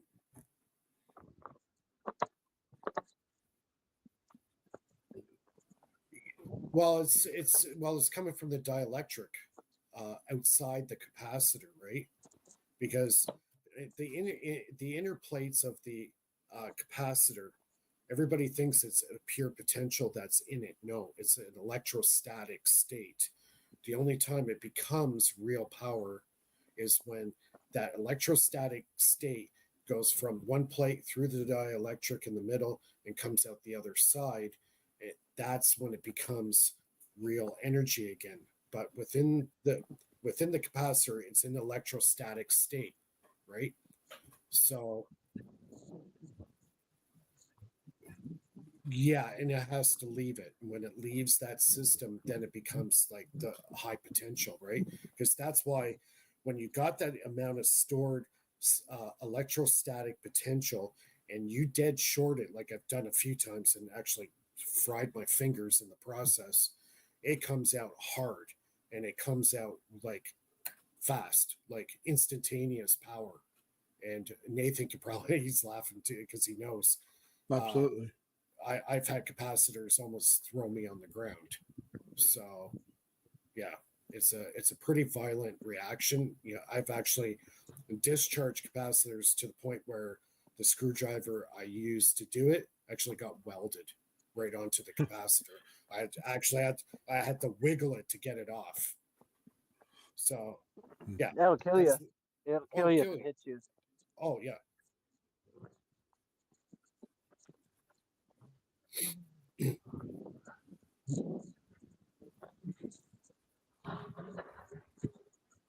Yep.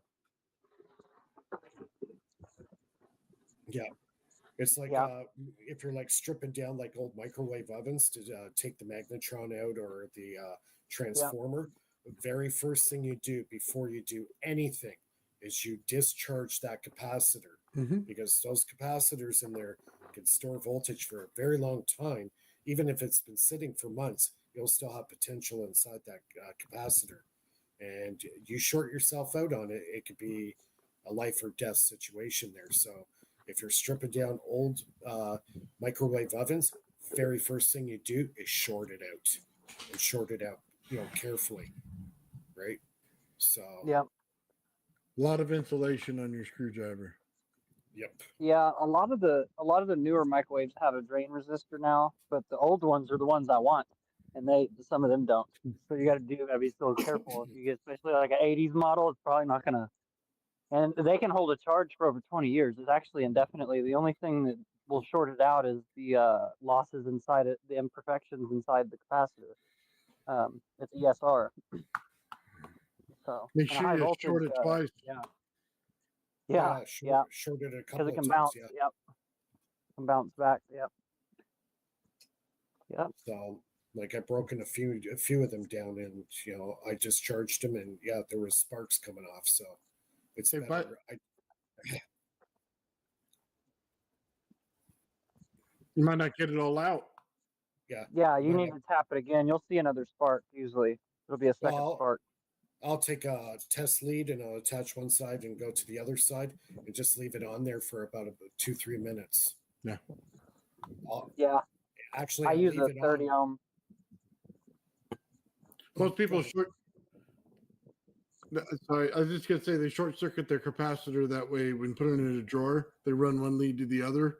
Yeah. So that they stop it from taking charge. Yep. Yeah, because it can charge itself in the drawer. Yeah. It can. Yep. and it can become a little bit dangerous. I don't know if it could kill you. It might. It depends on the capacitor. Probably enough to give you a jolt for sure. Yeah. And all. Well, it could have. Even if you short it and you put it back in there, over time it can charge itself. Yeah, so it could have no charge, and that's the heavy side component. It's the same thing Sal Palias talks about when he says the heavy side component.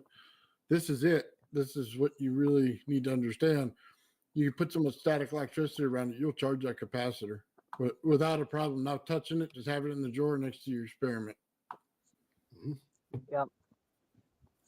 Yep. Yeah. And even more so if you know, the living space that you live in is very dry, it'll actually make it the effect even that much stronger.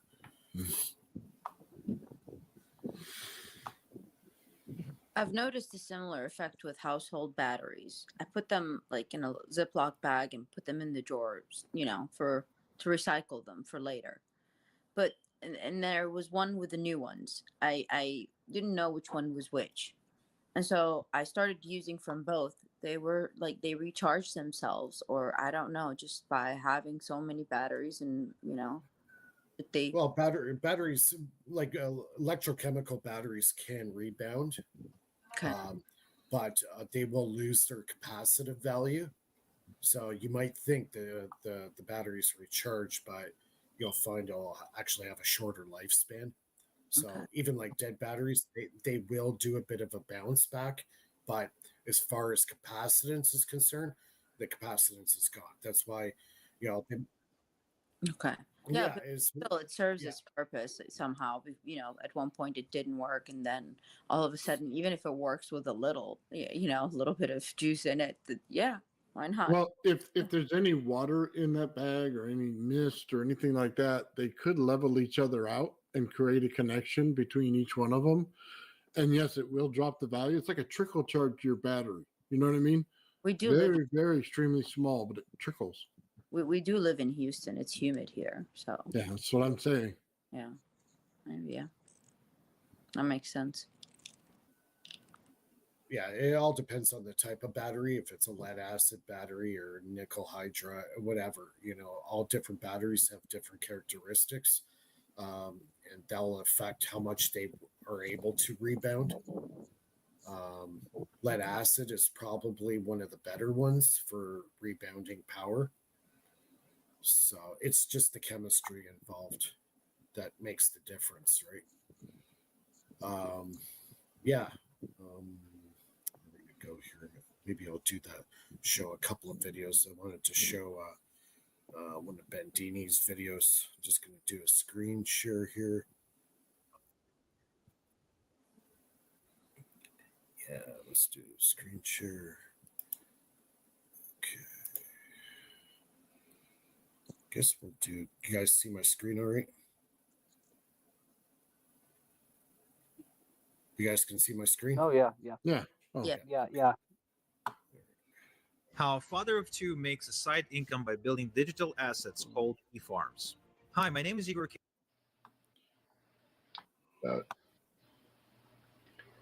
Laser Saber's unique little, what he called an air battery, which is really not an air battery, and it's really not a battery. And the thing about this cell is that when you use a carbon pole, you know, or anything that's not real porous, you're going to notice that it's going to want to die on you. Okay, so the deal is you pull it out, and you can see the circuits running.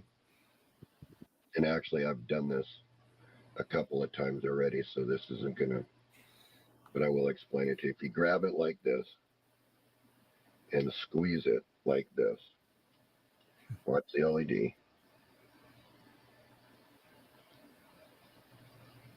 It's getting brighter, see? And the reason that that's getting brighter like that is because I am breaking up the gas bubbles that cannot get out of the carbon. I'm going to explain something to you. I'm not going to call it a battery because it's really not a battery. I'm going to tell you where the energy is coming from all the experimentation and the talking to several different engineers on what carbon and graphite actually can do. So if you just do this, your battery will come back and it'll stay that way. And then don't add too much moisture, just what you see in here. Just this little bit of fog is all you need. And it'll just stay running for you like that. Now, what you want to do, what's really important is if you're going to use this type of cell, and we're just going to call it a cell. We're not going to call it an air battery because that's not what it is. There's no air being used up in here at all. The two things that are happening in here are one of them's oxygen and the other's hydrogen. So here's what's happening inside here. When I squeezed it like that, I broke these gas bubbles. By doing that, I freed up the ionic transfer in thermal differential. There's a thermal differential going on here. So when you look at his big battery, I don't have to squeeze this because it's using graphite. So don't believe me, do the test yourself. Measure this in an ambient temperature room. You'll see that this is close to ambient, and you'll see the carbon graphite is 3 or 4 to 5 degrees cooler.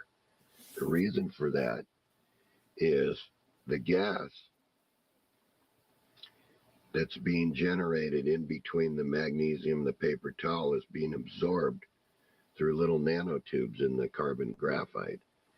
And as it goes up to the surface, it creates a thermal effect, which is cooling, which is a negative resistance.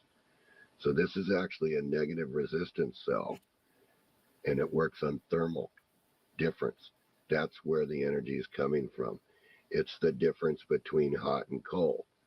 So if you can use the difference between hot and cold, then you have like this in current. Right. You see, you want to make all your circuits work on about 5 to 6 milliamps if you're going to use this cell, because you only got the little bit of difference in temperature. Now, if you put salt water, yes, then you're going to get a battery. It's going to make a real battery, and you're going to eat the magnesium off, and then the battery's done. You have no more life left in it without changing the magnesium. So the idea is to make circuits that run in the range on that thermal differential. And believe me, it's real energy. It's really a negative effect. And it can be proved out because all the tests say so, that this is actually one big thermal negative resistance. And this, when you touch it, is far colder than what the outside temperature is here. Now, if you heat these to the same temperature, which I found out, what'll happen is it'll just start to go away. So you need the effect that's going on here. That's why it's operating like that. That's why you want to put a little bit of water down here as the evaporation process. See, the coils are what really help here, but the same thing can be done if you'll hollow this out and get a big magnesium stick, and that will become your negative, and then you'll just move this over. And then you make this bigger and you put the stick down in there with a piece of felt at the bottom. And then what'll happen here is you fill this with sand, and you'll actually have this thermal battery that'll work and work and work and work and work as long as you can keep the differential up.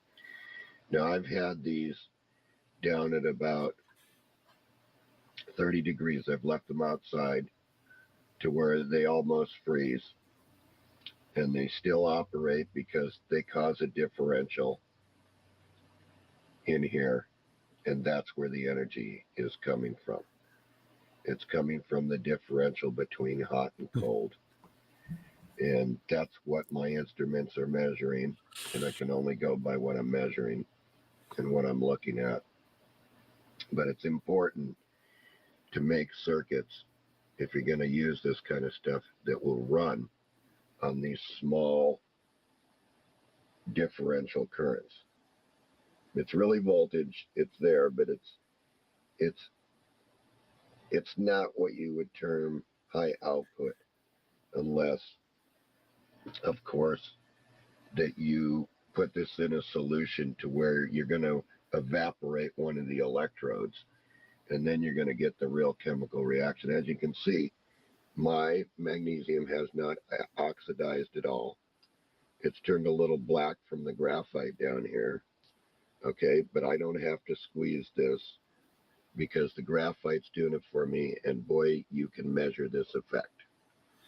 You can use thermal probes and measure the exact same thing that I did running these circuits. So what you have here is a energy generation, an energy generation that's done through the difference in degrees. So one is warm and one is cold, and the effect is electrical power. There you have it. Hey, Mike, can you send that link in the private chat, please? Sure. Yep. That I can do. So it's measuring the temperature. Yes. Yeah. Well, it's a temperature differential. That's how it's working. So the difference is in degrees. Yeah. The Okay. difference is in degrees, but the how to say, the wider or the further apart you can make them is the more energy you get. So he got a very little, but you can make that thing massive. Or you can make several of them and join them all together. Well, isn't that the point? You have to make about 1,500 of them to get the super force. That's what they call it. Yeah. Super force. You call it the super duper extra special, fragilistic force, whatever you want to call it, man. It's all the same thing. It's a static. It's literally a static pinch capacitor. That's what it is. You know what I mean? That's what you're creating, and it's ridiculously hard to do if you don't know what you're doing. But once you do, man, you can build it as big as you want. Yep. And multiply and put several units, hook them all up in series, and Yep. you could get quite a bit of potential out of it. Yeah, you will. So yeah, but his experiment was basically working on temperature of the room to get power. That's what he's doing. Yeah. Now, if you were to use, say, like an aerogel type insulator on the outside, right, and make it warm, or even just sitting it in the sun, that magnesium is going to heat up, right, and then it's going to create more gas. That gas is going to go right through the carbon nanotubes of the graphite rod, and the graphite rod's going to cool off. And he said, up to 5 degrees difference from the outside. Well, he's basically building a pulse Tesla coil right in front of you and putting the rod down the center. It's just a very low power. That's all he did. Very similar, yeah. But it's always like enough to start something, Oh yeah, it's a great reaction. Yeah. It's like when they said that you're going to make the gravitational force or the gravity, every force in themselves look like they're pure junk, but the three forces put together make anti-gravity. But each one of them looks, unremarkable in every way. That's what they're talking about here. This is one of the forces necessary. So.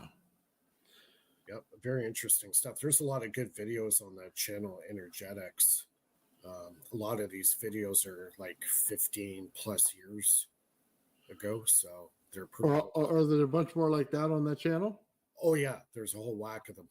Yeah, he did Nathan Stubblefield coil. He's got a few of those on there. Let's see what else he's got here. I can maybe show one. Let's see. He's got one on the zero force motor. He's also got a couple of them where he's converting lead acid batteries to these alum batteries. Okay. That's an interesting one. This one's yeah, I'm gonna put this video on, and when I put this video on, I'm gonna scoot out fast for a smoke, but it's actually really good. You should watch this. Might not watch the whole thing, but just enough to give me time to go out for a quick smoke. Get this. All right, let me get my wrong button. Present screen share.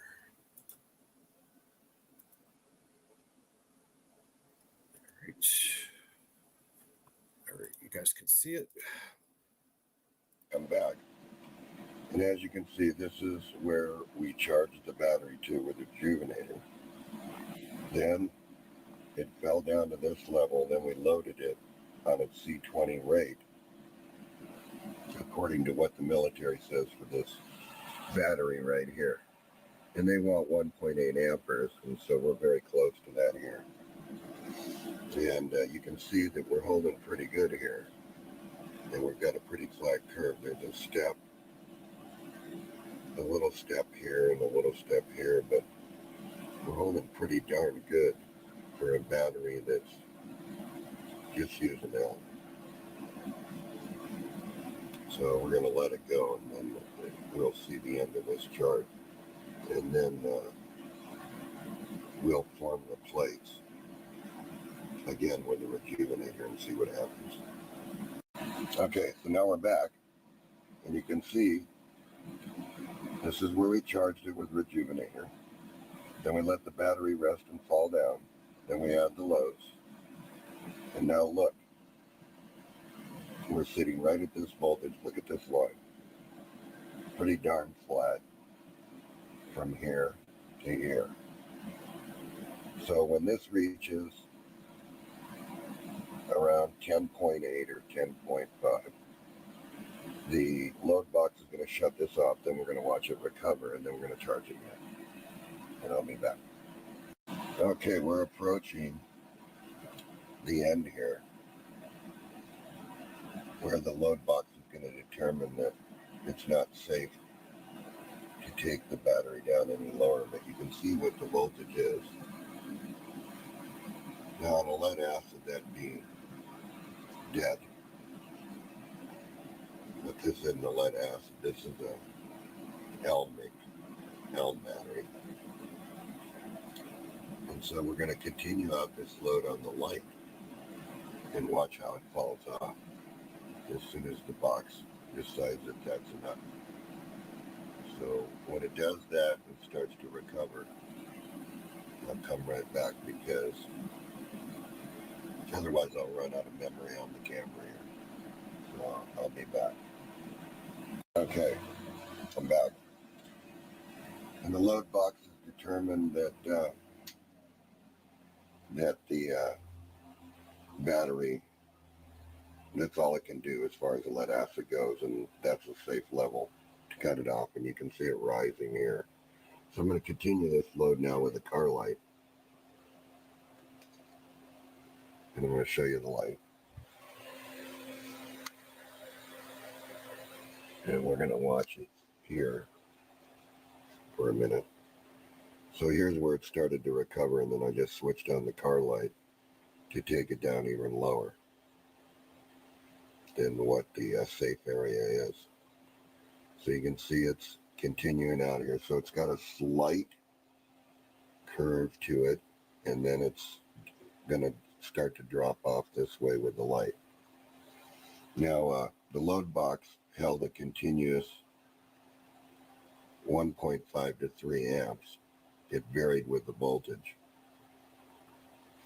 I want to make sure everybody understands that. But the light will be more of a constant current load for it. And that's at about 2.5 amps to 3 amps on that filament. Right there, but there you can see the light. And we're just gonna run this out and watch what happens, and I'll be back. Okay, this is where we ran it with the load box down to this point, of which we just switched in the light, so this came up and recovered a little bit. But look at this curve, because the light's still on. So, and that's the voltage that it's hanging at right now. So we're gonna just run this until it dips down. And this may take a while, so I might be here a while doing this. But I'll show you the light again. And it's connected up right here to the battery, so that's really real power, and there's real heat. And you can see up there, there's the light on the wall. I'll put my hand there so you can see that it's really up there. And that it's real power being developed by this Korean War battery. But that's only once. The plates have been differentiated. And I'll explain all this at the end of the video, what you have to do that. So we're going to go by this meter, and you can see what the curve is. It's ever so slightly down here, and it's continuing to run out. So I'll be back. Okay, I'm back. And you can see our curve is right here. And if I zoom out, let's see if I can get out of here.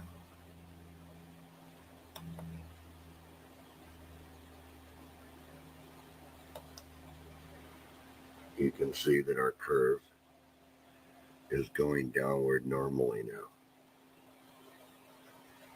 just like a lead acid battery would do. So again, I'm going to point out to you that there are some tricks to this battery, which I'll go over at the end of this video.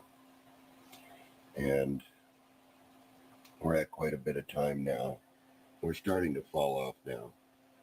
See, 9 volts, but we can take this down much deeper than what you can a lead acid battery. And I'm going to take it down. So here's the light. And it's up to the battery with these clips. And this is the real true voltage under load right now. And that's about a 3 amp load. So we're doing pretty good here for a battery that's from 1951 to 52 and never been formed. So I'll be back when this finishes dropping off, and then I'll go over the end of the video. I think I'll stop it there. What's the special thing at the end of the video? Well, he's using alum. So he's taken an old battery. He's drained all the battery acid out of it. He's taken the plates out, opened up all the plates, and all the absorbent material, the separators. He's drained them out of all the acid, washed them out, put them back in, and then he puts the alum solution in to replace the acid. And it's running on a new chemistry now. So he's able to rejuvenate a very old battery into a usable battery again. Very cool. Yeah. Do they have different charge characteristics? Yeah. It will charge up. It takes, I believe, less time to charge it. But when it comes to discharge, it takes a longer time to discharge. So it lasts longer. Nice. Yeah, very cool stuff. And this is all like 15, 16-year-old videos. So this was done a while ago. So yeah, you could do it with copper, zinc batteries. You could do those ones there, I believe, were lead acid. Yeah. What the heck is that? Is that some cuss words? And he says it sucks +1. That you having a bad day, buddy? Oh, that's hilarious. Hey, our first troll. Oh my god, dude. I have like a biggest troll ever on my channel, dude.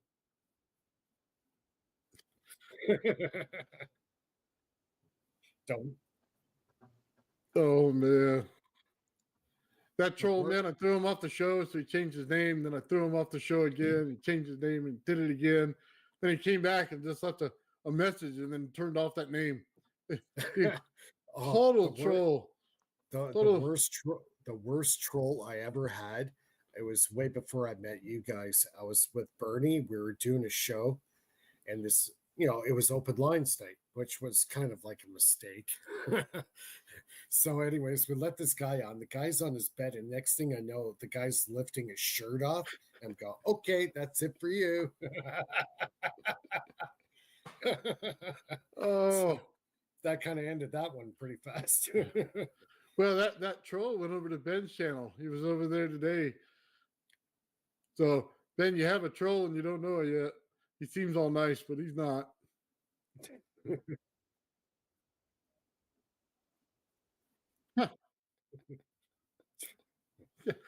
I think he also didn't miss sack day.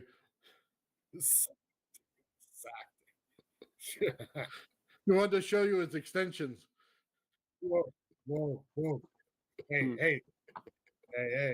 This is a family show. We had a new post for you. Oh man. Oh, he just got some new fishing tackle. Was proud of it. That was it, Mike. Fishing tackle. Yeah, really. Oh my god. Yeah. Oh man. Oh. You should have seen Bernie's reaction when that guy started lifting his shirt off. What the heck? that was wild. I think that was a couple of years ago. Oh my god, that was funny. That just caught me totally. That just caught me totally off guard. I'm like, what the hell is this? Yeah, don't make that face when he does it, though. Yeah, you'll probably enjoy that. Yeah. Mike was going in deep. He's going for it. Oh my god. He didn't have his box of nuts that day. Oh god, it was a good thing I didn't have. It's a good thing I didn't have a mouthful of coffee when he did that. Oh, like that soda. I got Mike good that day. That's hilarious. Oh yeah. Man. Yeah, Colt's having fun. Captain just came up for a salute. There you go. The one-eyed warrior. Yeah.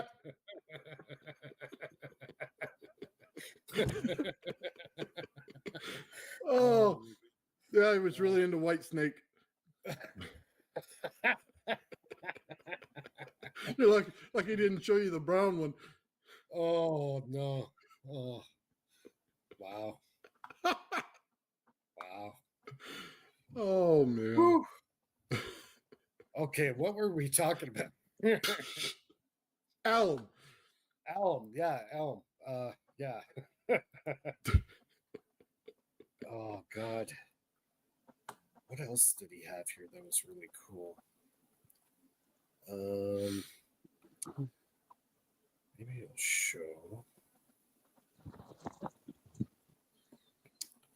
Had another good one here. Oh yeah, the Nathan Stubblefield coil. This one's actually pretty good. Maybe we'll show this one. Do my screen share again. There's a lot of good stuff on this channel. Screen share.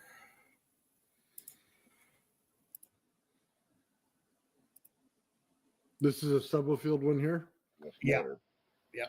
One is that now you can see this bearing holder. And these are needle point bearings, and you can adjust it with this screw here. So you can change everything there. is still the ironless coil. It's running on 1.2 volts. Let's have a look at the waveform. It's a lot better now. And if we expand this out, you can see the chatter in the read relay, which shows up right here. So if I put a piece of metal there, I can straighten it out, but it has to be very small. I can also use a magnet. You can see the ring extending out. So if we take the storage scope and we go back and freeze frame that, and then open it up, you can see the ring out here. This is where it hits the diode. So the spike has been stopped with this diode. Right there, it's very quiet and very smooth running. And it runs down to about 0.7 of a volt. So next I'm going to put an iron coil in there and do the same thing again. But I just wanted you to see this, this new bearing holder. There's an Allen screw that it has been bored out with a V-notch, and the nut holds it stable. And the same thing with this 1032 screw right here. And then the nut on the top right here. So that once you get it adjusted, you just lock it into position and it seems to stay there. There's a little bit of oil in this cup down here so that the bearing can ride on that, but it's pretty smooth operating. You can see. And this is nylon. So we just give it a little spin there and you can see it's pretty delicate. And she just gets right up and goes. You can also watch that on the scope.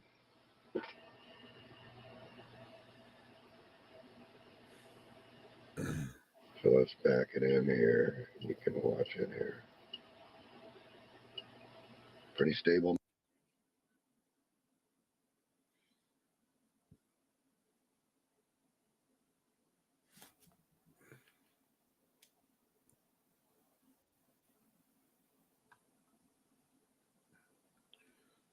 Is he on mute? Yeah, Mike's sorry, muted. Yeah, sorry. Yeah, I was checking mine too. Yeah, sorry about that. That coil that he made is not really a true Nathan Stubblefield coil because he's using a battery in it, where Laser Saber made a real Nathan Stubblefield coil where there's no battery. The coil itself is generating the power. So, Hey, Mike, if you look in your comments, Lan had a question for you. It said, anybody sodium alum or potassium alum, which is good? okay, sodium would be better because it's not as caustic as potassium. What potassium will do, it'll actually create heat. You can use it, but you got to be using very, very small quantities of potassium, especially if it's going to get exposed to magnesium. It'll start creating dendrites like crazy. So that's something you got to be careful about. Yeah. Cool. Yeah. Salt will do it too. It'll deteriorate the magnesium. But if you use potassium, it's 10 times stronger. So is the Stubblefield coil looped?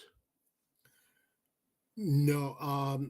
Well, it's only looped into the coil, and at the end of the coil connections that separate the differential, like he's got aluminum wire and iron wire. That's what creates the voltage, and then the coil part is the third wire coming out, and that's where you put your reed switch in between that and the two wires that create the voltage, and that reed switch is put in front of the wheel to create the trigger for the wheel. So technically speaking, it is closed, but it opens up a second the reed switch is released, right? So he's taking the you said aluminum and copper are the two wires he's using for that coil.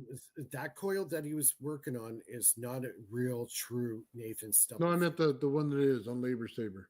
Oh, on Laser Saber, he used aluminum and copper, aluminum and bare copper, and then the shielded magnet wire is what the actual coil is. So that's what's going to create the pulse of field. So he's creating the same conditions in the battery, but without the acid. Right, exactly. He's just using basically the humidity of the air, or those batteries were actually designed to go right in the ground. So it will suck up the power from the humidity, moisture from the ground itself. What wouldn't it charge like a battery at saturation, even if they were insulated? He says if you oversaturate that the Stubblefield coil, it doesn't work as good. He says it has to be almost to the point where it's drying out. So it's very like a light moist, very, it's like most of the moisture is evaporated from the paper towel. Right, because there's no insulation. Right.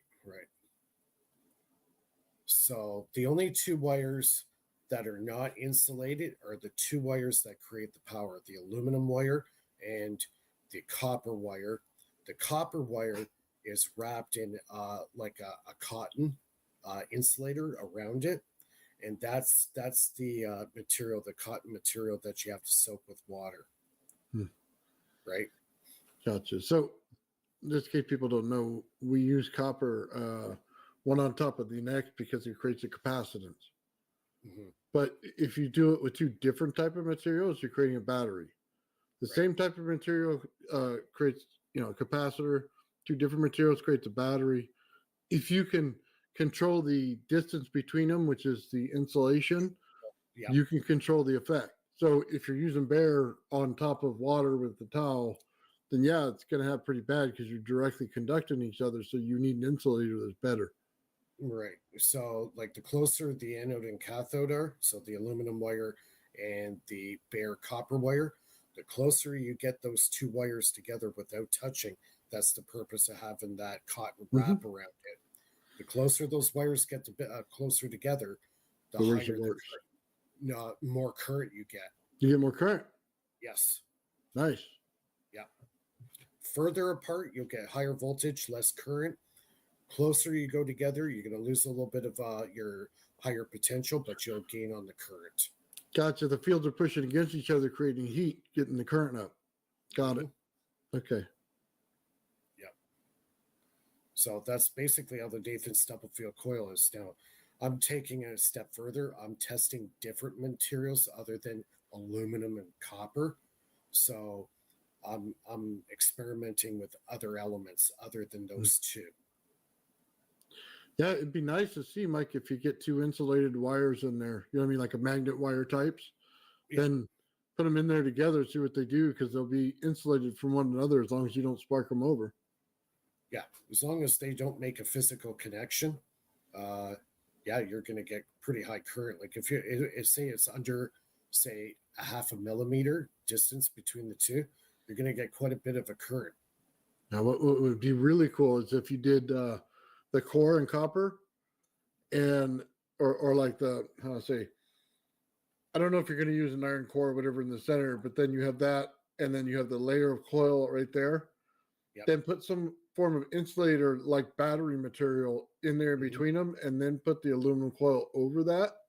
That way there's always separation, but in the inside you have either a capacitor or you can have a battery depending on what you do there. Yeah, exactly. So that's the type of stuff you have to experiment with, because I'm going to start on this Renegade Zero project. That's cool. I like that. Yeah. So I've also been still working on the graphene. I've got my graphene down to 600 ohms. As soon as I get it down below 100 ohms, it's ready. So nice. Yeah, it's turning out really good. So I've been toying around with different solvents to use for the exfoliation process. So you could use acetone, you could use isopropyl alcohol, you could use ethanol. Anything that's a solvent will break down carbon graphite into graphene. So I'm using ultrasonic cleaner to do the exfoliation process. So since I get a bigger one, I'll be able to do, well, I'd like to do about a 48-hour run of it, and I should be able to get some very, very good results. I'm already seeing good results already. So, Gotcha. Actually, I got a bottle of them here, a flask.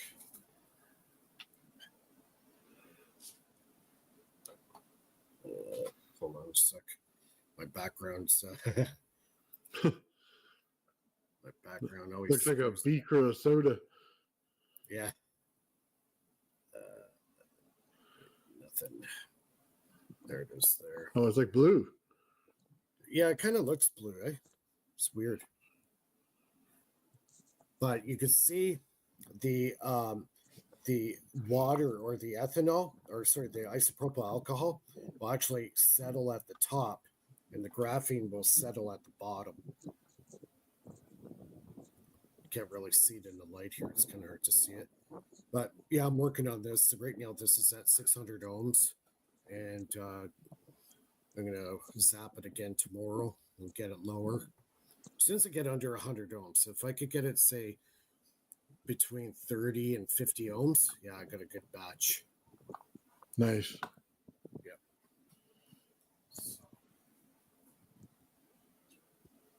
Actually,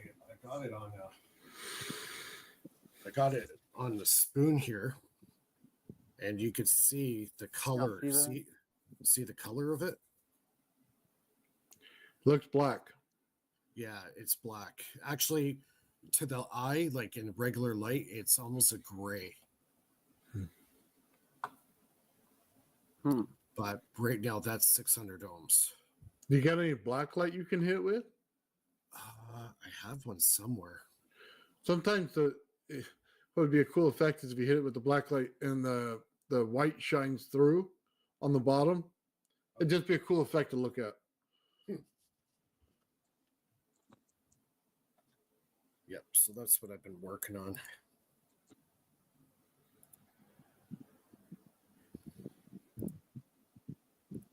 Yeah, graphene's cool, and it's so expensive. Like I was looking at, I think it was 100 mil at Sigma Aldridge.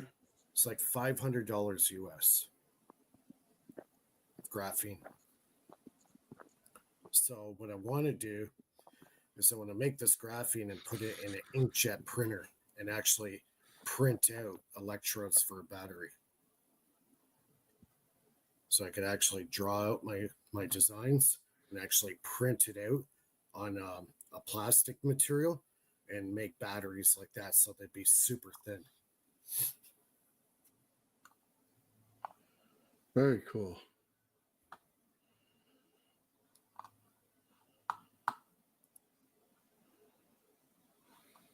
Electroplate, metals.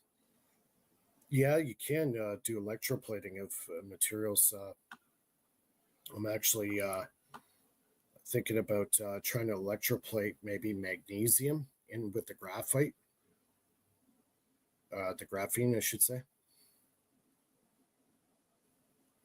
Easier, cheaper way.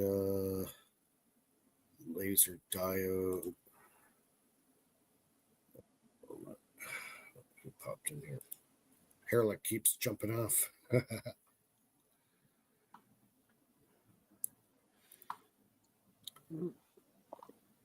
Sorry, I was trying to get my camera to work. I couldn't get it to work, so I switched to a different browser.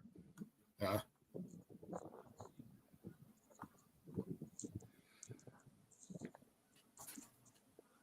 We need the dendrites? No, you don't need dendrites. Dendrites is what shorts the battery out.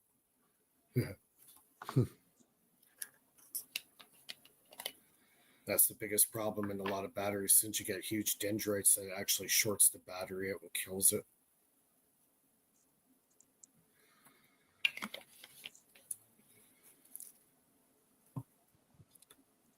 Um,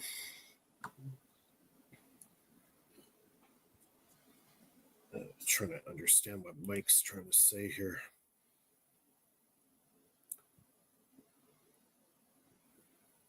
NaOH.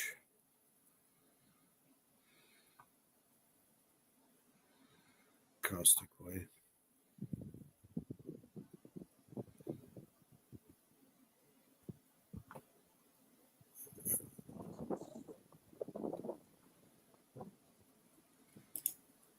Trying to go through all Okay, it these. looks like it's working now.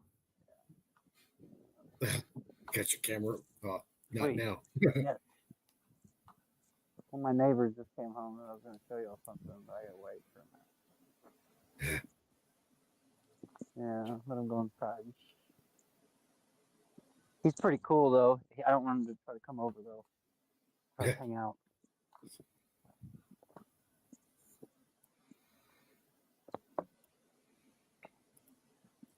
Man, so interesting stuff. Y'all's really interested in those batteries. Making different kind of cells and stuff. Yeah, I have a there's friend, so many, I call him Simon, that does that. yeah, there's so many different ways of making stuff, so many experiments, so many different elements to work with and play with, and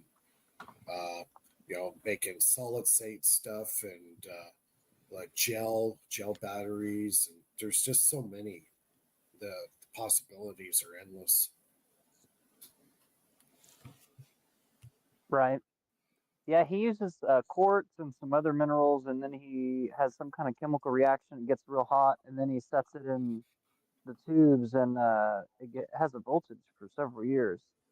And you can draw off of it too, kind of like So, Houdini had in the okay. video. Okay, so you're saying he's creating heat? What is he using to create the heat? It's a chemical reaction with Okay. whatever he's doing. Yeah, it's he's mixing like sodium hydroxide. I have to go way back and look at the text. I've never made any batteries like that, so Mhm. yeah. No, the reason why I'm asking is, to get a heat reaction like that is usually short lived. That doesn't last forever. Eventually, it burns itself out. You know what I mean? Oh yeah. No, it's just part of his curing or something like this. Once it's done, that's when it becomes a battery, and it'll have a voltage on it, and it's got something to do with the quartz in it and Right. pressure. Is what he Yeah, was well, trying to tell me. that's a piezoelectric effect. Yeah, he lives in Poland. He's got a couple of interesting things like that I don't haven't looked into a lot of. That's intriguing. Might one day. Yeah, there's a Look lot of into some stuff battery mixes. like I've got quite a bit of barium titanate that I've been experimenting with that stuff too. So one of the better piezoelectric elements to play with. Barium titanate, quartz crystal. You get into Rochelle salts. You could use that.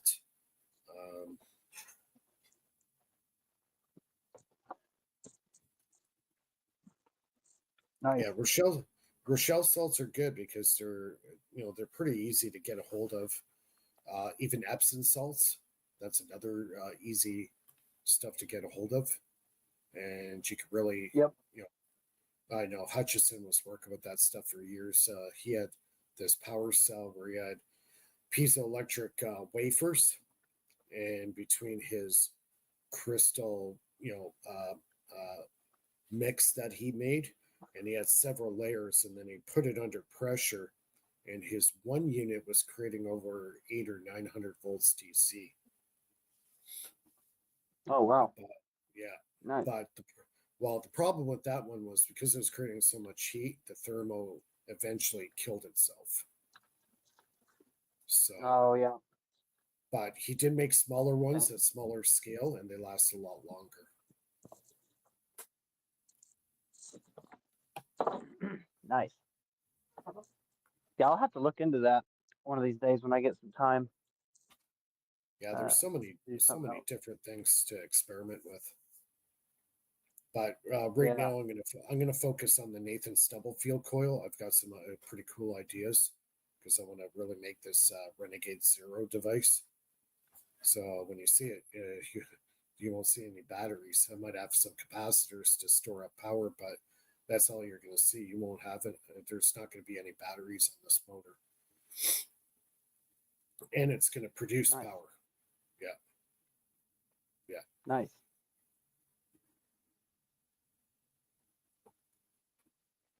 It's nice. Chat's going good Yeah, Tim tonight. said he was going to come in. He said around 9:15, so he's probably going to come in a minute. Yeah. I would imagine. Yeah, I'll see him if he pops in here. Yeah, that'll be good. Yeah, he had to finish. He had to eat and then call his boss about something, and then he's going to get in. Yeah. Even if he doesn't show up tonight, he could always schedule another time. He should pop in. How long is this? 2 hours? Yeah, usually we do 2 hours.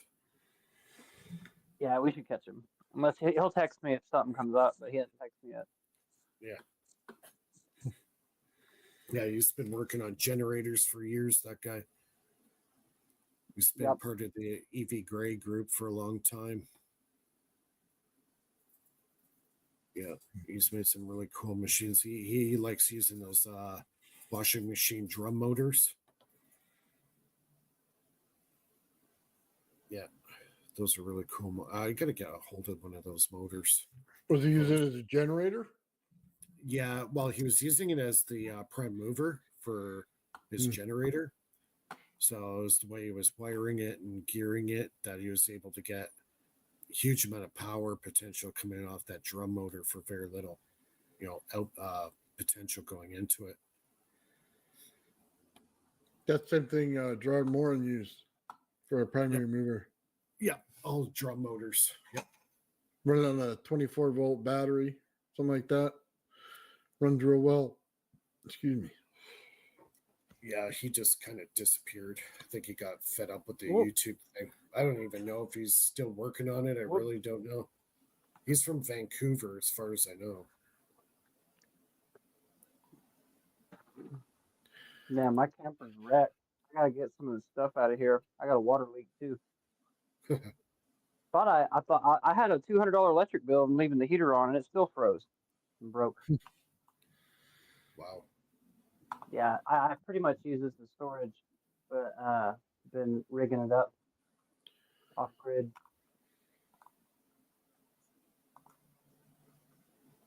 Yeah, I have a clock box motor. I have a whole playlist on that I built. The same style that Tim has. Yep. Man, I built a little one too. I built my mini. I took it apart though. I gave up on that one. It's too lossy motor. I had it close though.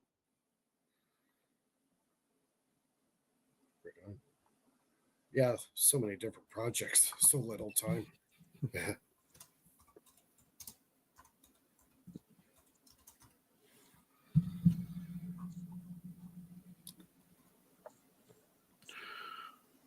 Wow, that's an interesting comment. Which one's that? Well, that's what I want to know. It says, like, grow body parts, for example. Oh. Like, well, It's the wrong show. he was growing his. Oh man, I was gonna do it, Mike. Right there when you were drinking.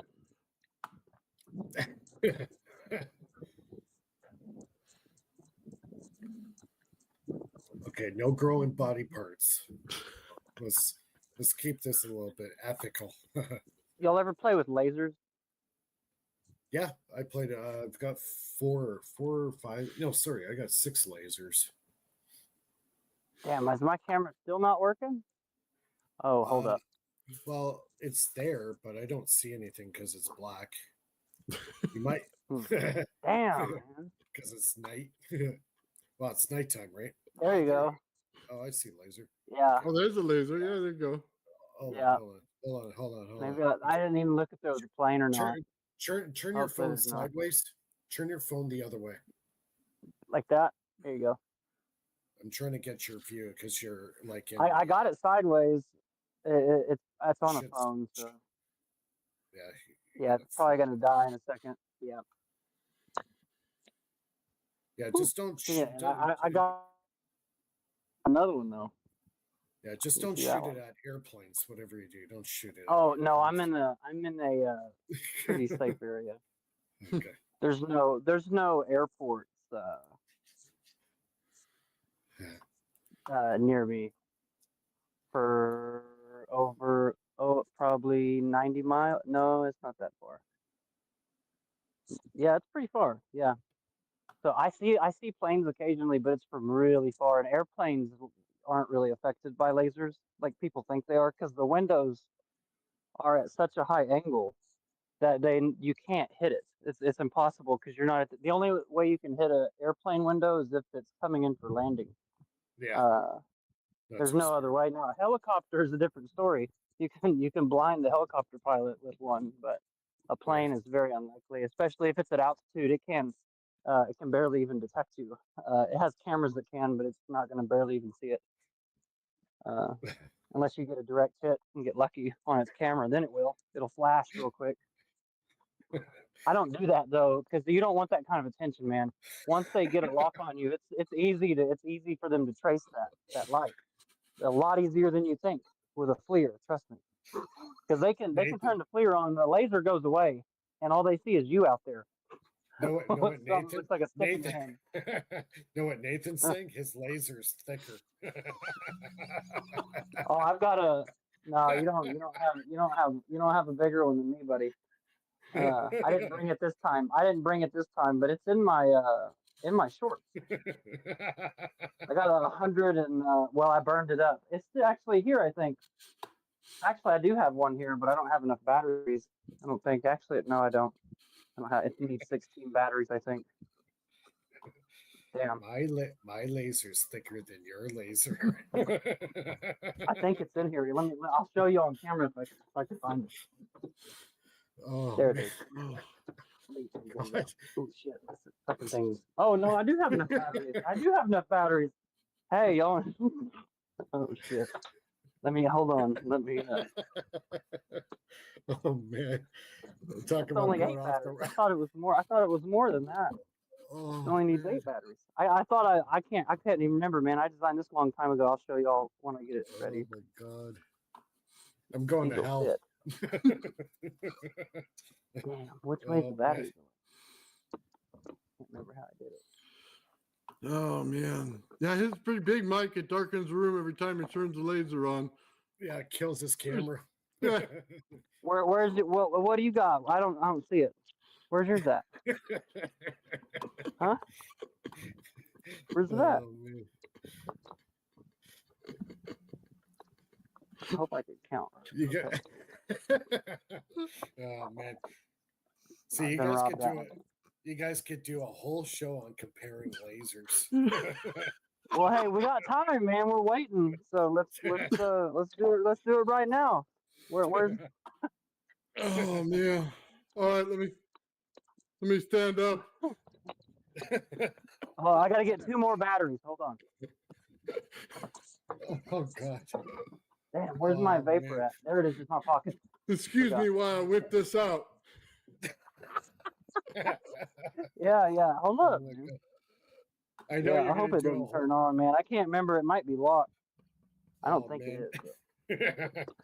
I don't. I'll have to break into it if it is, because it has a key and I don't know where the key is for sure. I did this like 6 years ago, man. Oh no, it came on. Oh shit.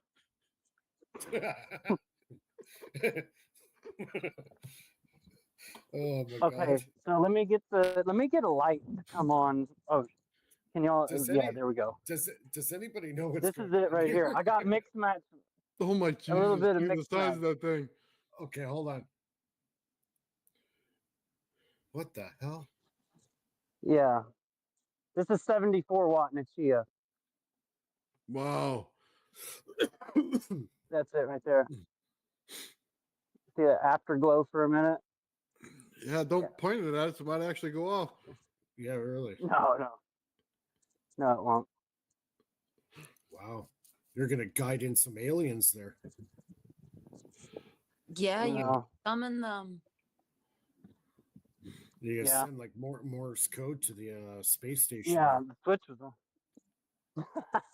Yeah, you can do Morse code with it, man. Morse code for sure. Oh God. I'll Colts. wait for Tim. Where's Tim at? Is Tim in here yet? Tim, he has this gun that he wants to ship me so I can turn it into something cool.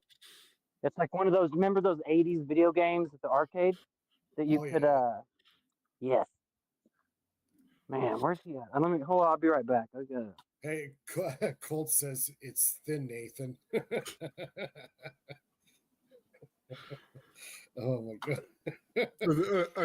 I'm sorry. I think Heliarch missed the whole joke. Yeah. I think it made it even better though. Oh yeah, you can make some good clips out of this one. My lasers. Yeah.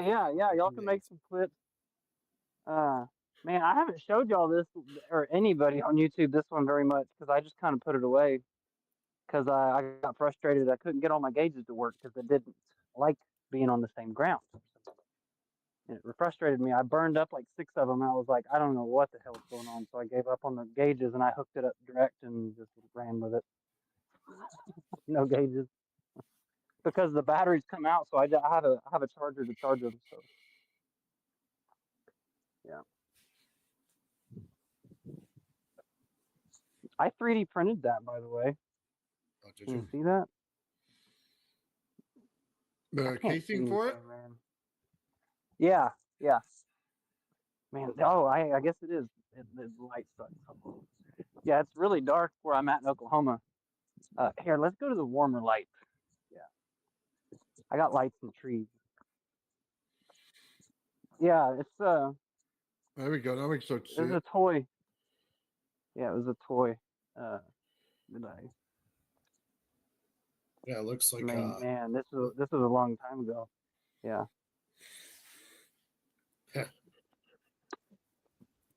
Yeah. Yeah, I wish my gauges worked, man. Do you see the gauges that don't work? That's frustrating, man. I was gonna regulate everything on this thing. I can't hit any like target. It'll hurt your eyes. If I hit the tree limb, it would be extremely bright. Will that burn anything? Like, can you actually? Oh burn fuck something? yeah! Oh fuck yeah! Okay. Yeah, it will. All right. We got Tim. I don't know how I could pull that off without. Is Tim on? Hey Tim. Yeah. Yeah. Let me look away. Hold on 1 second. Let me Did you see it? Did you see it? There you go. Yeah, see everybody. Oh yeah, there's laser. Yes. I All right. closed my eyes to do that. Yeah, thanks for coming on, Tim. Really appreciate it. I Tim. know you're busy. Busy day, that's all I can tell you. Holy shit. Yeah. I'm sorry, I'm gonna be rude. Can we drink on this thing? Sure. Yeah. Yeah, no problem. All right. I'm Sometimes jealous. we like. I don't have nothing. There's no Sometimes we go. alcohol, so we're all Sometimes we go off the rails and get a little funny, but yeah, I've watched you guys. oh yeah, It's always that's good. Yeah, yeah. For anybody who doesn't know Tim, Tim, could you just let our listeners know who you are and where to locate you on YouTube and some of the projects you've worked on and kind of your background, your history?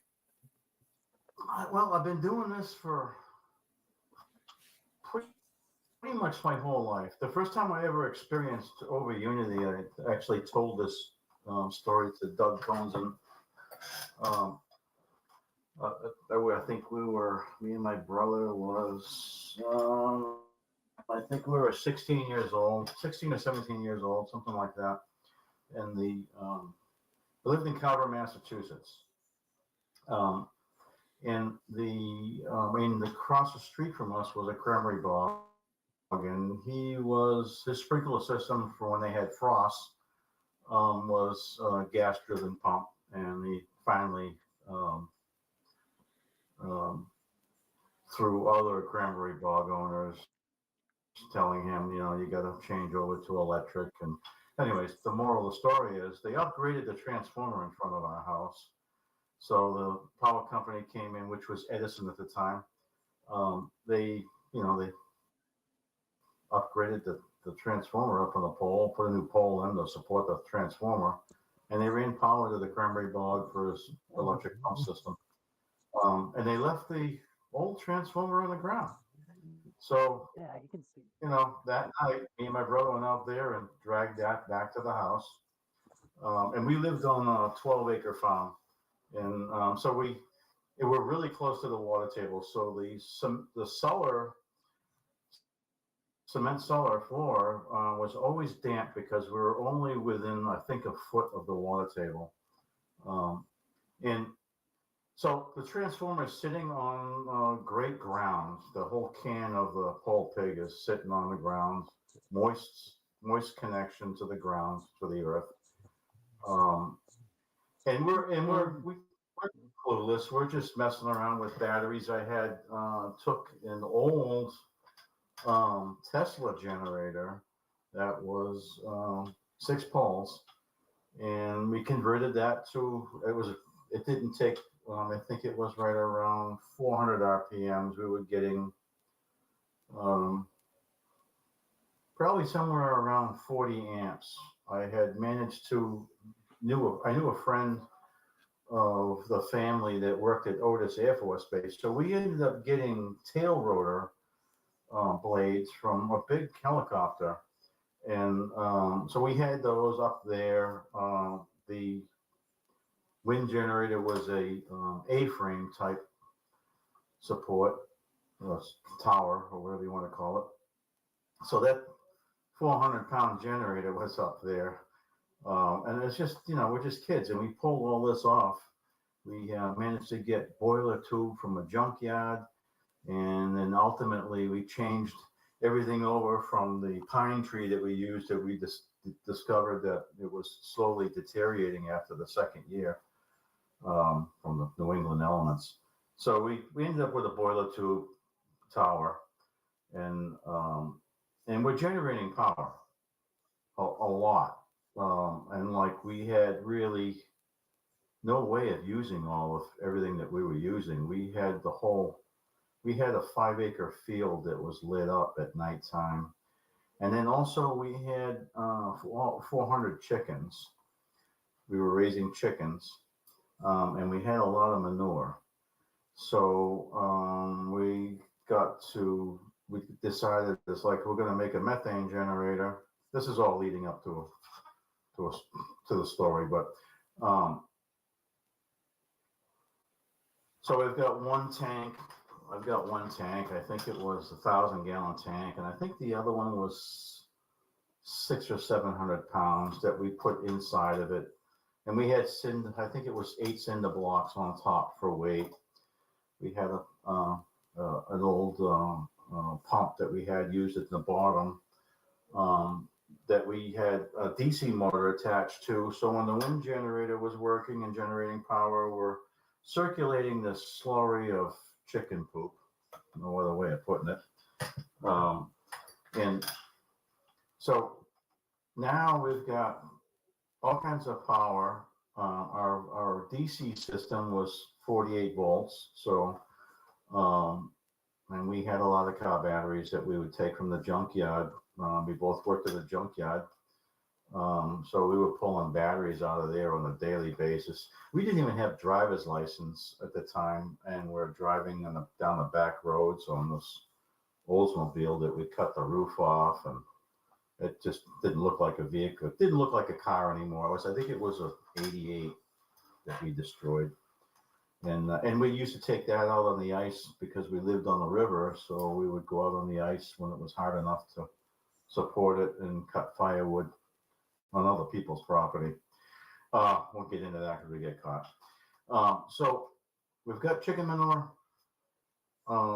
and now we need, okay, so what are we gonna run? We were running small engines and gas engines off of that, and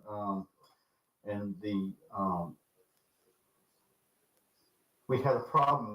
We had no way to put all this gas, so for a while we had this flare tower. We had a 20-foot pipe that that we would just waste the gas. So the neighbors and everybody that lived around us were like a little concerned, I think, what was going on the property. And so we started filling inner tubes from say a 1022 tire to front end loader tires. So we had, and then we put plywood onto that with weight cinder blocks, more cinder blocks on the plywood to push down on the inner tubes to maintain a certain pressure. So now we've got gas, and we end up winning this military generator from Otis Air Force Base. So we've got a 100 kW 6-cylinder Continental engine running on methane gas. And we've got the wind generator, which is all its sole purpose was at that point was to keep the manure moving around and gassing off.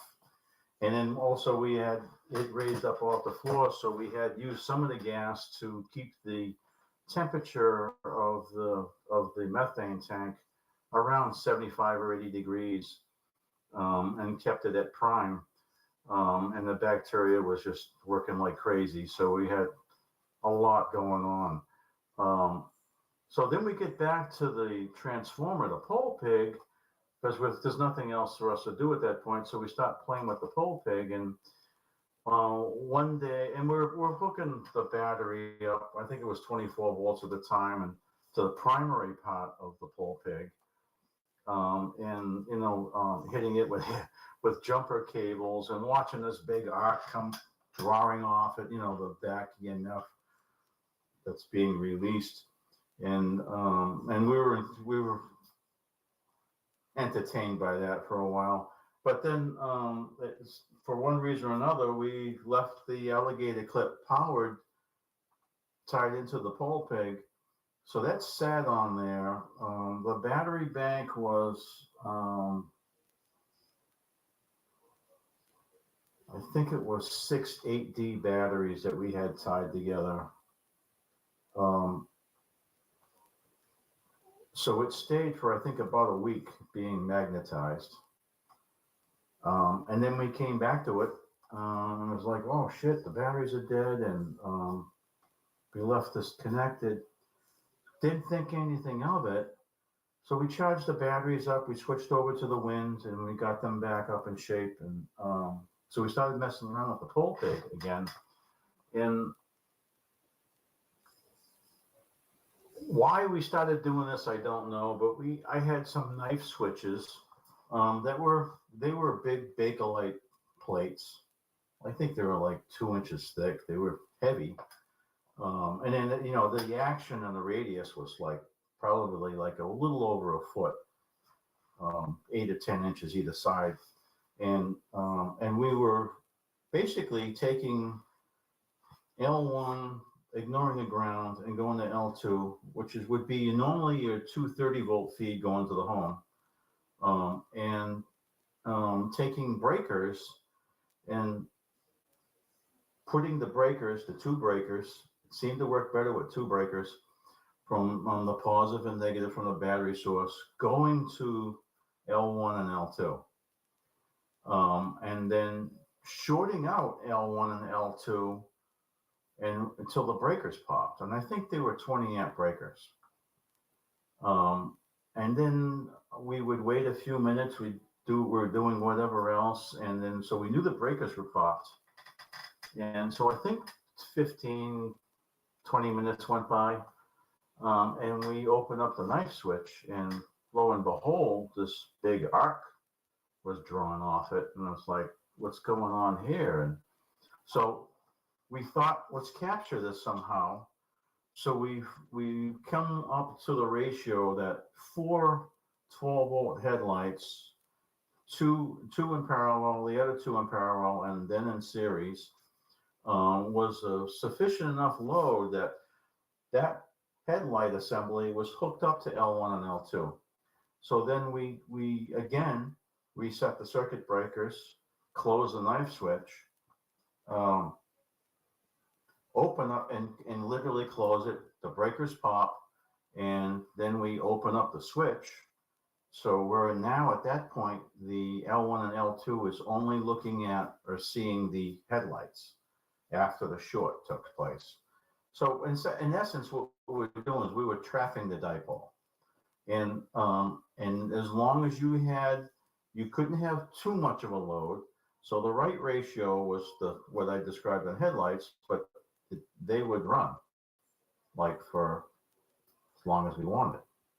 And being young guys, it's like, didn't mean anything to us other than the fact that we thought that was kind of cool. It's like, we can do this out in the field and we can put lights in the chicken coop. So that's what we did. And we started it. And what was going on is like this. I remember the PCB warning on the pole peg. It was an old style pole peg that had the and I ended up finding later on in the junkyard one that was taken apart where somebody attempted to take the copper plating out of it, and apparently they gave up. So we saw the inside and how it was made. And the other thing that we noticed is it had one insulator on top, not two, but one. And so we ended up getting I think it was probably a half a farad at 7,700 volts. We put the capacitor across from ground to the can, the pole peg can, to that insulator, and we discovered that with a rheostat, I think it was a 300 ohm rheostat, that was it was a good size one. That was probably 1,000 watt rheostat, maybe a little more. And we found there was a sweet spot on that where we could actually get more power onto this thing. And so we were actually up to 6 headlights we could actually run off this indefinitely. We had it going for, we would start it. We would start it at nighttime and then shut it off whenever we got up in the morning. And we used that for a long time like that. So self-oscillating, the core and the real old pole pigs were not, the cores were similar to like what you see here. What we have now. But back then, it was a single laminated core, just like that. Nothing attached on either end. So it was an open core, no magnetic circuit, just an open core. And you know the primary, the high voltage side was closest to the core, and the low voltage side, which was really the secondary, because it was a step down from 7,700, that had the copper plating going around it. And I think trapping the copper electrons and the capacitance value of those plates and the spacing, I think that was the key in how it worked. Never got a chance to ever duplicate it again, but for probably 2.5 or 3 years until we moved away, we used that as a power source and didn't think anything of it. Me and my brother still talk about it to this day. Everybody from both sides of my family, everybody's passed, so it's just me and him, all the way to my cousins. Everybody's gone. But there was several different people in my family that were was like, you guys have any idea what you have here? And it's like, nope, no idea. But we're using it for this. We use it for lighting. And I was told by my grandfather then, and this is probably 1972 or 1973. Don't tell anybody what you guys got going on here. It's going to bring problems. It'll be trouble. And so we never did. And that was the end of that. And then, obviously life continues on and you forget about it. that was my first time of witnessing over unity. You know, so for me, I've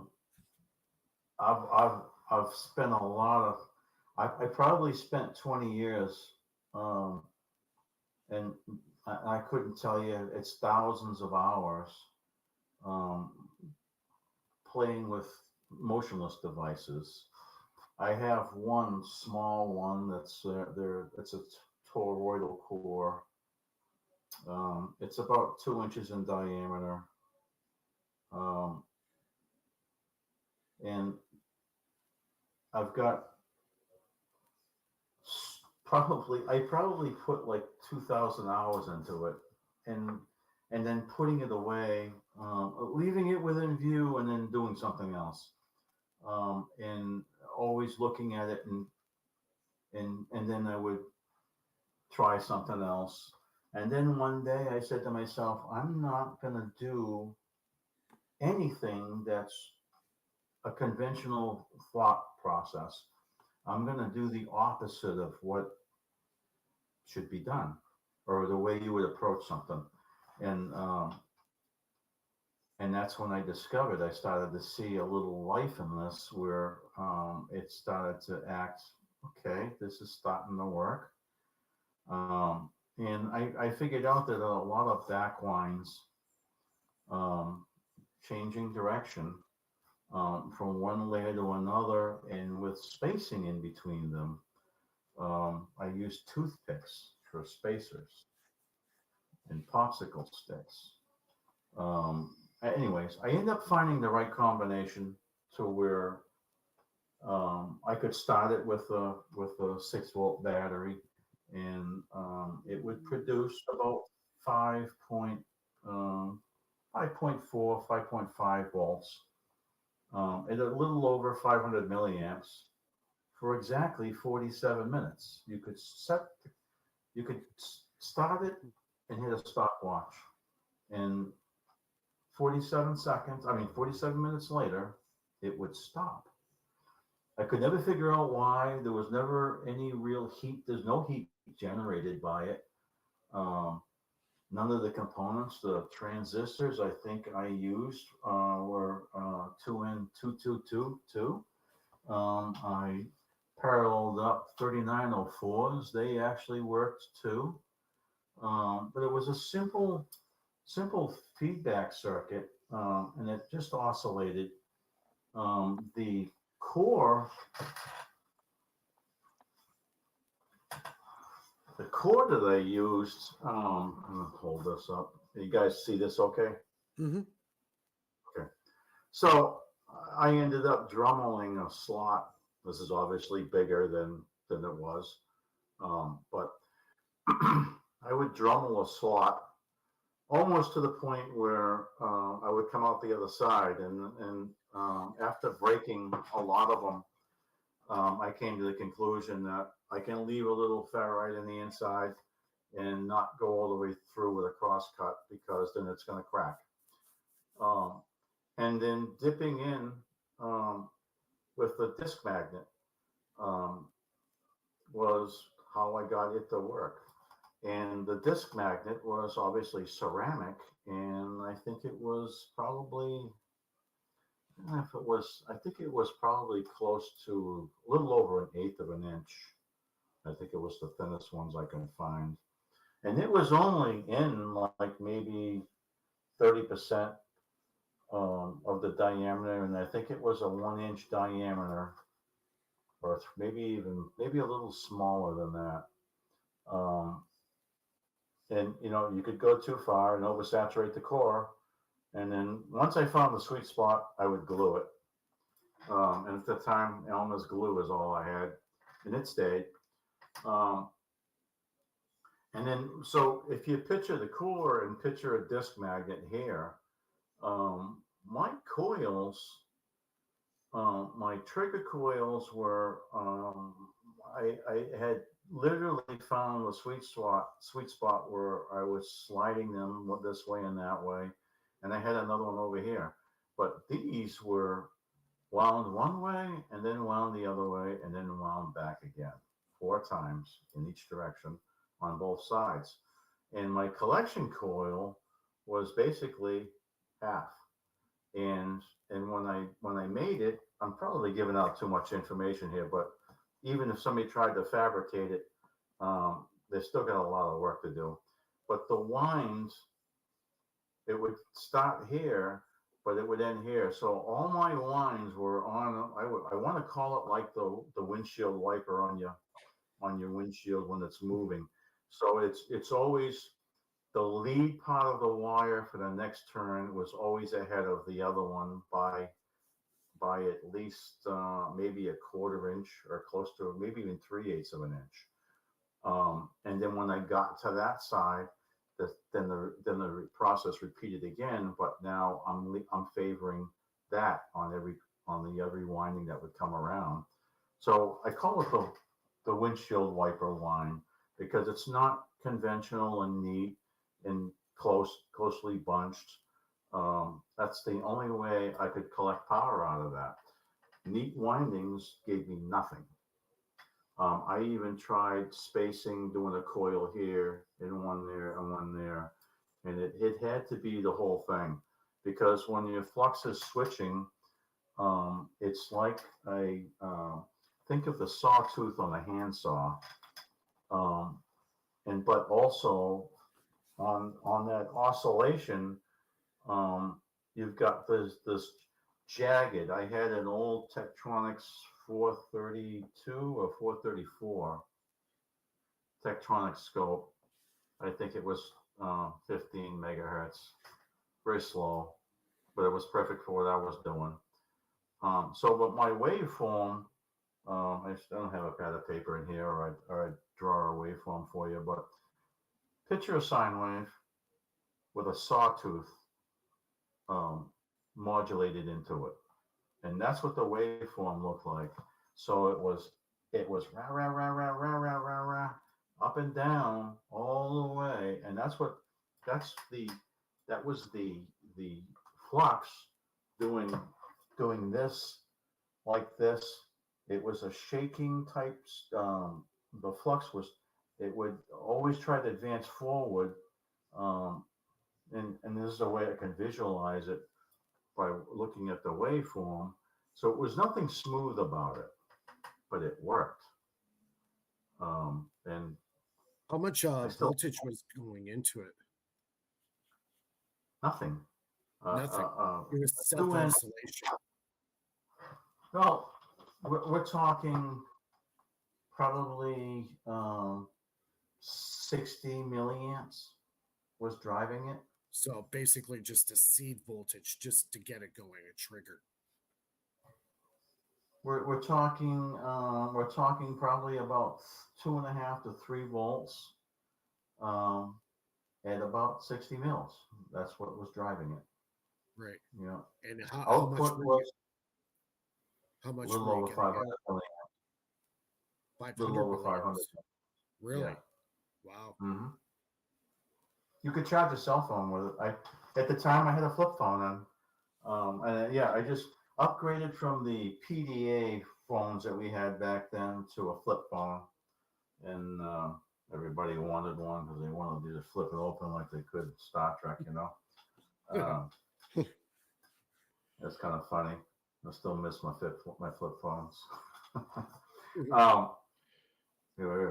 It was nice because you didn't get a text from anybody until everybody got good at it, right? But it would charge a cell phone. You know, I tried to at the time when I was up in the Northeast, I had a business up there, and I had a well drilling business. I'm in Texas, south of Houston, right now. So I had a well drilling company. I had a lot going on when I was younger. I was building stump grinding machines that would take a stump the size of a car and grind it up and give you 3 or 4 different kinds of product, whether it be crushed stone, loam, and wood chips, all around this machine. It was built on a 60-foot trailer. So that kept me busy doing that amongst other stuff. But then we had the poker craze that come along, and eBay was fresh, and so I started selling poker tables on eBay, coffee tables and full size 8-foot tables. Made the machine to make all that, and at that point, I started to look at. It's like, you know what? I've got the business. I'm making a ton of money. I've got more resources at my exposure, but at my hands to do whatever I want to do. And so I started doing other stuff. And I played with 3-phase transformers. And this is way back in the day when I think probably Doug Conzen was doing his coil shorting. And I know Thane Hines won't like to hear this, but and we're on great terms, right? We always communicate on Facebook from time to time, but I was playing around with a bit long before he even thought about it when he was still a professor in college teaching. I was doing that stuff. And I had a friend that was doing farming, indoor farming. I'm not going to say what kind of farming, but he had a huge electric bill. And I had took this one transformer, and it was literally just about 1,000 watts in, but I was getting 6,000 watts out. Yeah, that was That's big that was power. a significant gain. Yeah, I know Doug as well. I've talked to him a few times on WhatsApp. Met his wife online too, and we've chit chatted over the last few years. He hooked me up with Bart, that's here in Canada. I'm not sure if you know Bart. So I've been doing some stuff with him on and off. The only one I know in Canada is Warren. Warren? Oh, okay. Warren lives about 4 hours away from me. Yeah. Oh, Yeah. great guy. I think Warren's a great guy. Yeah. Yeah, he always I has love- something to say. He always on the EV Gray boards. He always has something Yes. to say. Yeah. Yeah. Talks about his boat all the time, his schooner. Yeah, sometimes I would start these threads on there, and they would get trashed, and I was like, I get so aggravated. It's like, Yeah. but I came to the conclusion it was really a good thing, because anything that was critical and worth reading was buried in the trashing of the thread, which made it difficult for trolls to figure anything out, which is what I liked. So it's a Yeah. good place. I think Norman's a really good source of information. He's done a lot. I've recreated Highly his- intelligent guy, Norman is. Yes. Yeah. I recreated his MRA device. Mm-hmm. Yeah, and it works. Yeah. So he was kind of happy I did it too. Have you done that with an ignition coil yet? You talking to me? Mm-hmm. The rendition coil? Have you incorporated the MRA into an ignition coil? Oh, right. I haven't done that. That'd be interesting. No, you need to do that. Hmm. You need to do that, and then you need to take that high voltage and do a spot gap for a Tesla coil. Yeah. Then go from there. There you go. You'll be amazed. There's an idea. If you want to strive on putting less in and getting more out, that's your starting point. So use a car ignition coil. Yeah. Yeah. Interesting. The old, the old Model T. If you can never find any of those, I don't. Probably most of them are in museums or anything that looks good now, but those are great coils. Yeah. I think those were made by Tesla, weren't they? Or Edison? It's the early ones were, yeah. Then I think General Electric and GE took over. Yeah. Matco? Tesla made the first one. Matco or Taco? Taco. Yeah. Was another one. Right. Tackle. Then Champion, they jumped in it. Yeah, interesting stuff. So you've been doing this. Yeah, pretty those much- ignition. You ever see those ignition transformers? Those for small like neon signs that were there are probably about maybe 4, maybe 6 inches long. It had the high voltage coil on one end, and then there was the primary on the other end. And if you looked in the middle, it had a shunt bar in there. Do you remember seeing any of those? I don't have it with me right now, but I've got one in the garage in the lab that next time I'll show. Or actually, I'll put a video and show them on my channel. Those, they're over Unity. I've got 8 of them. And what you get out and what you're putting in when you do the math, it's like, okay, this shouldn't be. This shouldn't be the case. Well, that's the same with the refrigerator. Refrigerator has a COP greater than 1, and everybody has one. Right? Yep. Yeah. Tim, you should tell him about you want to tell him about the inverter and the bit and the battery when the power was out? He said it on, I think on ours, you mentioned it. Yeah. Yeah, so I took my bit. I've got I've got 100. There are 2 100 amp hour lithium ion batteries, about the size of Group 27 lead acid or whatever. So I've got 2 of those paralleled up, running an inverter, and I can go a long way running that before it gets critical or enough voltage drop where the inverter will shut down, like days. And that's just like and I would use that for standby power if the power went out here, so we can watch TV or run fans or whatever. We're not going to do anything crazy like run air conditioning, central AC or anything, but it still allows you to live your life a little, having some kind of luxury like a TV and keep the refrigerator going and a few lights, right, and the fan. That's about all I would do with it. So I started to think one day, it's like, you know what, I've got nothing else better to do right now, and I'm gonna hook a bit up to the inverter, and then let that run a switching power supply. So 50 amp switching power supply, set for 14 volts, powered by the bit, and then the input of the bit I was taking from the inverter, and and I'm charging the same battery bank that I'm running off from the inverter.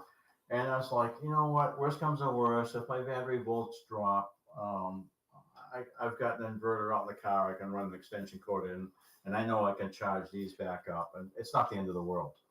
Well, I hooked it all up, and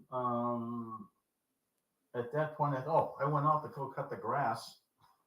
The sun was, little lower in the day, where it was more in the front of the house, so I got a lot of shadow in the back. And in Texas, it's hot as fuck down here in the summertime. So yes. Yeah, it's like, this is just one day without sunscreen, and my head's fresh. And we're not even in the summer yet. It's crazy. So I went and looked at my battery voltage about an hour later, and I was like, whoa, this is up. I still have the refrigerator plugged in, and I had fans going inside, and the TV was going in the living room, 70-inch TV. I was like, oh, this is interesting. Okay, so I can rely on this. And I went all week like that, and it never dropped below 12.9 on the battery voltage, and all the way back up to 13.4, 13.6, 13.5. Yeah. So I was just using loop it? The bit was fooling the battery system. If you try to loop something, it's going to kill itself. It's only natural, But the bit is the tool. The bit is the tool for fooling the system. When you complete a loop, the bit is the tool to make both sides numb and oblivious to what's going on. Yes. And Tim had some interesting things happen with the bit. I'm not going to get into too much detail because I'm Yeah. kind of like trying to protect it. A lot of stuff I have that has not been on. Flint's got every single one of my research videos. If I happen to die tomorrow, he's got it all, and he also has my channel. So if my channel can continue on, and maybe someday, 20 years from now, maybe it'll stop making fucking money because it's not making money right now. I'll be dead by the time that happens. Fuck you, Google. That's what I got to say. I hope you're not getting anybody in trouble. That's the way I feel about it. You gotta have something. You gotta have stupid, fake bullshit on YouTube to make money. The legitimate stuff does not do anything. And I've almost, I don't know how you guys feel about you, and I know I'm sidetracking myself here, but I love YouTube. It's such a great platform, but it's getting fucked up. And this AI and all this fabricated BS that's taking place, I can't. Everybody is so. I don't know about you guys, but I can fucking go all day without looking at this phone. I'm there with you. Under the seat, I can keep it in my pocket. Fuck, I can be sweating my ass off, and my phone can be doing all kinds of shit, and I do not care. As long as it doesn't call 911, I'm good with it. You know what I mean? But everybody else on the planet are walking, and they're thumbing their phone as they go across the street, when they're going down the road. It's like these things kill people. Yeah. And that's what I got to say about that. They kill people. But they're also great for a lot of different things. Actually, making a phone call, that's legit, right? Yeah. But if you think about the bit, if you think about the bit as a tool, you always have to. And Hector, what does Hector call it, Clint? What is it, Tim? I was reading the comments. What's up? Oh, are you? Or Hector? you with us? With somebody else? Don't be playing with the trolls. Oh, no, I was just reading and scrolling up. No, I haven't called Hector in a while because Viber took over my phone like it did yours, and I didn't like it. It started adding me these spam groups with these fake people, so I just deleted it. Mm-hmm. Yeah. What does Hector call the bit? Man, I'm not sure. Something horse's ass or something. Cunt. No. Toroid. Yes. Toroidal hemorrhoid or something along those lines. and it makes sense if you listen to his thesis on it. It's kind of funny. I don't know. Have any of you guys ever talked to Hector? I haven't. No. No. Oh, he's great. Should. He's hard to follow. You got to be on a high level to understand him, for sure. Yes, almost no, like it's I have a time following that guy. He's highly intelligent. I wish he lived next door. Yes. Yeah, he's that'd be great. He's in South America or something. I'm not gonna say where he is. I know where he is, but I'm not gonna. Yeah. That's for him to do, not me. But he's an entirely. He's really an intelligent individual, and I don't want to say comparable to Einstein, but he's on that list. Where on that list, I don't know, but he's on that list. Nice. I enjoy talking to him because it's an education, always an education when you talk. But he's nothing what you see on when I hated the guy. If he commented on a thread, I was like, holy shit, here we go again. But Yeah.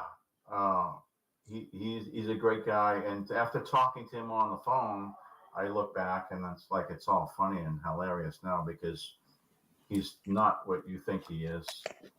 He's he's a very he's entertaining, but he's a great teacher. He's It's on hard to another level, follow man. with his accent. Hard to follow his accent, but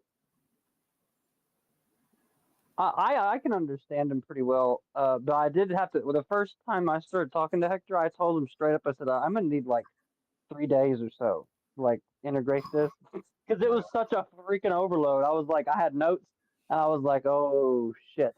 And then I already had a lot of his notes anyway, and I was like, "I need a minute," because he was kept going. I'm like, "Stop! I don't want to like." I said, I need to. This deserves my attention, and I can't give it to it right now because you done connected too many dots." But yeah, he still has a radar license to work in the United States. yes, I know that. yeah, For the U.S. government, yeah, and other installations and entities. So, anyways, the toroidal hemorrhoidal bit. Yes. If you taking, you guys are familiar with my free gen that I have. I'll show it for a while, then I'll make. You know how to do that, Tim? The one with the drum motor. How do you do it? Yeah, the 11-inch Samsung with an ECM. Yeah. Can we do that on this? Yep. How can we share video like that? Yeah, you can do a screen share under. Oh, Tim, I think you have to send him a link. Are you wanting to show it on this, or no, are you just saying on your YouTube? Yeah, no, you can. It's unlisted right now, so let me make it go public, and then I'll. Can you? I think you can just send him the link. I think you can just send him the unlisted link, and it should work. As long as you leave it unlisted, you can still. Yes, it should still take him straight to it as if it's there. It's just not listed right publicly. Yeah. Yes. Hold on one second. Just send him the link unlisted. Yeah. Hold on one second.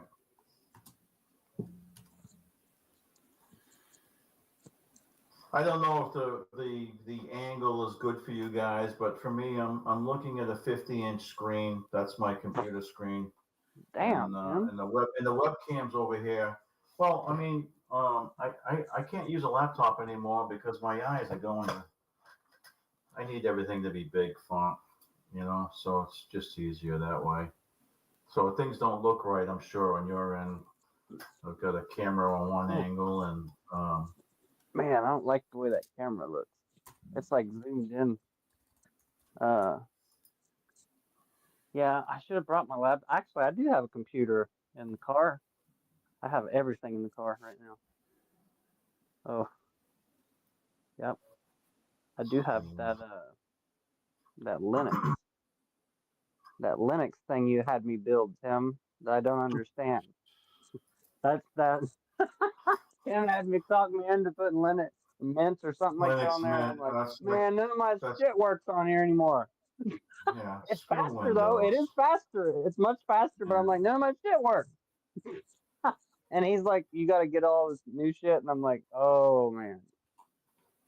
So I still got to do it. I got to learn it eventually.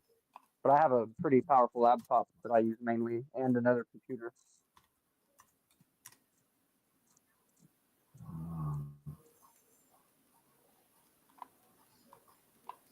Okay, I'm scrolling through. I got a lot of unlisted stuff here, so I'm like trying to find it.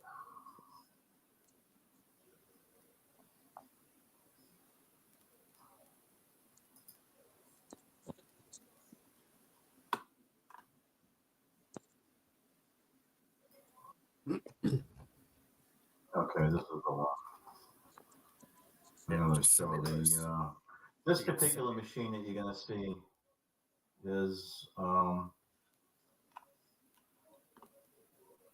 was only putting out 8 watts before it stalled, but I could get 8 watts as long as I want out of it.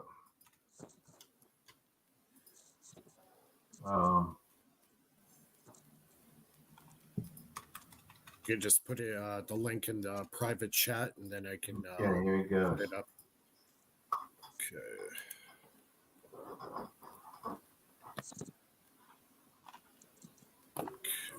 Did you get it? Yeah. Just give me 1 sec here to do screen share.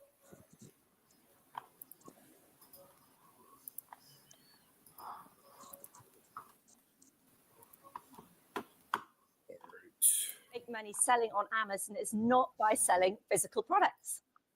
It's a new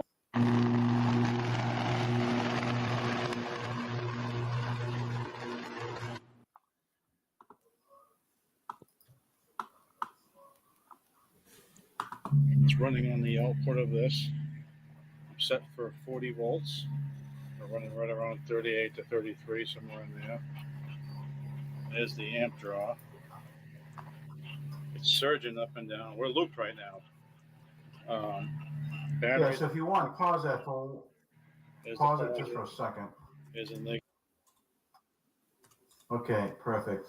So I forget what the actual model number was of this one, but it's obviously buck boost. But right in the, you see where the green ground clamp comes in, and you've got, I think it's a 200 UF. Yeah. Yes, exactly. So right underneath that area and more towards the front where you see the where the little condenser is, there's a place on that side, on the other side, where I actually put a diode and 2 resistors and 1 Zener, and I actually got that to squelch the switching when I hit the threshold, whatever voltage I set that to, it would stop switching. So it acted like a cap dump, but in reverse. Right on.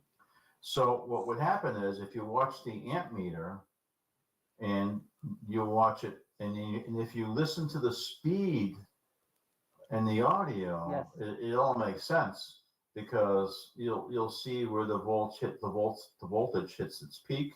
It stays for a second and then slowly starts to drop, and you see what the amp meter is doing, and you also hear the rise in RPM.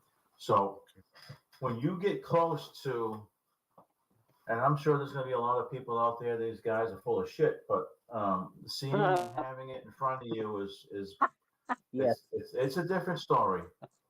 Yep. And you know, every time I ran that machine, I'd pinch myself because I thought it was a fucking dream. It's absolutely amazing. And when I wasn't using it, I took it apart for obvious reasons. But so that acted like a battery charger in a way. So I limited the output to about 2.5 or 3 amps.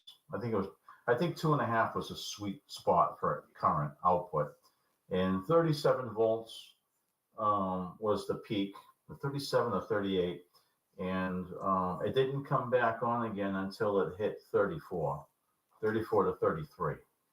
So as soon as to the left of the screen, where that red cable is, that heavy red, I think that's 10 gauge wire coming down to the cap bank.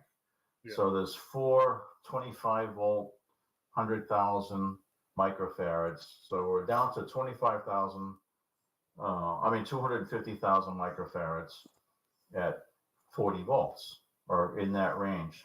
So that was my battery bank. There's no other way of looking at it. And because having 100 volt max voltage, it acted like a great sponge. It sucked it up quick and held on to it, and then gave it away quickly. So the duration time between 2 and 2.5 seconds between low and peak, and that's how that whole thing worked. I was stealing time, stealing energy, and then giving it back at the right moment. And that's the only way that could even work. But I could take the W, I think it's what was that, an RW900, I think, Flint. Is that what the Yes, model number? Yeah. I took the AC voltage, the 100 and something volts, out of the ECM and ran that into the bit that I had at the time configured. Taking the output of the bit, rectifying it to DC, and then feeding the speed controller, which was driving the 11-inch Samsung. I had runaway. It was very difficult to control it, and I had to shut it down before it would burn up the speed controller. And I did that. I couldn't tell you how many times I did that, trying to figure out how to control it. And then through voltage regulation and the bit having with the shunt bars, I had shunt bars on top of the three-phase transformer and below. I think the best way is inducing a little current there with a coil on it and decreasing the efficiency of the bit to make the whole system controllable. I think that would be the only way of controlling it. But without any control, it would run away. So within 40 seconds, I had to shut the thing off. I had to kill it because it would burn out the speed controller because I'd be over voltage and way over RPM. Yeah. Very interesting effect. Cool. So the bit is a tool. You use the bit. You can use the bit as a tool for many different things. Like I said before, to maintain a battery voltage on an inverter system, you're fooling the front and back side of things where it doesn't know it's powering itself or charging itself. The bit, because of the phase shift, it breaks the symmetry of the potential going from in to coming out. I've done a similar thing with basically taking the voltage coming out, put it through a full wave bridge rectifier, dump it into a capacitor, and then put it through a full wave bridge rectifier again. And I found that worked too with my pulse motors. I was able to loop the pulse motor without shorting it out. Nice. So yeah. And then also, if you take a microwave transformer, take it apart and get two. If you can get two identical ones, it's perfect.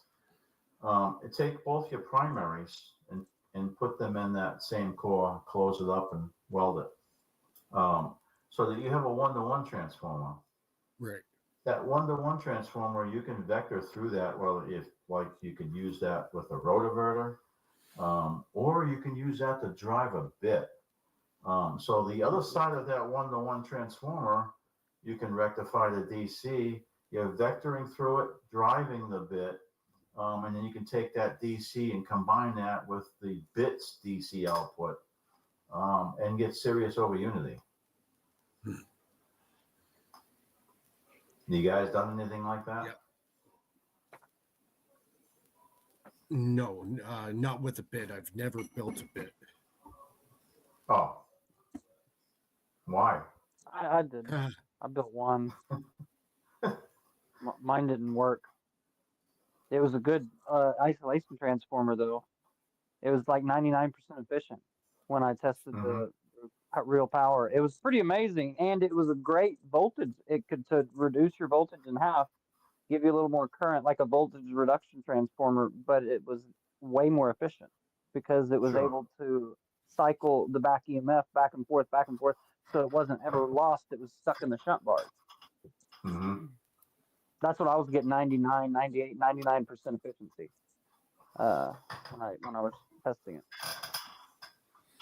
So, what do we have? I can't see this. We got the Faraday Research Live in my way. I can't see the progress bar on the video. Oh, here I can start it. You want me to start the video again, or? Yeah. Okay. Negative. There's a negative right here that goes to the battery, but here's the positive. It's off, just so you know.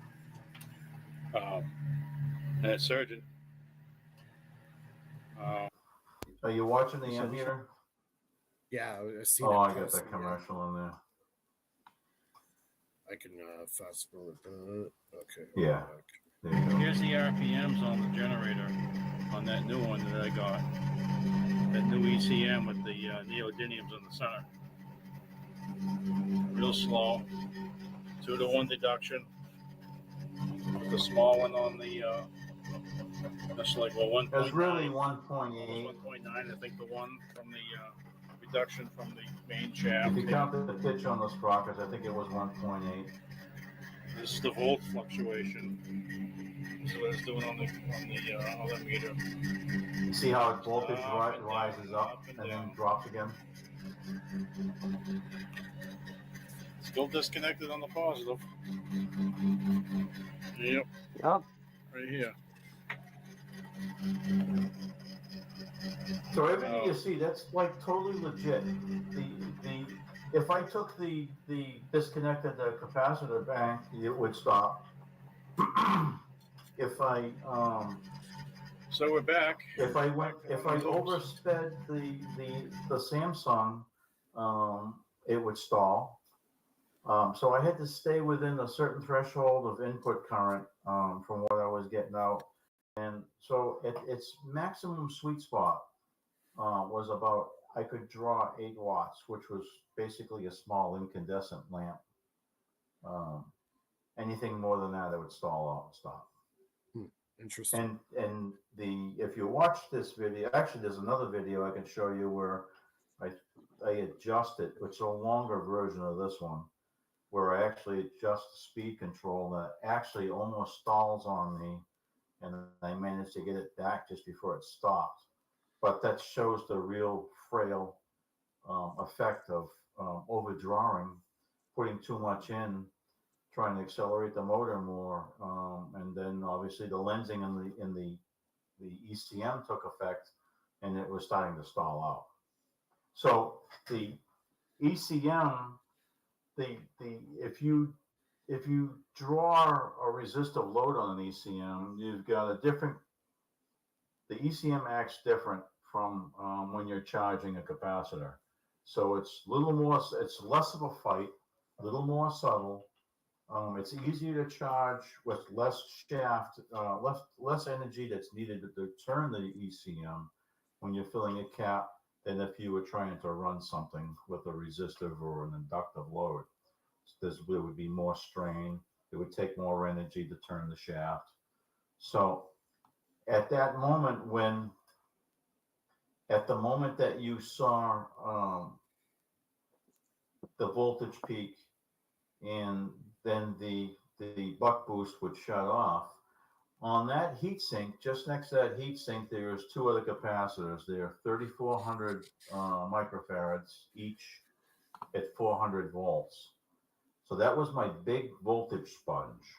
That sucked up the energy quick enough, and it allowed me to run the buck boost, which in turn, through a controlled situation, charged the 250,000 microfarad cap bank, which acted like the battery that was tied into the speed controller.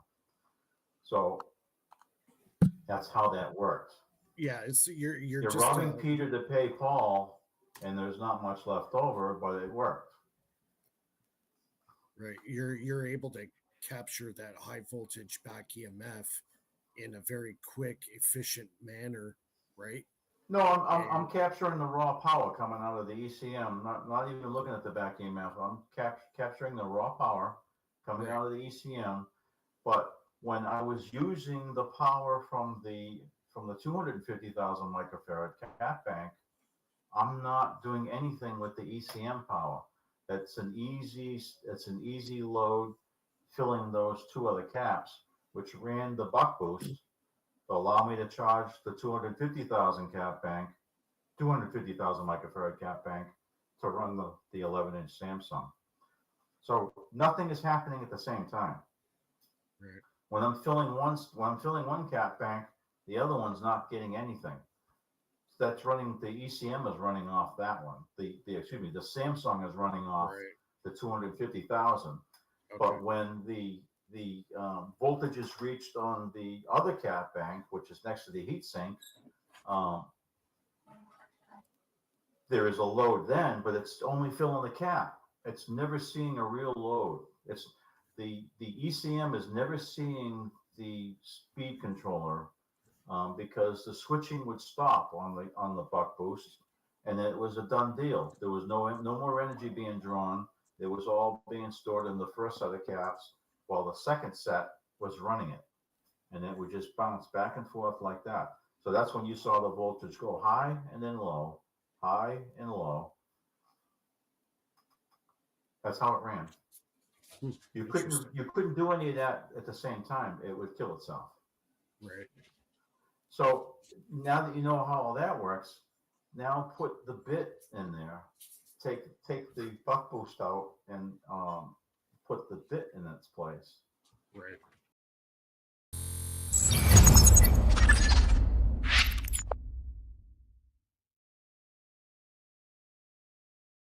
I want to thank you all for tuning in to Beneficence TV Live, the Benefactors Guide to Free Energy Devices, and the League of Extraordinary Inventors. If you want to pick up the ending of this stream, because I'm not able to stream it anymore, I've got to work in the morning, please head over to Mike from Faraday Research. Just type in Faraday, Mike, or type in Faraday Research in Google or in YouTube, and you should find his channel. I do also have it linked in, I believe, one of the descriptions of my channel. Have a good night, everybody.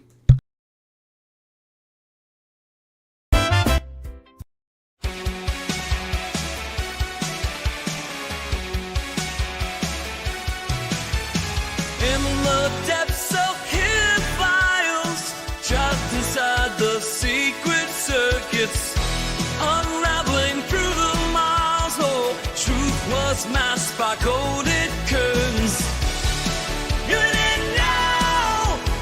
Shattering the silence, feel the power. Revelations on the rise.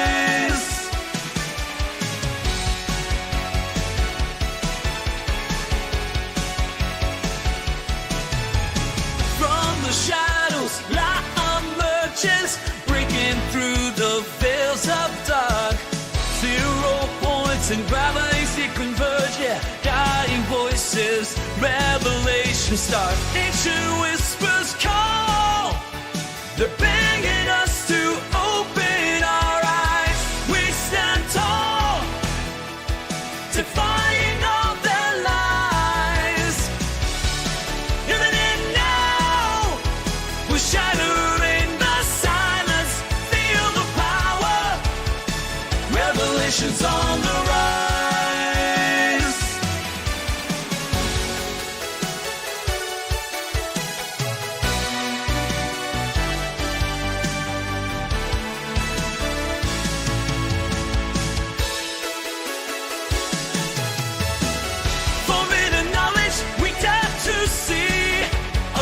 Secrets, setting minds free.